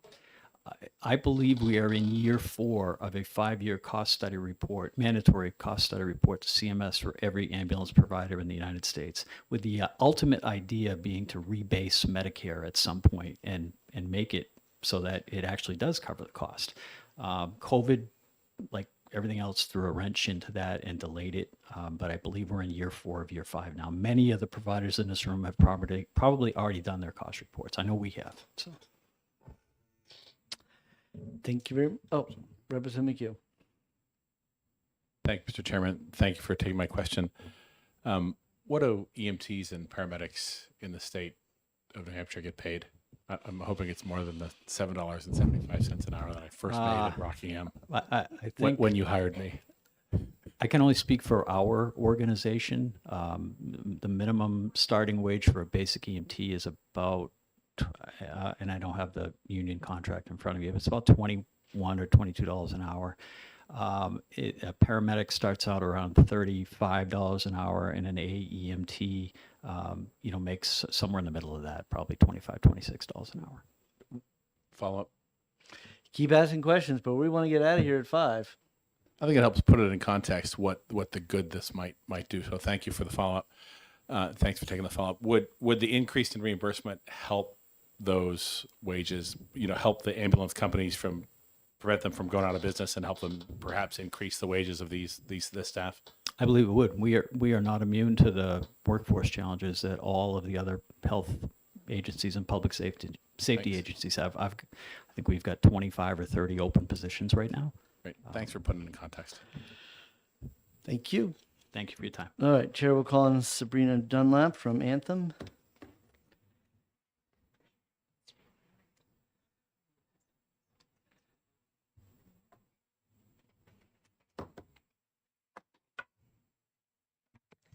Thank you, Chairman Hunt and members of the committee.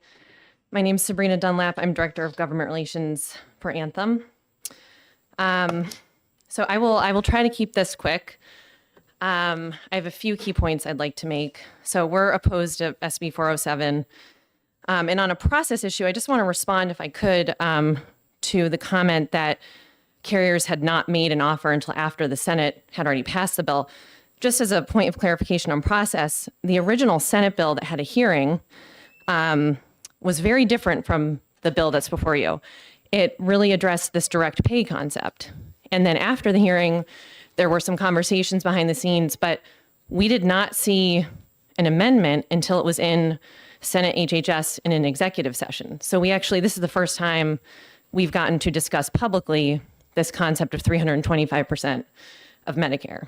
So in fact, we had heard that there could be something coming down the pike in the Senate closer to 400% of Medicare. So the carriers with AHIP did actually make a proposal. And I think Heidi Kroll will discuss that, but it was much closer to a Maine model, which tries to incentivize ambulances to come in network. In any event, I would also say that as someone who was at, I think, every single ambulance summit meeting, there were many that the insurance department organized, we had many discussions. My memory is not ever that we discussed something similar to what's before you. So speaking for Anthem, I think the other carriers would probably agree. We were pretty surprised to see this come forward as a potential solution. I will also comment that I think in these discussions, the carriers really recognize the unique challenges that ambulances face. They do have, this sort of distinct slice of healthcare where they have to be 24/7. They're dealing with emergencies. I am involved in my local town's municipal government. I completely understand the challenges. And also add in the fact that there's a mix of private companies and municipalities. I mean, that confuses things. So it's a very challenging part of healthcare. And I think we all recognize that. And we all came to those meetings and sat in good faith and tried to hash this out because it has been a conversation that's been going on for a very long time.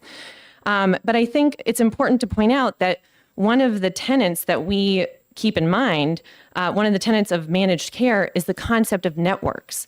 So while we recognize the challenges facing ambulance providers, we also have to keep sight of the importance of networks. And I do think that this bill would incentivize carriers to not only not come in network, but also to potentially leave network.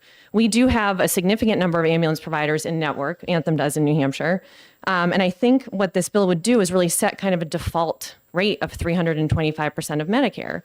And so I think that is a risk. I think that this undermines the concept of networks and really takes us in the wrong direction. And I also would just say, I don't think this bill is good for our members. It's not good for consumers in New Hampshire. There's no ban on balance billing. So an ambulance provider can still charge whatever they want above and beyond 325% of Medicare. They will get that payment from insurance companies, and then members could potentially be on the hook for whatever else the ambulance charges. And I think this really, at the end of the day, it's going to serve, yes, it's a floor of 325%. That's going to serve as really functionally a mandate of reimbursements being set at 325% of Medicare. That is going to drive up costs for all consumers. You heard the insurance department say, I think it was over $4 per member per month.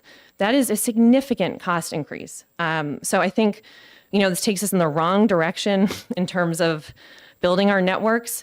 I don't think this is good for consumers, and it's certainly not good for our members. So thank you very much for letting me testify, and I'm happy to take any questions. Representative Sullivan has a question. Thank you. So I'm just kind of curious now. So certain towns or certain ambulance services aren't actually in your network. So what is the solution in your mind then if somebody comes into a town that's not in your network and then they have some sort of emergency, they get hurt hiking up where I live or skiing at Cannon, which is in my district, and suddenly now that ambulance, they can't say no to them, they can't reject them. And it's like this seems like a real problem, and I get what you're saying. I mean, it's not falling on deaf ears. I feel you. Like, it seems like people probably will move out of network at some level and maybe take the 350% or whatever it is. But like, what is your solution? Just let ambulance companies continue to lose money because they're required to cover things and you guys don't want to pay as much as necessary? Like, I don't get what the solution is here. No, I don't think that solution is the solution. I don't think any of the carriers have said that this whole time. And thank you for the question. I think you're getting at the very difficult, thorny issues we've been trying to deal with. Currently, if an ambulance is out of network, obviously we want our members to have access to ambulances. In my town, we have made the commitment that we will pay for 24/7 ambulance. These are decisions communities make. Anthem wants our members to have access to ambulance. So we recognize there's an issue. I don't think this bill is the solution. But to your question, in that case, the ambulance company would send a bill to Anthem and we would pay the allowed amount for an out-of-network provider. If the ambulance was in network, that amount would be higher and we wouldn't have to haggle around them not having a contractual relationship with us. That's part of the other challenge is out-of-network ambulances. We have no relationship with them. We have no contractual relationship with them. That is why we want them to be in network. So we have a relationship with them and it's better for our members. For the question, may inquire. So what is the reasoning why, maybe you don't know, and if you don't, that's fine, but what is the reasoning why a town would not want to be in network if you're telling me that they'll get paid? Is it just a really burdensome process to become in network? And so it's like these small towns of 1,000 people just can't do it? Like, what? There has to be a reason if you could make more money being in network. I think it's a very good question, and I'm not part of our contracting networking team, but what I'm guessing is, and I know for a fact that our Anthem team we're constantly making an effort to bring more municipalities and providers in network. I think that New Hampshire has so many small towns, you have rural areas, and I think it is difficult. I think that it requires coming to the table and entering into a contract, and there are certain requirements to be in network for the protection and benefit of our members. And so I think there might be some resistance to that. I don't really know the answer. Thank you. Did I see Representative McHugh? Thank you, Mr. Chairman. Thank you for taking my question. Is your town in network, and like, what percentage of the calls do you guys represent?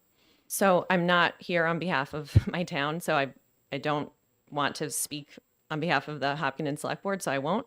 But I believe our town is in network, yes. What percentage, though, of what percentage do you represent of calls of all, like, ambulance business? Anthem or commercial Anthem. insurance? Anthem. I don't know the answer to that. But I will say, I think this brings up another important point that I think others will probably speak to, which is we're talking about a big problem.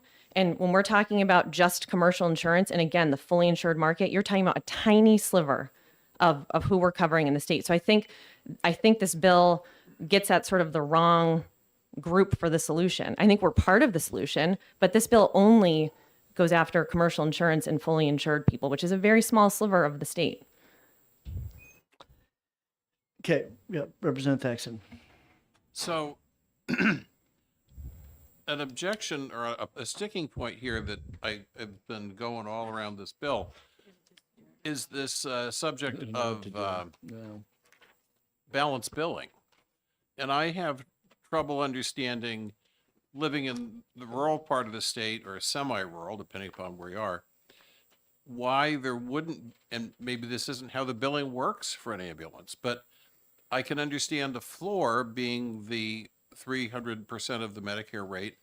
But if I have to go up 2 miles up a class 6 road and haul a 300-pound man out of a building and then back down again, that's got to cost me more than stopping in an apartment building in a garden apartment complex that's a half mile from the hospital. So I would assume that's where the balanced billing comes in. Is it unreasonable to bill that person? That's my question. Thank you for the question. I don't know how to answer that exactly, except I think this sort of gets at another one of the questions we really tried to tackle during those ambulance summit meetings was let's get at why certain ambulance rides cost so much. And it probably is a result of you have certain situations that are more money and certain situations that are easier and cost less money. But I think the balanced billing piece is very tough for members because they get stuck with that bill. And that bill's coming from the ambulance. So there's a reason other states have banned balanced billing because it's bad for consumers. Right. I mean, let's face it. Even with the fact that this amendment of this as a bill as we have coming over still does not remove balanced billing, is that the whole reason we're here, the whole reason this has occurred, it was around the balanced billing issue. Okay. And that the issue was that the ambulance are saying is you're never going to, if we're in a fee for service, which is where our healthcare is, fee for service, we're never going to, we can't get what we really need, which is to pay for our people to be hanging around waiting to service. And so therefore they have resisted any resolution here. And you can see even with this bill, if the balanced billing is still in this bill, it really had never solved the ultimate problem. Okay. And that the ultimate problem is that they need more money, in terms of paying, they're getting the services. What I would challenge is, and I would ask you, those of you who are in this crowd, if those of you who have employers that are greater than 100 employees, are you telling me that those ERISA plans are paying you more? Is anybody can tell me that ERISA plans are paying more than what the small employer insurance?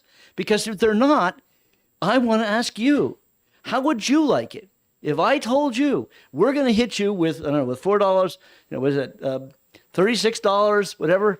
You're going to pay more health insurance, and it's only because you're in the small group market. Only because you're in the small group market, you're going to pay it. If you can't tell me that large employers are not paying more, then I think you're crazy not to take the solution offered by the department. It's a compromise. I mean, that's why you did get it. You got to take something to get going, because otherwise, this whole issue of holding off for balance billing was based upon you wanting to get fully paid. And that is understandable.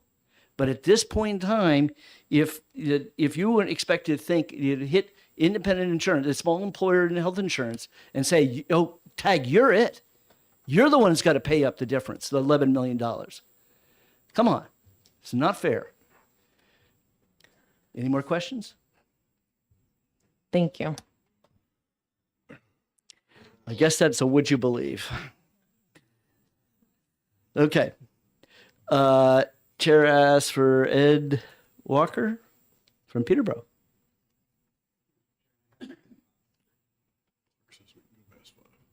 Okay.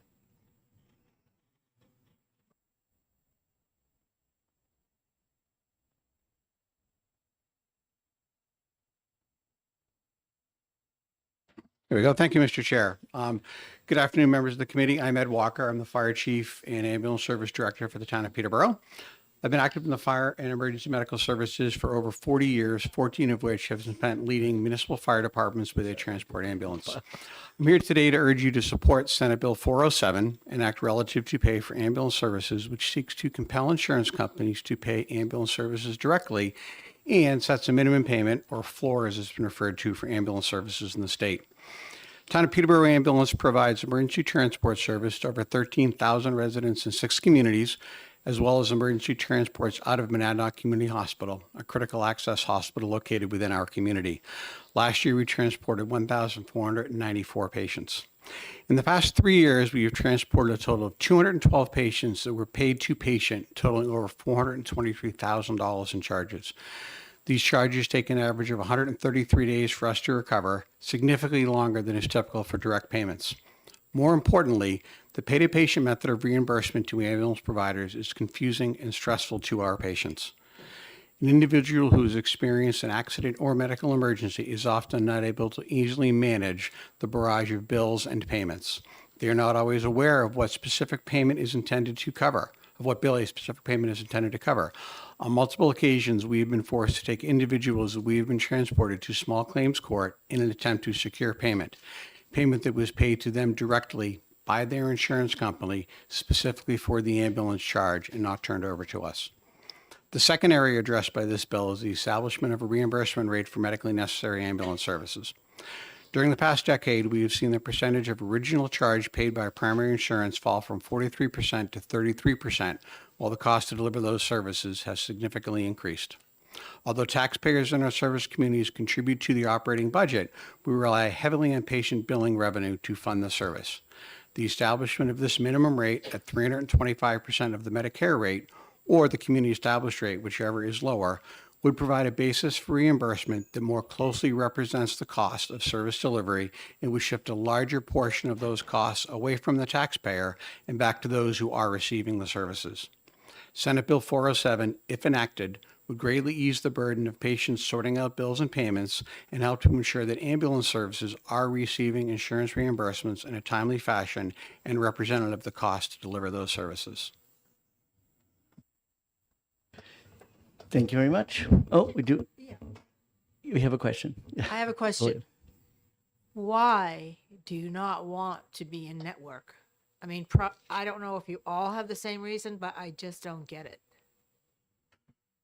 So one of the issues with being a network is, what network do you get into? I'll pick Peterborough as an example. Peterborough is a community that has a lot of retirees. We have residents coming to us that we're fortunate with our payer mix. But when it comes to getting into network, it's very difficult to figure out what networks to join and the network to go in. And despite what the insurance, the Anthem representative said, although a number of those folks are paid a larger amount, it's not a town of Peterborough that does 1,400 ambulance transports a year across dozens of insurance companies. We don't have the ability to leverage. We don't have the ability to negotiate a fair rate. A larger corporation that's doing national transports of patients in, major metropolitan areas has that leverage. We do not, nor do a lot of the other providers in this room today. I don't understand. We're talking about the small group market. There's only Anthem and Harvard. There's only 2 companies. if you look at networks nationally, we although this bill only addresses your New Hampshire insurers, Correct. we are transporting patients that have insurance from all across the nation, all kinds of different providers. So in terms of networks, there are a number of networks. We aren't just, although we here within this hearing are focused just upon those commercial insurers in New Hampshire, that does not represent all of the people that we transport in our ambulance. In fact, it represents a very small percentage of those folks that we transport.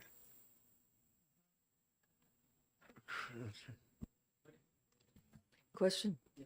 Representative Spear. I don't know who knows the answer to this, but I have my local doctor. He belongs to, I don't know how many networks.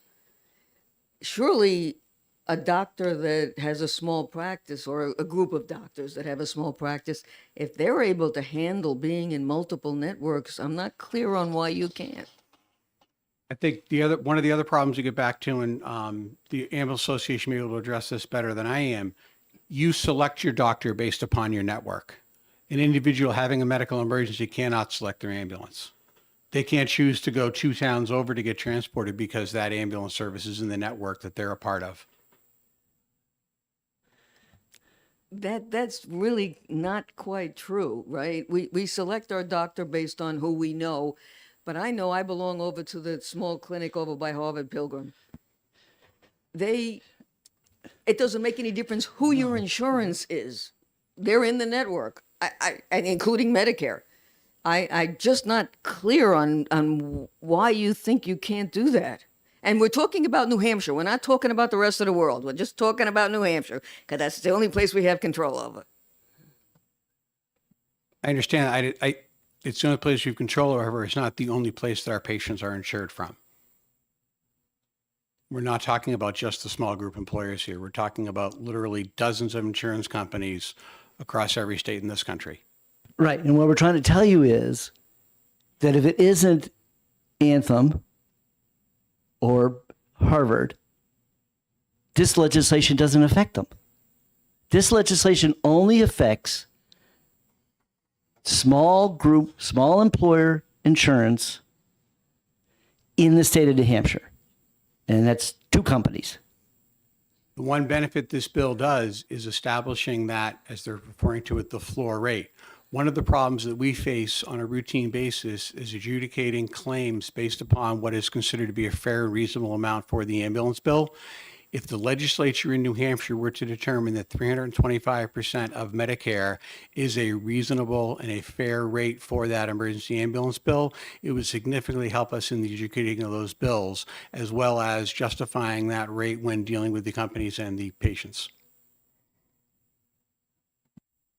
Okay. All right, Chair, we'll call on. So we have got permission to stay after 5. Okay, so Dave Emmanuel's New Hampshire Fire Chiefs.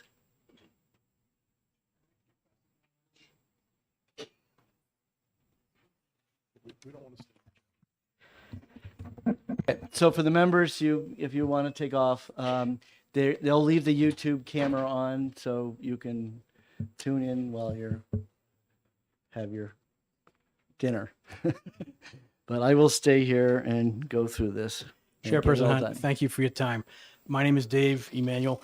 I appear before you as president of the New Hampshire Association of Fire Chiefs. I serve as the fire chief for the town of Durham on the University of New Hampshire campus.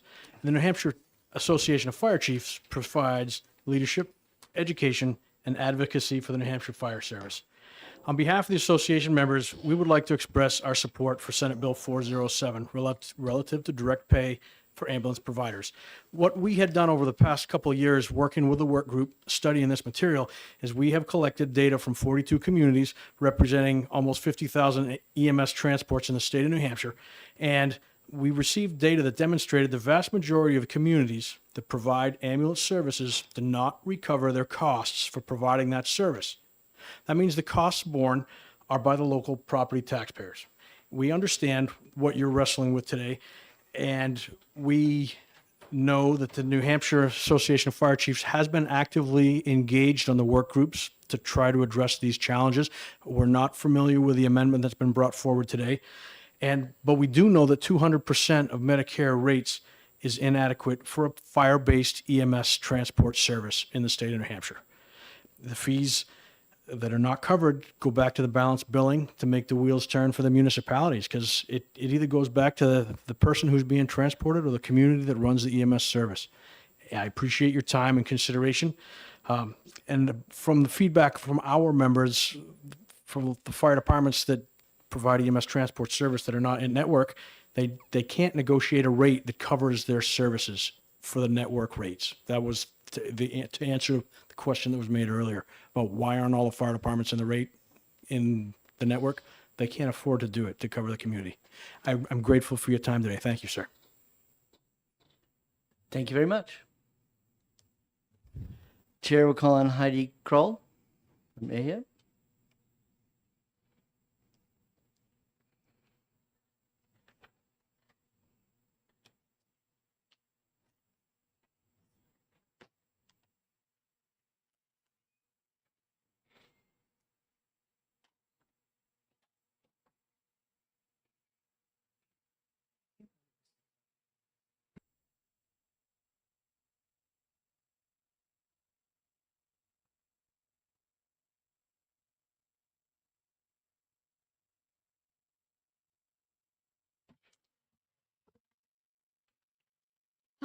Good evening, Mr. Chairman and members of the committee. For the record, my name is Heidi Kroll. I work at Gallagher, Callahan, Gartrell, and I represent AHIP, which is America's Health Insurance Plans. So I appreciate the opportunity to testify today. I appreciate the late hour that it is. AHIP is opposed to SB 407 as amended by the Senate, and I do appreciate the opportunity to testify on this bill. The bill was amended substantially from its as introduced version in the Senate, but the amendments never did have a public hearing there. There was an amendment introduced at the time that the Senate HHS had an executive session that was voted on the same day. And then the bill went to the Senate Finance Committee, where it was amended again, also with an amendment introduced during the executive session that did not get a public hearing there as well. So, and that carriers had not seen these amendments. So I did have several conversations with the prime sponsor as well as other senators about the bill during that period between the bill being in HHS and being in Senate Finance. But obviously those conversations are not a substitute for public hearings on such very significant amendments. So SB 407 proposes to take New Hampshire down the path for the first time ever, really, of local government setting mandatory minimum rates for emergency ambulance services that carriers would be required to pay and that are effectively set at an arbitrary rate of 325% of Medicare. It's 325% is arbitrary, and then it lacks any New Hampshire specific actuarial or other evidentiary foundation. And in addition to mandating that New Hampshire employers and individuals pay this arbitrary minimum charge of 325% of Medicare, enrollees in fully insured plans will still be at risk of balance billing because, as you've heard, the bill does not ban that practice. So that's a little preview of AHIP's serious concerns with the bill. But before I get into the details, I wanted to share some important background and context with you. So first of all, emergency ambulance services do represent a unique intersection between public safety and healthcare. Both taxpayers and the various health insurance payers, whether it's Medicaid, Medicare, commercial plans, should play a role in supporting these public services. Support should not be expected, in our opinion, to come exclusively from the various payers. Local taxpayers pay for police, they pay for fire, and they should share at least some responsibility for paying for ambulance services as well. And I point that out simply to make sure that, to the extent that people are thinking that 100% of ambulance service costs should be paid simply by insurance payers, we would respectfully disagree with that. The second point I want to make is that the highest reimbursement rates that ambulance providers receive today do come from private health insurance plans, namely those plans that are paid for by New Hampshire businesses and individual citizens. Medicaid, Medicare, and uninsured payers are all paying significantly less than private plans do. Third, as you know, there are self-funded plans, those like what the state offers to its employees and retirees or large employers offer. And there are fully insured plans, those that individuals and small to mid-sized employers purchase from insurance companies. And the bill, as you know, if you've heard, only applies to fully insured plans, not to self-funded plans, and definitely not to Medicaid or Medicare. So approximately 28% of the market is served by fully insured plans in the individual and employer markets. Approximately 34% is served by self-funded plans, and the rest of the market is Medicaid, Medicare, and other government programs. So as the point has been made, the impacts of this bill will be borne solely by the New Hampshire citizens who purchase their health insurance in the individual market and by employers located in New Hampshire that purchase fully insured plans. And it again is their plans that are already paying more than Medicaid and Medicare for ambulance services. The fourth point I would like to make is that the insurance department, as you've heard, did convene this ambulance summit back late last summer, where it pulled together a group of stakeholders, ambulance providers, carriers, others interested, to look at the ambulance reimbursement and the role of the fully insured plans play in that. The group met a number of times and also created 3 or 4 subgroups that also met a number of times. And I'd say we probably met at least a dozen times altogether, maybe more. Not once during that process did the ambulance providers suggest the proposal that is set forth in SB 407. It wasn't mentioned, it wasn't vetted with that group, which was specifically convened for the purpose of exploring different ideas about ambulance reimbursement by fully insured plans.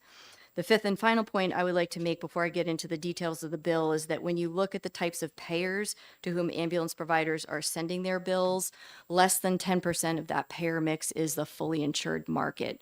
So again, less than 10%. And I did circulate around a pie chart that shows this. The remaining 90+% of the payers that are getting bills from ambulance providers are Medicaid, Medicare, TRICARE, the uninsured, with Medicaid and Medicare being the two biggest, totaling 77%. So I mention this because the financial challenges that ambulance providers face is largely driven by the low reimbursement rate from that largest group of payers, Medicaid and Medicare. So now I'd like to turn to the specifics of SB 407 as amended. Section 1, Roman 1 of SB 407 requires the carriers to pay ambulance providers directly, no sending checks to the patients, to the extent that's even happening anymore. Carriers are not opposed to that provision. And as you know, that's a statutory provision also accomplished in House Bill 1081, which you passed out of committee, and is now in the Senate HHS committee. Section 1, Roman 1 of the bill also requires carriers to pay out-of-network ambulance providers for emergency transports at either rate set by the local government or contracted entity, subject to a public process, or 325% of Medicare's rates, whichever is less. Our concern is that this new mandate would insert government intervention and really local government intervention into private contract negotiations between carriers and ambulance providers and establish government rate setting in private health insurance really for the first time in New Hampshire. The practical effect, we think, of this bill will be a government-imposed minimum charge mandate set at 325% of Medicare. And I think actually you've heard that from some of the providers as well. And so what will happen is that any municipality whose emergency ambulance charges are currently below 325% of Medicare, we believe will raise their charges to equal 325% of Medicare. The reason is simple. They will not want to leave money on the table if the law allows them to collect charges set at 325%.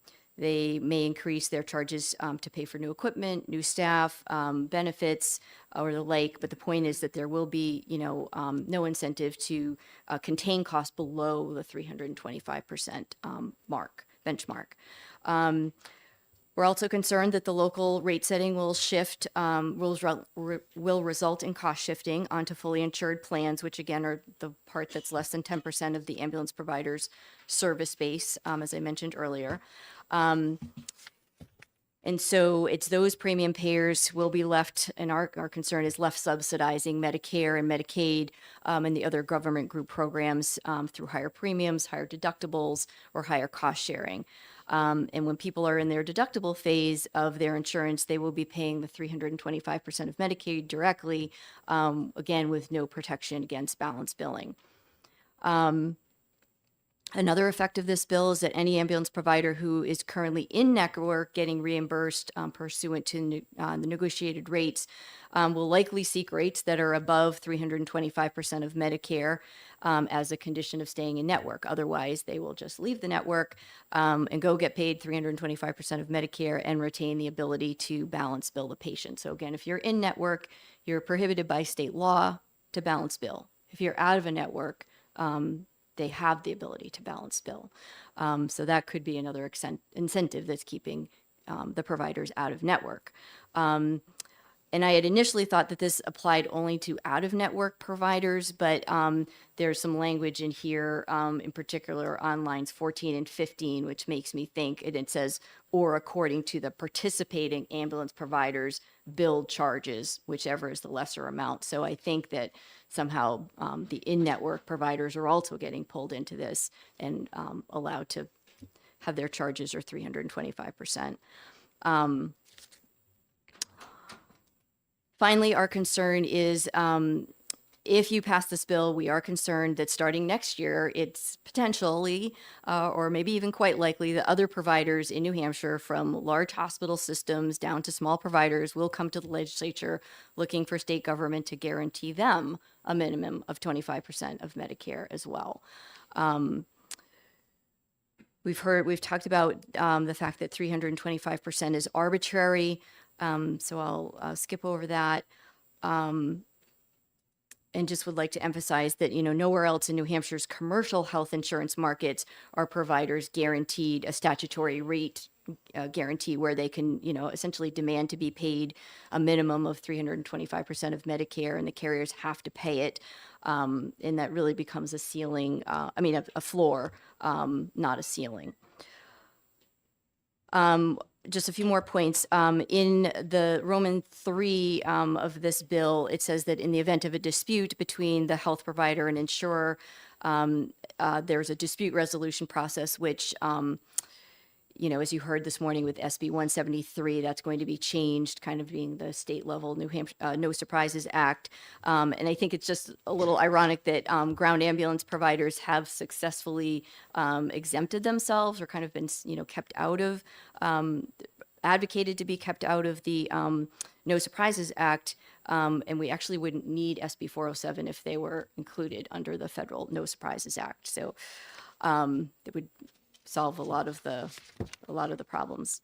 And of course, the No Surprises Act does include a prohibition on balance billing. I would call your attention to the fiscal note in the bill. And I can just quote it quickly here, but you've heard, it's going to $11.8 million or $4.41 per member per month. And then the department assumes providers would migrate to the 325% of Medicare rate rather than to negotiate a lower rate. And so again, that 11.8 million is assuming that the providers get their charges. And one of the other handouts that I gave to you is the median billed amounts or charges by the ground ambulance providers as a percentage of Medicare rates. Actual versus proposed under SB 407. So this information came out of the department's report, their ambulance summit report. And the purpose of this handout is simply to show you that one, providers' current billed charges as a percentage of Medicare. You will see that in 6 of the 9 billing code categories, their billed charges are actually below 325%, which means that in 6 of those 9 categories, it would go up. And the final point I would just say is, during the period between when this bill was had come out of the Senate HHS committee and was on its way to Senate Finance, as you heard during one of the calls that the carriers had with the prime sponsor of the bill and one of the advocates. The carriers were criticized for not having put forth a concrete proposal during the ambulance summit meetings, which I think we found a little interesting because I'm not sure that they put forward a concrete proposal either. But at any rate, we took that comment seriously, and we actually did submit to them a proposal, which I guess they never responded to it. So I guess it wasn't one that they were interested in, but it would have required direct pay by the health insurance carriers to the ambulance providers. It would have prohibited balance billing. It would have required carriers to directly pay 180% of Medicare to out-of-network providers, 200% of Medicare to in-network providers, or the provider's bill charges, whichever is less. And again, this is for the unscheduled or emergency ambulance transports. It was modeled after the law in Maine, and from our perspective would have represented a significant and economically advantageous increase in payments from the fully insured health plans to municipal and private ground ambulance providers, especially the ones operating in New Hampshire's rural and suburban areas. So in closing, we are opposed to SB 407, and we would encourage you to find it inexpedient to legislate. And I'd be happy to try to answer any questions. Representative Spear. You obviously have a lot of this written down. Is there any chance you could send it to us? There's no way I could have written that fast. I'll try to clean it up. It's just my notes, but I would be happy to do that. I appreciate it. Representative Pertelli. So I fully appreciate the issue, and I really want to thank everybody here today. We want a EMT when we need one, so I really appreciate all of you. However, this is a really complicated issue. So I'm assuming this is a nationwide problem. Are there any states that have solved this issue or don't not have these billing problems? Do you know of? I think it is probably a nationwide problem, and I think it stems predominantly from Medicare and to some extent Medicaid underpaying, and of course the uninsured. So I do think it's probably a problem that we see nationally. There are a handful of states that are trying to tackle this in ways like Maine or ways like you see in this bill. They are all very, very new, and there's not the experience to see how they will work, if they will work, and what sort of unintended consequences there might be. And they are all they should at least be, in our opinion, state specific, because each state has its own just unique features. Yeah. Just a quick clarifying question. So the pie chart was very helpful. So because Medicare and Medicaid rates are so significantly low, we're asking the fully insured market to try to make up for the shortfalls of Medicare and Medicaid. Is that how I'm? That's what we're concerned about. Yes. Okay. Thank you. Representative McGill. Thank you, Mr. Chairman. Thank you for taking my question. So how about on the insurance department amendment? Did you see it before today, or? I just found out about it today as well, and I was given a copy after Alex testified, but I haven't had a chance to take a look at it. So it sounds to me like it parallels the department's report and their recommendations, but I would have to take a closer look at it. Based on the experience in the 5 states that have, it sounds like it's similar to the 5 states that have passed it. Do you have any comment on those states, or would you guys support it? I'll try to get an answer for you, but I don't have one this afternoon. Yeah. Okay. I think the problem right now is the balance billing. Well, but we heard that the amendment prohibits that. It's 325 with no balance billing, and I think that's what they did in the other 5 states, or at least 4 were 325. One was 400, but I'll have to check and see if there's balance billing. I don't know. I can address at least that from what I've seen, every other state that's tried to tackle this has banned balance billing. Everybody else banned it, and the bill doesn't. No, the amendment does.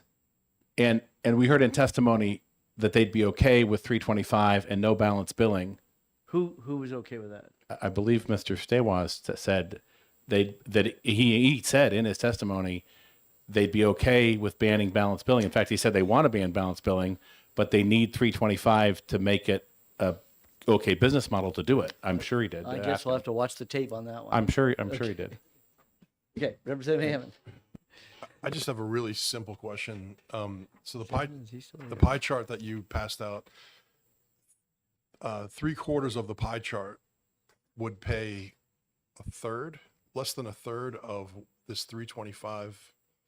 I'm trying to frame the Yes, question in the yes. simplest way possible. So if this goes through the private insured, which is about 25%, would pay 3.25 times what Medicare and Medicaid is paying out for the same exact service. That's correct. So it would be 100% of Medicare is what's being paid by Medicare. And with the budget that was passed last June, Medicaid, my understanding is that the Medicaid rate increase, which I think the state put in something like $5.7 million, I think that gets matched federally. So, something close to in the $11 to $12 million range, additional Medicaid funds, which my understanding is that brings Medicaid relatively on par with what Medicare pays. So yes, 100% of Medicare. But just one point of clarification on what you said, the only part of that pie that this bill targets is the 10%, the fully insured market, in individual market and the small employer. So it doesn't, there's kind of two parts to commercial insurance. There's the fully insured and the self-funded. And of course, we can't touch self-funded with state laws. So it's from the perspective of the bills going out from the ambulance providers, and that information came from one of the ambulance providers during the ambulance summit, the data that's in that pie. So they said that somewhere between 15 and 20% of their payer mix was commercial, and that includes both self-funded and fully insured. And so based on what we know about those dynamics in our market, it's under 10% for fully insured. Quick follow-up, Further question, may inquire. just so I understand, the self-funded portion, which is 10% of this pie, what rates do they pay and how are they determined? That's a good question. I don't have specific information on that, but I would guess that it's probably relatively close to what the fully insured payers pay.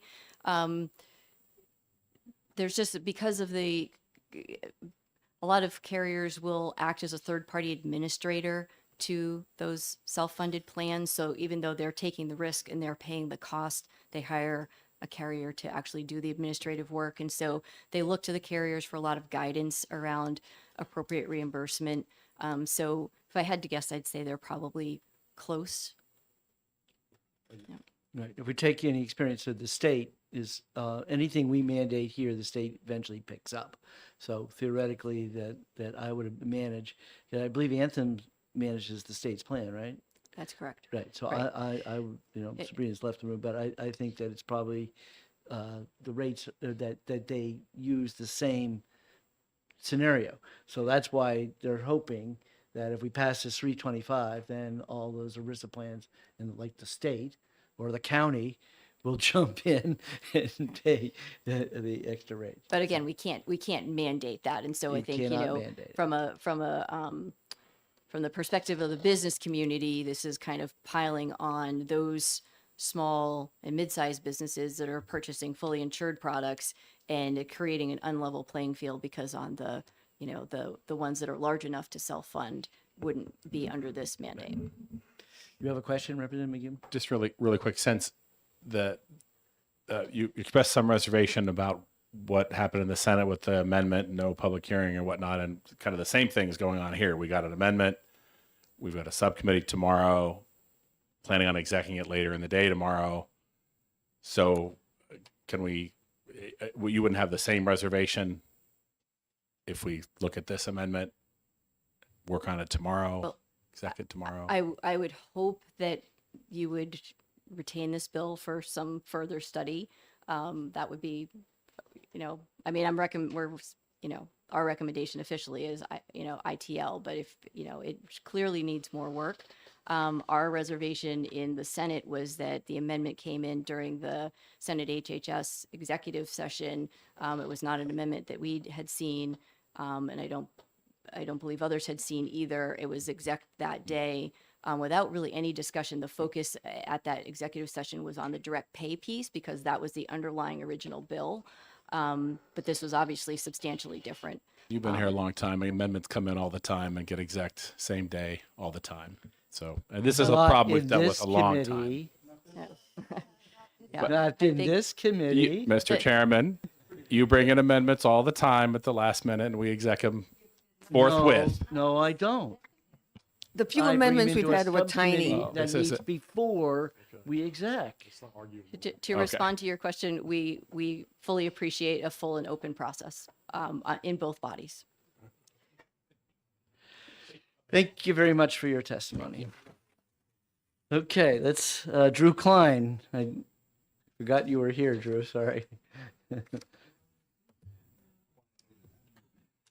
am I doing? I'm going the wrong way. Mr. Chairman, members of the committee, thank you for the opportunity to testify. I'm Drew Klein. I'm president of the Josiah Bartlett Center for Public Policy, New Hampshire's free market think tank. And although I hate to be on the opposite side of an issue from Chris Stawaz, who's a great guy, we look at this bill and just the way it's written. I know it's a complicated problem and it's something the state's been trying to solve for a long time, and it screams out for some type of solution. But the way this bill is written, as we look at it, it really does create kind of a default floor for these prices. By the way it's structured says you can reimburse for one of three different rates, right? The negotiated rate, the billed rate, or 325% of Medicaid. That one is set. So you know what the 325% of Medicaid is. So what the effects of this will do, just basic economic theory at work, why would anyone negotiate any rate that is lower than 325% of federal poverty level? It's a very high percentage. It's arbitrarily chosen. You heard from the insurance department, it's much higher than what is being paid in many cases. We looked at the insurance department's numbers with median rates for different services that they just published last month. And there are quite a few services in the rural part of the state that are well below 325% of the Medicare rate. So we look at this and go, you're likely to increase prices in rural areas in New Hampshire because of the way this bill is structured. So we just say this is probably not the best way to go about fixing this problem. The problem in the ambulance price and billing model is that you don't have a competitive market. So there's no way for the consumer to know what the price is, what they're going to get billed for. I mean, that's the basis of the problem. Then you got Medicare that, pays an arbitrarily low rate. So all of that. There are ways you can sort of try to approximate a market when you don't have one and one can't be created. Picking a number, because a few other states did it, and just inserting into law, which will require more legislative work to change if that turns out not to be the best number. It's just really not the most effective way to do it. And I think it will end up leading to price increases across the board. So that's all. Thank you very much. Chair will call on Chris Lemon.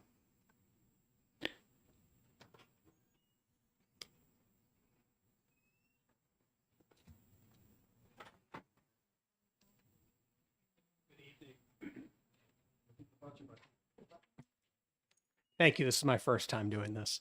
Good evening. So my name is Chris Lemlin. I'm the executive director for McGregor EMS. We're a nonprofit ambulance service located in Durham, New Hampshire. We're a little bit unique in that we have about 30,000 we have a lot of volunteers who give about 30,000 hours of time to the communities every year. And so I want to speak to a question that's been raised a couple of times about why would McGregor choose not to be in network with these insurance companies. And this was something we work very closely with the communities that we serve and have a very transparent process. And one of the benefits to being a nonprofit is that, and being so community-based, is that because our budget is open, one of the things I've said to the Anthem when I've reached out to them on multiple occasions is, listen, I can't make ends meet with what you're offering, but I'd love to have a conversation. We'll show you what our costs are in spite of all this volunteer time, in spite of being a nonprofit. Can you work with me? And they've said no. They cannot. Now, I reached out to them when this process began, when this legislation started to be talked about. And of course, there's work at the federal level as well, thinking, geez, maybe we will see some progress on this, right? Maybe this is the time when minds are being changed. And big surprise, Anthem said, well, you know, we've increased what we're offering quite a bit, but we're still not willing to talk to you. We're still not willing to work with you. At the end of the day, if McGregor were to go in service or in network with Anthem, it would end up being a loss of money for us. And what that would mean is that then I'd be turning around and going back to the 4 communities that I serve within New Hampshire and asking them to pitch in more money for the service. There's been a lot of question about, you know, why are we not working with the insurance company? I've not been at the table that some of these other pieces, you know, these other groups have been talking about, but I would say that I'm not as experienced as many of the people here. I only have 22 years of doing this, but, you know, I didn't become an EMT. I didn't become a nurse so I could be messing over patients. And because of my role, I'm the one that takes the phone calls from the patients when they are stuck in the middle. And we work with them on that. But it is a very frustrating process. And it's a very confusing process for the patients because of this getting this check. I would also just note that Anthem is the only insurance company that we work with regularly that does that sends the check directly to the patient. So the notion that, you know, they can't send us the check directly because we don't have a contractual relationship seems a little disingenuous to me. The last thing I will just share is that we are a small employer as well. And so, you know, it's always a double-edged sword, right? Because I pull my hair out when I see the insurance rates go up every year, and then I pull my hair out because, and I don't have a lot of hair, when, you know, we're trying to make ends meet in terms of our budget. But this seems like a small price to pay from a small insurer perspective to ensure that if I have a medical emergency, an ambulance will show up.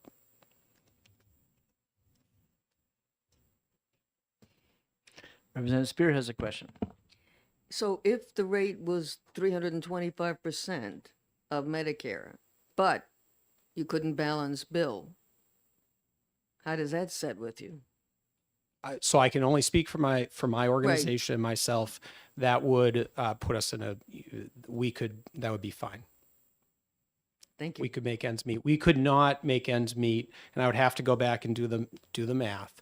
But I have a general sense of the rates, and I'd be very shocked, and I haven't done the math specifically, but what was proposed earlier today is not reasonable for us.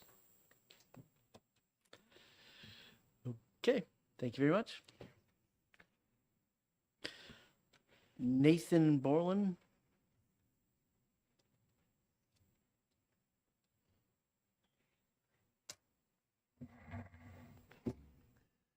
Thank you, Mr. Chairman. It's good to see you again. Ladies and gentlemen, I'm going to apologize to you in advance. According to my children, when I'm passionate on an issue, I get unintentional angry voice. So if I seem like I'm fired up, I apologize in advance. I had a very well worded speech all prepared for you, and there's been enough testimony now that that's out the window completely. So you'll have to bear with me a little bit. Doubling down on what Chris just said, the in-network issue that you guys are focusing on. There is no benefit to me at all in our organization at 45th Parallel EMS. There's no benefit whatsoever to being in their network at this current time.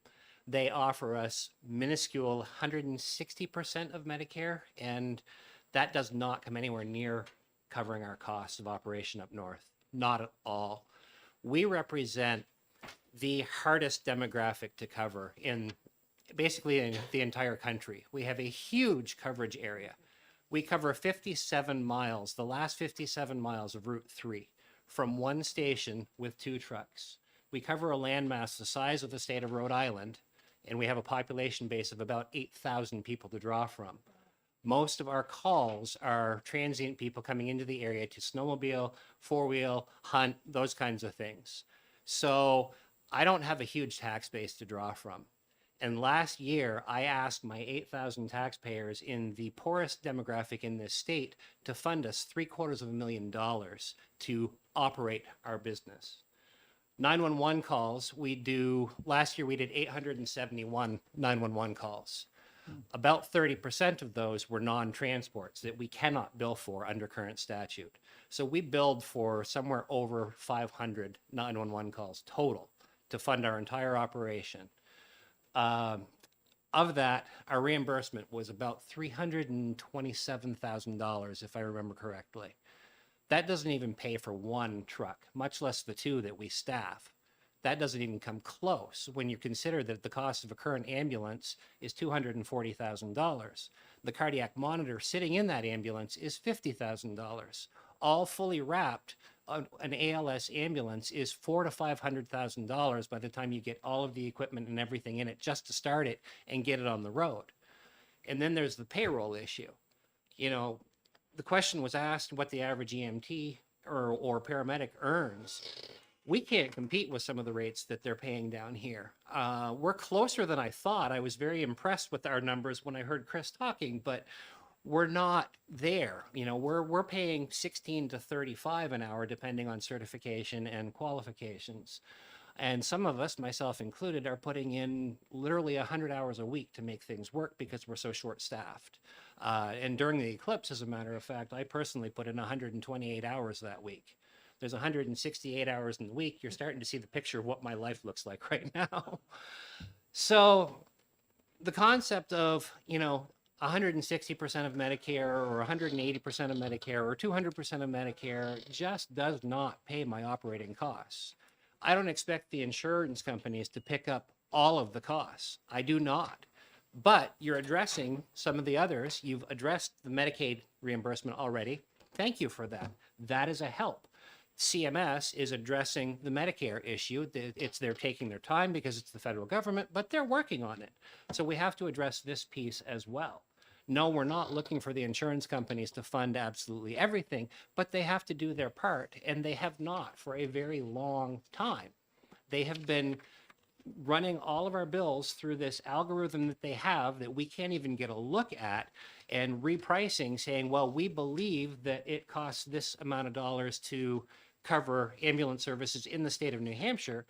And my, 500 calls that I've billed out really does not offset the call volume in the southern half of the state. So my numbers aren't even factored into this. So they tell me your bill for $1,500 should actually be, $800. And that's what we're paying you. And you have no recourse to try to argue this at all. None. Anytime you call, you get put on hold for 45 minutes. You get kicked around to 3 different people. And then the last person that picks up the phone disconnects accidentally and you start over. So what am I supposed to do? How am I supposed to fix this? I'm already going after my taxpayers for $750,000 a year.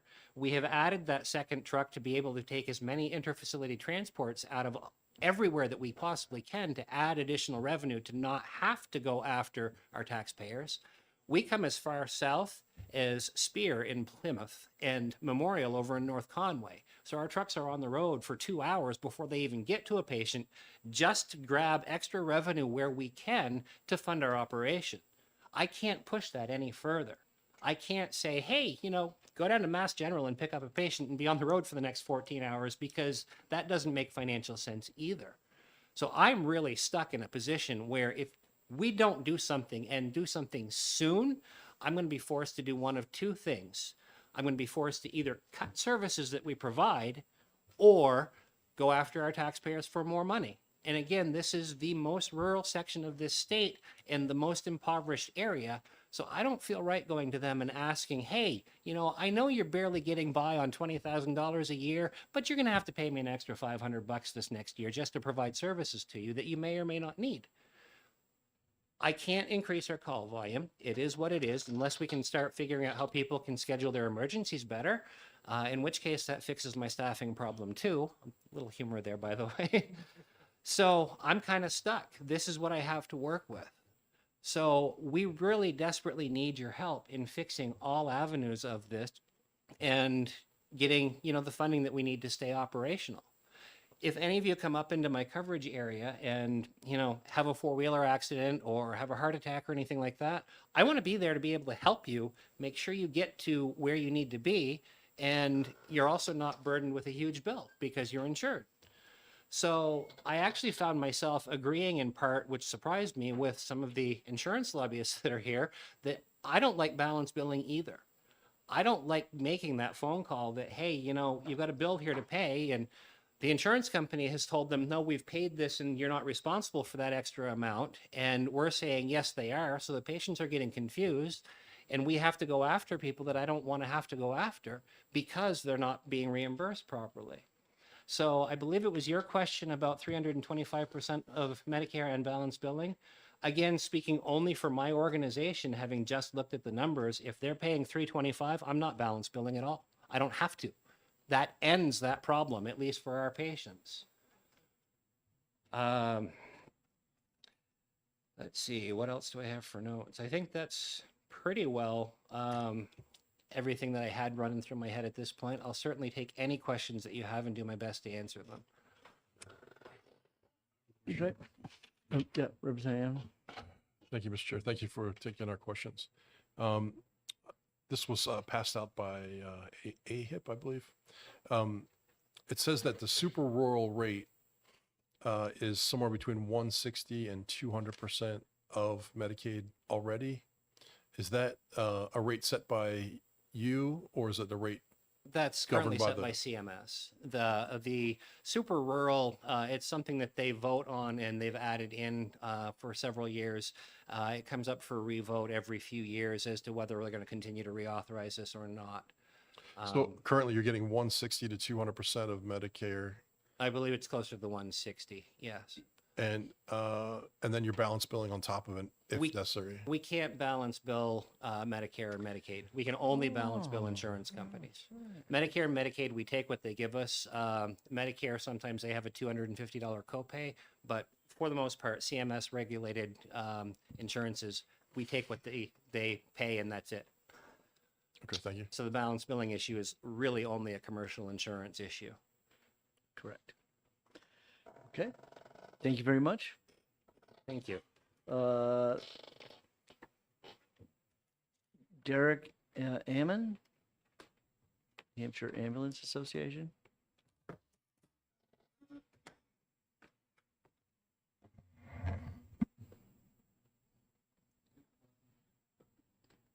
There it again. Thank you. Thank you, Chairman Hunt and members of the New Hampshire Commerce and Consumer Affairs Committee. My name is Derek Ammon. I live in Hooksett, and I represent the New Hampshire Ambulance Association. I'm not going to go over, because a lot of good testimony today, based on what has been said from, whether Senator Prentice, Chris Staywas, Chris Lemelin, et cetera. And even in some cases, there was some surprising testimony come from the insurance industry. I just really want to reemphasize the, how unique the provision of EMS is and why we have the problem that we have today, because you can't compare EMS in Manchester to, just as the example that you got from Nate, all the way up there in Colebrook. You can't, explain the difference just from call to call. There was an example given earlier about the person that has to be carried down 3 flights of stairs, and they weigh 300 pounds, to the person that very quickly can be extricated off a, the side of the road. It is a very complex industry, and, we don't get to choose our patients. We don't get to choose our payers. We don't get to choose how we're paid or when we're paid. These are all problems that plague us, and certainly I'm not going to go over in the network issue again. It is, my own experience and the experiences that the association has heard from its members, that they've tried to go in network and they've just been offered a rate that is take it or leave it. And just to go over a couple of things that were not touched on, our industry is heavily regulated. And I think that that's one of those things that, has only been touched on briefly on the surface, whether it's the Bureau of EMS right here in town, that, providing regulations, or local medical control that are saying, these are the things that you must provide. And some of the examples that were given were ambulances that, we just can't throw a rusty truck on the road. You have to buy a truck, and, they've gone up exponentially. I personally, my service, our all-in truck that we're taking delivery that we waited now 3 years for, next week is showing up $400 and something thousand. And that is before you put in a cardiac monitor. That is before you put in all the other equipment that is frankly expected when the ambulance is called. You know, the person dials 911, and I love the 911 program that we have here in their state. They are expecting that person to show up and that crew to show up and have the best equipment, have the best training, and be available 24 hours a day. Be available whether it's at 2 o'clock in the afternoon when everybody's around, or 2 o'clock in the morning when, you know, there's people have just been waiting. And you've heard about the cost of readiness. I'm not going to waste your time and go over that again, but it is expensive. Just to touch on some really quick other things, you know, the opinion of the association is that the insurance company should not be in the business of dictating how much an ambulance service trip should cost in New Hampshire. That should be a local control, and that's what we're asking for. You know, the local decision by local officials, the insurance industry strategy will limit access and take away local control, and it will disproportionately impact rural communities, as my friend Nate just mentioned. Finally, just to go over a couple things and to clear things up, you know, Medicare, people are talking about the basic rates of Medicare. You know, Medicare 20 years ago, and you can go to your own research and look at the May report from 2007, Medicare was upwards of 14% below the cost of ambulance doing business. And I can assure you, Medicare has not kept up.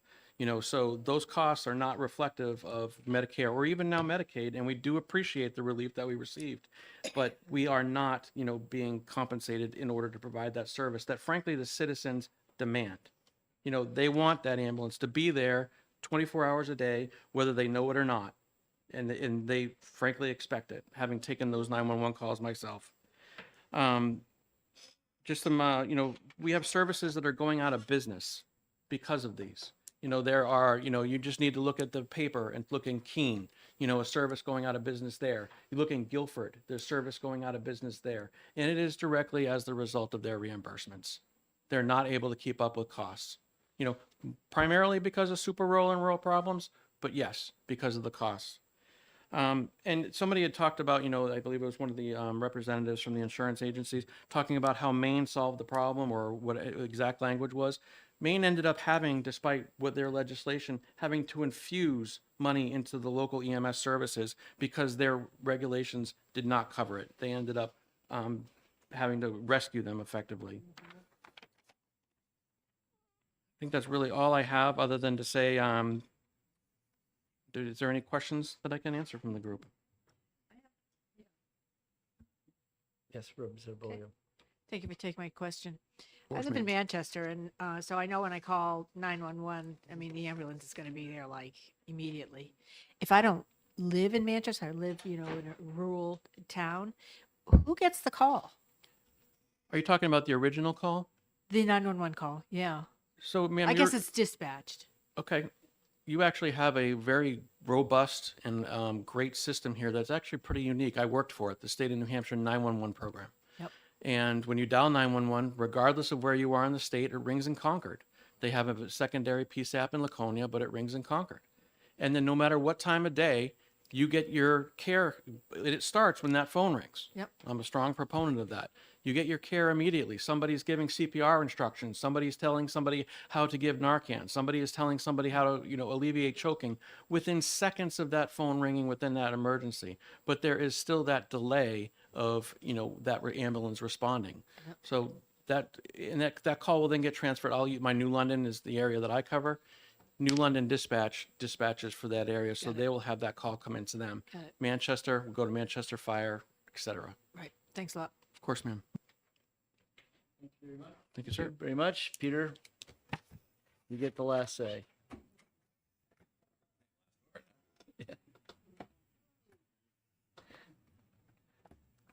Thank you, Mr. Chairman, members of the committee. Recognizing the hour, just brief points, just highlighting some of the prior concerns. Peter Bragner, representing Harvard Pilgrim Healthcare, the state's not-for-profit insurance carrier for the individual and small group market. We certainly understand the importance of emergency ambulance transport and understand that when an individual experiences an emergency, they really can't choose which ambulance service responds. That being said, we do have some concerns with the bill, some of which you've kind of heard before already, so I'll go quickly. Certainly, there's a cost increase to this, and as we've discussed before, that cost, it doesn't get eaten by some magic elf. It's passed on to somebody else, basically the people paying the insurance premiums, whether it's the individuals or if they're fortunate enough to work for a company that pays for their insurance, it gets passed on to their employer. This is rate setting using an arbitrary number. It's the government setting a number just they picked out of the hat, and setting the rate without getting rid of the balanced billing. It only affects the fully insured market, which you saw is 10% of these types of calls. You're basically, this affects the people who are already paying the most when the real problem is the Medicare rates themselves are too low. And then finally, there's nothing really to incentivize providers to join a network. In fact, it's an incentive to other provider groups to say, hey, wait a minute, if we refuse to join the network, we can get the legislature to set a rate for us that is just arbitrary. So for those reasons, we think this is a bad idea. You've heard all these reasons before. I won't belabor it and keep you any longer from your dinner. Thank you. Thank you very much. Having no more cards, we will close the public hearing. See you all tomorrow morning.